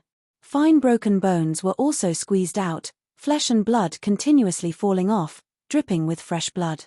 This kind of scene was extremely terrifying. How could a transformation be like this? It should be done step by step, from the minute changes. To be so bold and decisive like this, broken bones being replaced, flesh and blood being reduced, it was truly a bit terrifying. However, the karmic fire that quasi-emperor drew on was like this. This kind of transformation didn't have any order to speak of, it was extremely unyielding, extremely ferocious. The great calamity outside Yi Fan's body burned fiercely, engulfing him. This place became more and more mysterious, as if there was an invisible great axe chopping down, transforming his body. After who knew how much time had passed, the karmic fire completely retreated. The cauldron floated above Yi Fan's head. He opened his eyes, sharp like lightning, and stood up. There were many pieces of broken bones under his feet. Those were the waste bones that had been squeezed out after being reborn. It was a bit terrifying. Yi Fan grabbed them in his hands, and then crushed them into flying ashes. He raised them lightly and said, "A period of my time was buried here, you can accompany me here." The third layer of the heavenly tribulation ended, and he had completed his advancement. Both his physical body and consciousness were extremely terrifying, reaching a shocking level. From today onwards, he could be considered one of the strongest in the universe, surpassing his opponents of the past. Many people in this life would find it difficult to compete with him, and perhaps they could only use time to make up for it in order to catch up. Yi Fan swallowed and drank like a whale, absorbing the essence of the universe to replenish his empty body after the tribulation. What was shocking was that the golden sea of bitterness below was unharmed. Even such a vast heavenly tribulation did not destroy it. He absorbed the essence from all directions, triggering the world's 10,000 Taos to cry out in harmony. Yi Fan felt a familiar fluctuation in the depths of the golden sea. He flew in, and multicolored light continuously pounced at him, causing his body to tremble violently. Then, he let out a long sigh. He finally understood where this was, the divine physique ancestral star. However, it had been destroyed. The seal on the tomb of the divine physique ancestral star had been broken, but there was no body, no bones, only a golden taboo sea that rushed out and submerged this place. Is this the anger of the divine physique ancestral star? Yi Fan sighed. The person back then was too powerful. The sea of bitterness in the tomb was actually so vast, rushing through the tomb and submerging the starry sky. This kind of remnant Tao, this kind of trace, could be said to be the ultimate manifestation of a drop of blood filling up the sea of stars. No wonder it could be like this. It affected me together with the front secret word and the action secret word. It's a bloodline inheritance, the call of blood. This place was not very useful to Yi Fan, only some essence energy that had not dissipated entered his body, and some Tao laws for him to ponder. But now, to the quasi-emperor of the 6th layer, it was no longer necessary. It's still very useful to Yang Shi. Who knows, he might have a great opportunity here.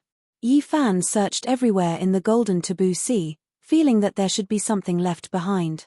But after searching for several days, he still found nothing. He had no time to waste, because there was still something important he had to do. He had to search for the immortal bell, so that he could have a trump card that no one could ignore in the future battle. Although the hope of obtaining it was a little uncertain, he had no choice but to give it a try, because the scripture in his body could actually resonate with the bell. Yi Fan left, temporarily ending his seclusion. He flew along, transforming into a terrifying beam of time light that tore through the darkness of the cosmos. It was incomparably terrifying. He continued to test things out as he advanced, and all aspects of his body improved. His battle prowess increased by a large amount, absolutely terrifying to the point where few people in the world could match him. Moreover, Yi Fan discovered to his surprise that he almost instantly stood in the God-forbidden domain. After repeated attempts, he discovered that the probability of triggering it was extremely high. There was a period of time when he would be happy if he could trigger it once every half a year. Later on, when he was in the Great Sage's realm, it was shortened to a few days. Now, he actually erupted to this step, and could successfully trigger it multiple times in a single day. At this moment, Yi Fan's confidence soared, and his heroic spirit soared. In this world, he could also be considered a peak expert. As long as supreme beings didn't appear, he, who was about to reach the major success stage, could fight against anyone. Even if he couldn't suppress several peerless experts, he wouldn't be as passive as he was in the past. Yi Fan flew, his silhouette blurry. The Rho formula was unparalleled under the heavens, and his body affected the flow of time. A single leap seemed to be an eternity. Along the way, Yi Fan carved words in the void. The runes flashed and then condensed into a golden divine bird that flew toward the celestial court. This was the method of quasi-emperor on 6th heaven. Even though they were separated by countless galaxies, he could still use godly techniques to send messages. This was the letter he left for Yang Shi, asking her to search for it on the ancestral planet of the Saint Physique. Meanwhile, he flew directly toward an ancient path, going against the flow. This was the starting path of the 9 dragons pulling coffin, and he had walked out from this starry sky. Moments later, Yi Fan landed on the ancient Mars star. This was his current power. He crossed the endless starry sky with a single thought and arrived at his destination. For the battle in a few years, to survive, to protect his family and friends, and to prevent the elegy from resounding, he had to do everything possible to increase his strength and the foundation of the celestial court. He had come here to search for the celestial bell. Chapter 1696. Mars was a demonic star. This was Yi Fan's truest feeling. He had an unforgettable memory here. Half of his schoolmates' souls had returned to this place. Recalling the past, it felt like it was only yesterday. How many things could be repeated? Bits and pieces of the past had passed with the passage of time. Some people could never be seen again, but he could still remember their pale faces and helpless gazes. They longed to live on. Yi Fan stood silently. It was here that a few good brothers fell into a pool of blood one after another. They pulled with all their might, but they could no longer get up. They couldn't save their lives. Time was like a river that flowed slowly, covering up many things and taking away many emotions. The 9 dragons pulling the coffin, no beginning or end, made them wander aimlessly, unable to return to the past. The trajectory of life and death changed, and the past became memories. The experience of life and death, the elegy of blood and fire, there weren't many people who survived until now. Only a few were left, and they spoke of old fragmented memories. The wind gradually rose, and the ancient Mars was scarlet red. There were hard grains of sand everywhere, and there was no sign of life in the dry desert. There were no familiar people or weapons. They had all been buried. Yi Fan took a step forward. Now, he could make stars fall with a single thought, and planets and other things were nothing to him. His divine sense could completely cover this place. He felt a tremendous pressure here. Mars was definitely extraordinary and couldn't be measured with common sense. Anyone who thought that they were unrivaled in the present age and rashly refined this planet would hit a wall. There was a great terror in the depths of Mars. If one dared to act rashly, there would be a bloody calamity. This was Yi Fan's first instinctive reaction, and he couldn't help but frown. There were too many buried here, recording a thick and terrifying history. Back then, there was a great battle involving emperors. It had been covered in dust for years, but it had never dissipated until now. Yi Fan withdrew his attention from the depths of the Earth's core and walked on the surface. The great Thunderclap Temple had long since ceased to exist, and there were almost no traces left. Relying on his powerful divine sense, he found the foundation of the Thunderclap Temple. The crocodile ancestor no longer existed, and the dungeon was still full of yin energy. Back then, Shakyamuni had set up the 18 levels of hell to suppress the 18 giants of the universe. The bloodthirsty crocodile ancestor, and the powerful divine will of a saint physique. Which one of them was easy to deal with? This was the yin-yang prison, divided into 2 layers that restrained and complemented each other. It was an exquisite design, using the power of heaven and earth to suppress 2 great demon kings for 2,000 years. Since Yi Fan had returned, he naturally had to take a clear look. Back then, his cultivation was weak, and there were many things that he couldn't see through. These carvings have a deeper meaning, hinting at the terror of Mars.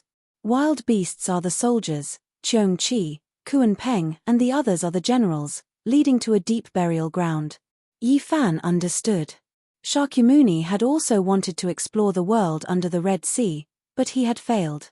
He was missing something, and all his efforts had gone to waste.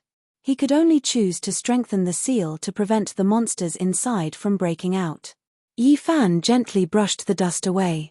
An enormous stone pillar released ka sounds, and a layer of stone powder fell off. 9 stars flickered brilliantly, flickering about. The coordinates of the 18 levels of hell. Yi Fan was surprised. Sure enough, there was a mystery. This was the power of the quasi-emperor on 6th heaven. Nothing could be hidden from him, and every little clue could be reflected in his mind. This was the mystery carved by Shakyamuni.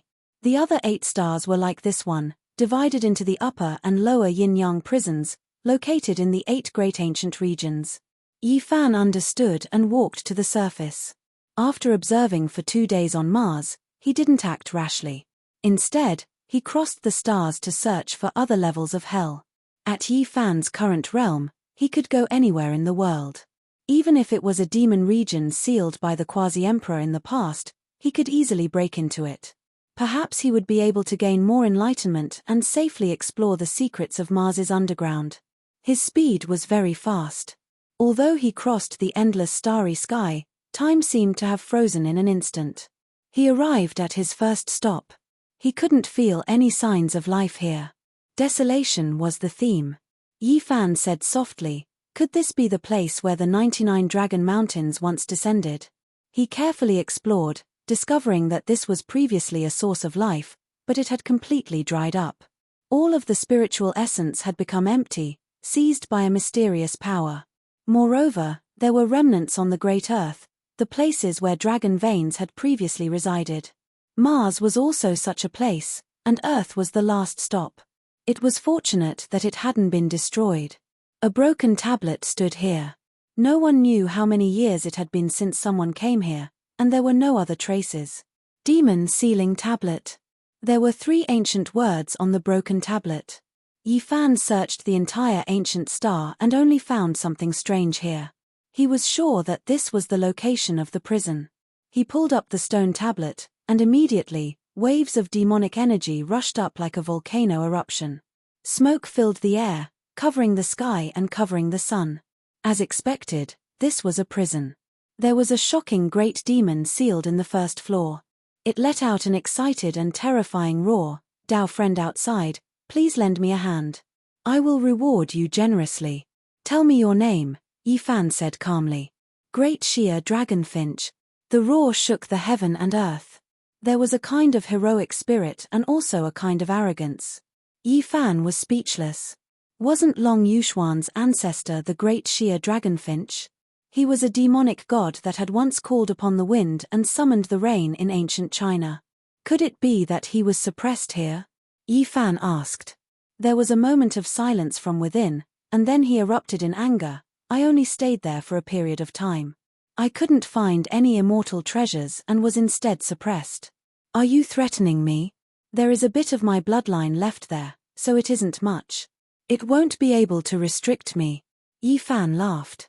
He tore open the seal, and a dragonfinch rushed out from an ancient well. It spread its wings and then dove down with a wave of tyrannical aura. "I saved you and you still want to harm me?" Yi Fan's expression was calm. He raised his hand and slapped over. With a loud honglong sound, the great sheer dragonfinch spat out a mouthful of blood.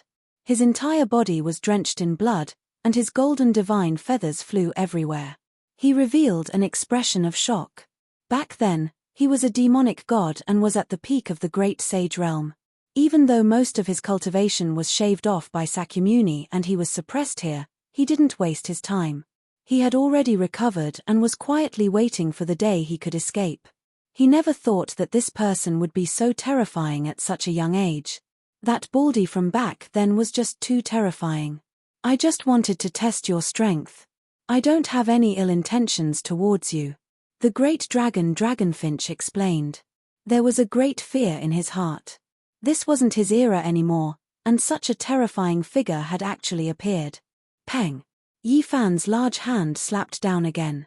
The great sheer dragonfinch's soul almost left his body. He rushed into the sky, but he was grabbed by a large golden hand and couldn't escape. "Please show mercy," he couldn't help but cry out. "I'll teach you a lesson. There are many people in this world who can deal with you. Don't be arrogant and kill without reason." Yi Fan let him go, but his entire body was covered in blood and many of his bones were broken. The great sheer dragonfinch was terrified and didn't say anything else.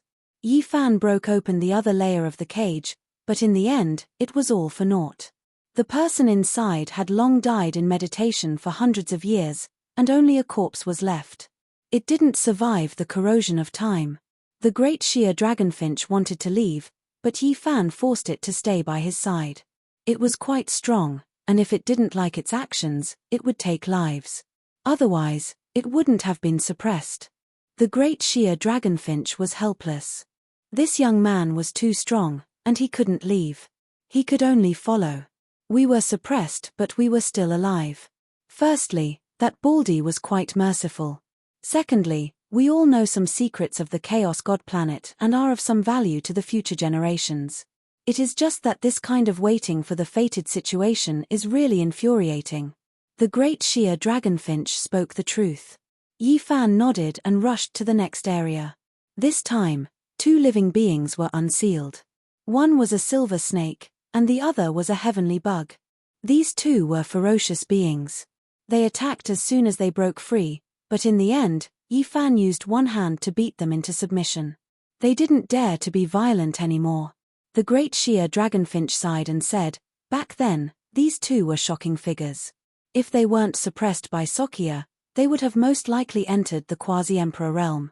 Now, they are being beaten up. Stop talking. Everyone knows that you were a ferocious person back then, but now, you have become an obedient bird." The heavenly bug said.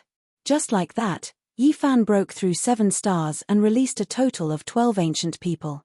They were all extremely strong, and he didn't have much to say to them. If they dared to cause trouble, he would just fight them. This method was very useful. Yi Fan taught these ferocious beings a lesson. They didn't dare to cause trouble, and they were forced to follow him. He didn't imprison them. The quasi-emperor on 6th heaven was enough to intimidate them. Any ferocious being could only lie down in front of such a master. If they dared to resist, they would only be courting death. When they came to the last star, someone issued a challenge to Yi Fan. This was the only quasi-emperor, and he was also the most powerful and terrifying person back then. This person's cultivation had been shaved off, but after 2,000 years of hard cultivation, he forcefully recovered his power and almost reached a higher level. He was a master on 3rd heaven of the quasi-emperor, but he still couldn't escape. When Yi Fan broke the last cage, he spent a lot of effort. This was an ancient bird with bright red feathers that transformed into a daoist robe. He fought with Yi Fan right away because he knew that if he didn't fight, he would be subdued, and it would be difficult for him to escape. "If you were peaceful, I wouldn't have kept you by my side and let you go. Since I let you out, you have to be responsible for other living beings. I won't allow you to leave and cause trouble." Yi Fan's attack was still simple. With a wave of his sleeve, he was sucked inside. No matter how great his power was, he couldn't fly out of this world. This old rooster was known as the mountain phoenix back then. After its bloodline awakened, it was difficult to find a match in the demon race. It was undefeated before meeting the Baldy, but today, it actually encountered a great setback. The old rooster is out of luck. He is proud and arrogant, but he will always encounter a supreme expert who can suppress him. The other demons discussed in low voices. Some people took joy in his misfortune. They had suffered at his hands before, so they were happy to see him suffer. "Ah!" This ancient mountain bird roared loudly. Its phoenix blood boiled, and its daoist robe shattered. It turned into hundreds of thousands of divine feathers that shot towards Yi Fan, trying to break free from his sleeve. The old rooster is going all out. Its leg hair is fighting. As expected, it's angry and isn't holding back at all. Its entire body is bare. Yi Fan was speechless. This daoist formed from the spirit of a mountain chicken was truly violent. It was actually like this. He flipped his hand and pressed it down, forcing it to transform into its original form. It was actually a featherless rooster. There was a difference of 3 heavens, and Yi Fan was so powerful. This ancient demon simply didn't have the capital to contend against him. Even though it was extremely powerful, it was far from being his opponent. "I submit." In the end, the old rooster yielded and revealed his origins. He was indeed a rooster spirit who obtained Tao in an immortal's cave and cultivated supreme divine abilities. He hated others calling him a mountain chicken and rooster spirit. He called himself the mountain phoenix. Yi Fan naturally wouldn't humiliate him and told him their purpose in finding him. The group of 14 returned to Mars. These people had all come for the immortal treasures back then, and they all knew some secrets. Together, they would be of great help in exploring this place.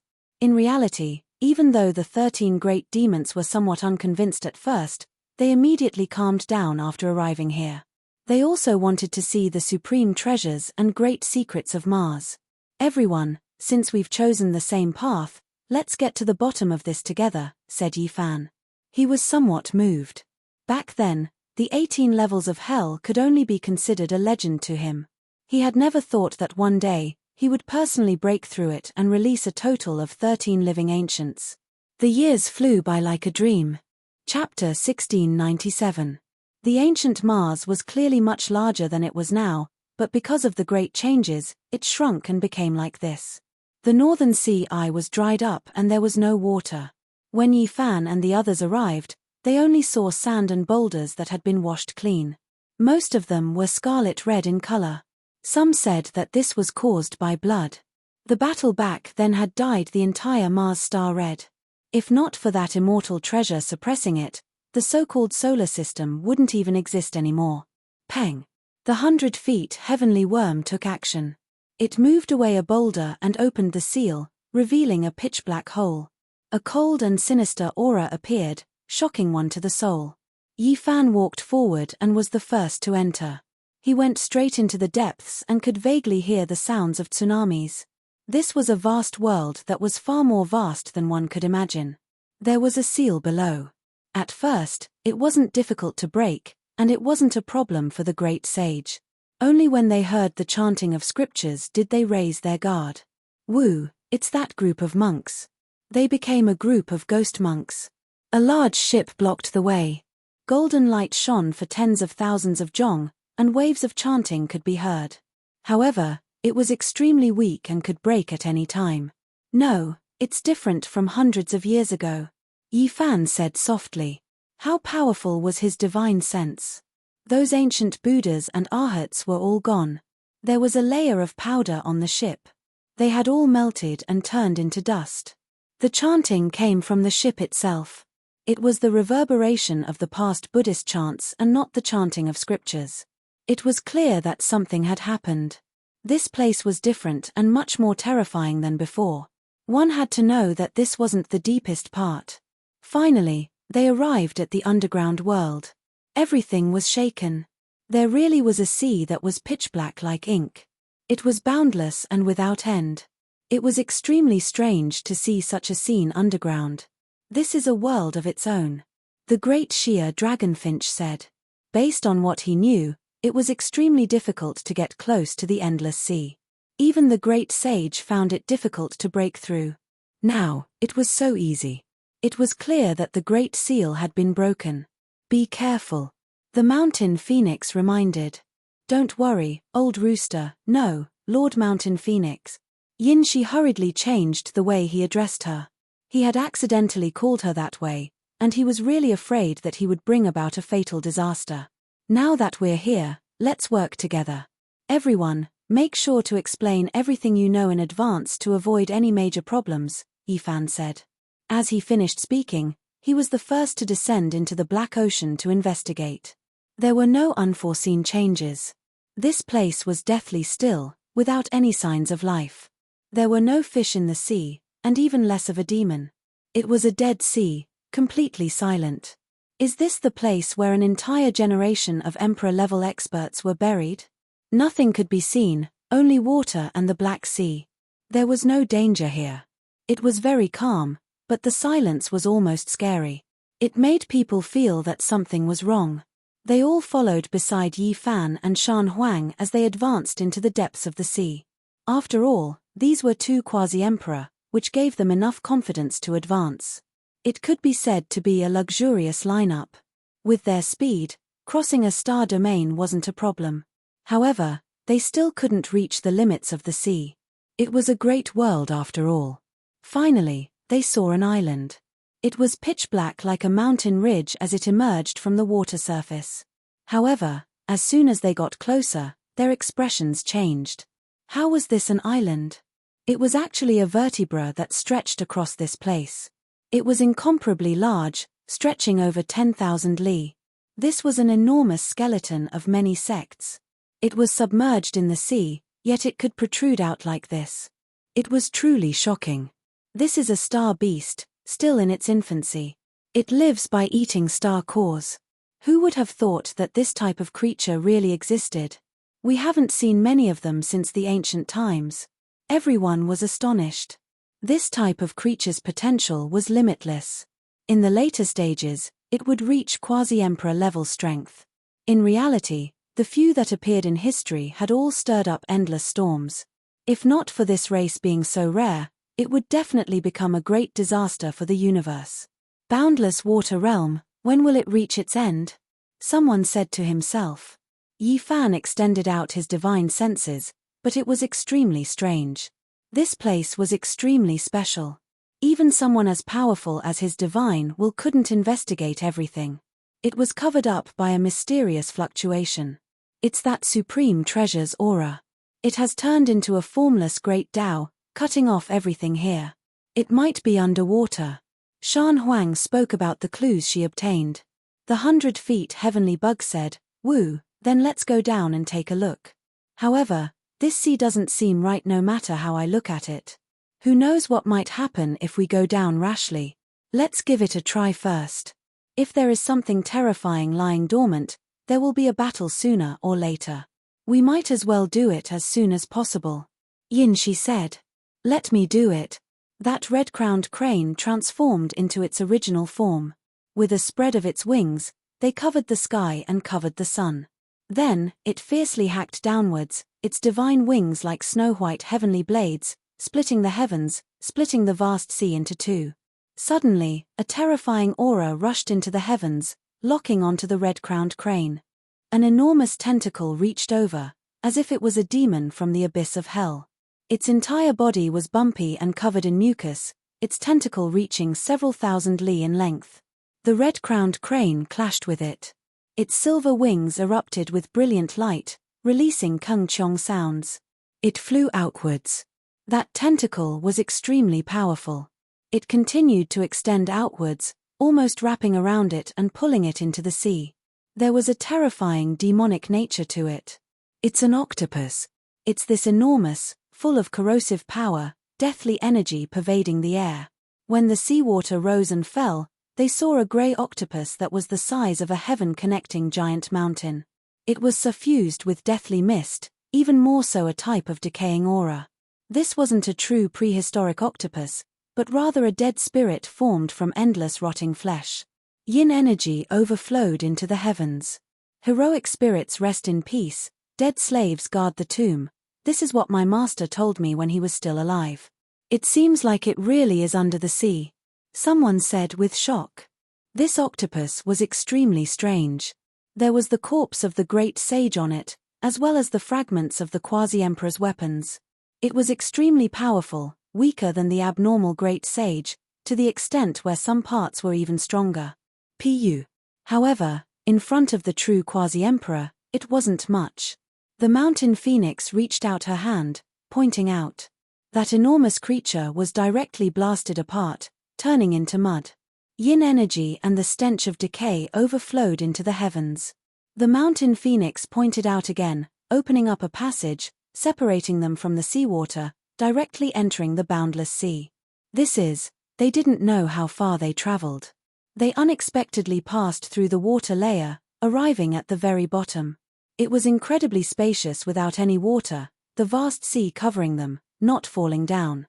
Meanwhile, the ground was densely packed, skeletal remains everywhere, ice-cold corpses of creatures everywhere, stretching as far as the eye could see. This made one's scalp go numb. Just how many people died back then? Why were there so many? They couldn't see the end of it with a single glance. This is the place. We arrived at an ancient battlefield that buried an entire era. There were even Emperor Dao figures who fell here. The yin snake was moved. Something isn't right. It was rumored that normal people couldn't enter at all, so why didn't we expend any effort? This place's seal was broken by someone, so we weren't obstructed, directly arriving at this battlefield. When they heard this result, their minds sunk. Someone beat them to it, arriving many years before them. Yi Fan lowered his head, looking at this endless battlefield. He sensed endless yin energy, as well as a strand of exuberant life force. He knew that there was great danger here. Back then, he had speculated that there might be yin spirits reborn here, and now, it seemed like it was true. This is simply the second of the underworld.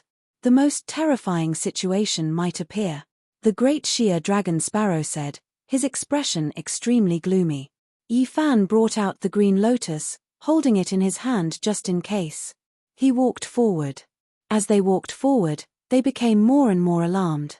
There were countless broken weapons and flags on the ground, no lack of quasi-emperor weapons.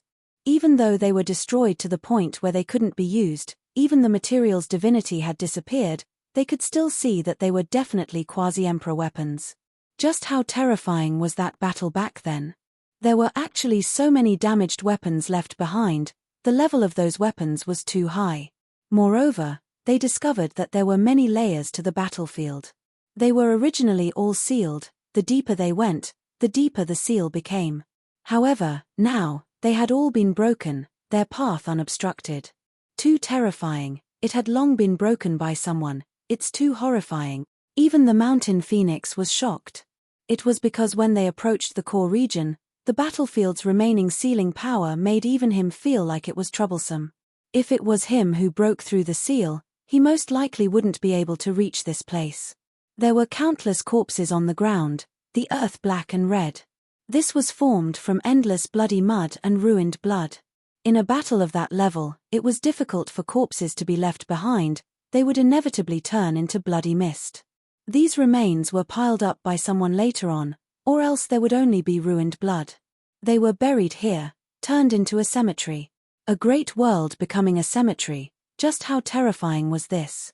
I feel like it wasn't later generations who buried them here, but rather someone who did it themselves, needing these flesh bodies. Yi Fan frowned. He sensed a powerful wave of life force. Even though he was drowned under the sea of death energy, he could still sense it with his spiritual senses. We've arrived, the core burial ground. What is that? There are several corpses, their blood already flowing out, dying here. They were shocked. In the depths of the battlefield, there was an incomparably grand palace. There were many flesh corpses around it, but there were 3 that were special, lying in front of the palace gates. A divine tiger, definitely the quasi-emperor. Yi Fan was shocked. This was the mount of the long-life celestial being in Immortal Mausoleum. Before the final battle, when the immortal path collapsed, this tiger disappeared, never expecting to appear here. It was already a corpse, the blood essence within its body drained, the rotten blood on the ground long lacking spiritual energy. Beside it, another corpse was also recognized. This is someone from the underworld, they actually found this place, it's a war slave. Yi Fan already understood the underworld quite well, seeing through its origins. It had reincarnation imprints on its body, as well as the symbol of an underworld slave. It hadn't truly awakened, possessing great strength. It was sent out to carry out a mission, yet it died here. There was another quasi-emperor, one he didn't recognize. From the looks of it, it had already been several hundred years since it died. It similarly lost its blood essence, rotten blood scattered all over the ground. Not to mention the other demons, even the mountain phoenix's heart was pounding. Even the quasi-emperor had died here, each with a great background, it most likely wouldn't be able to escape if it went in.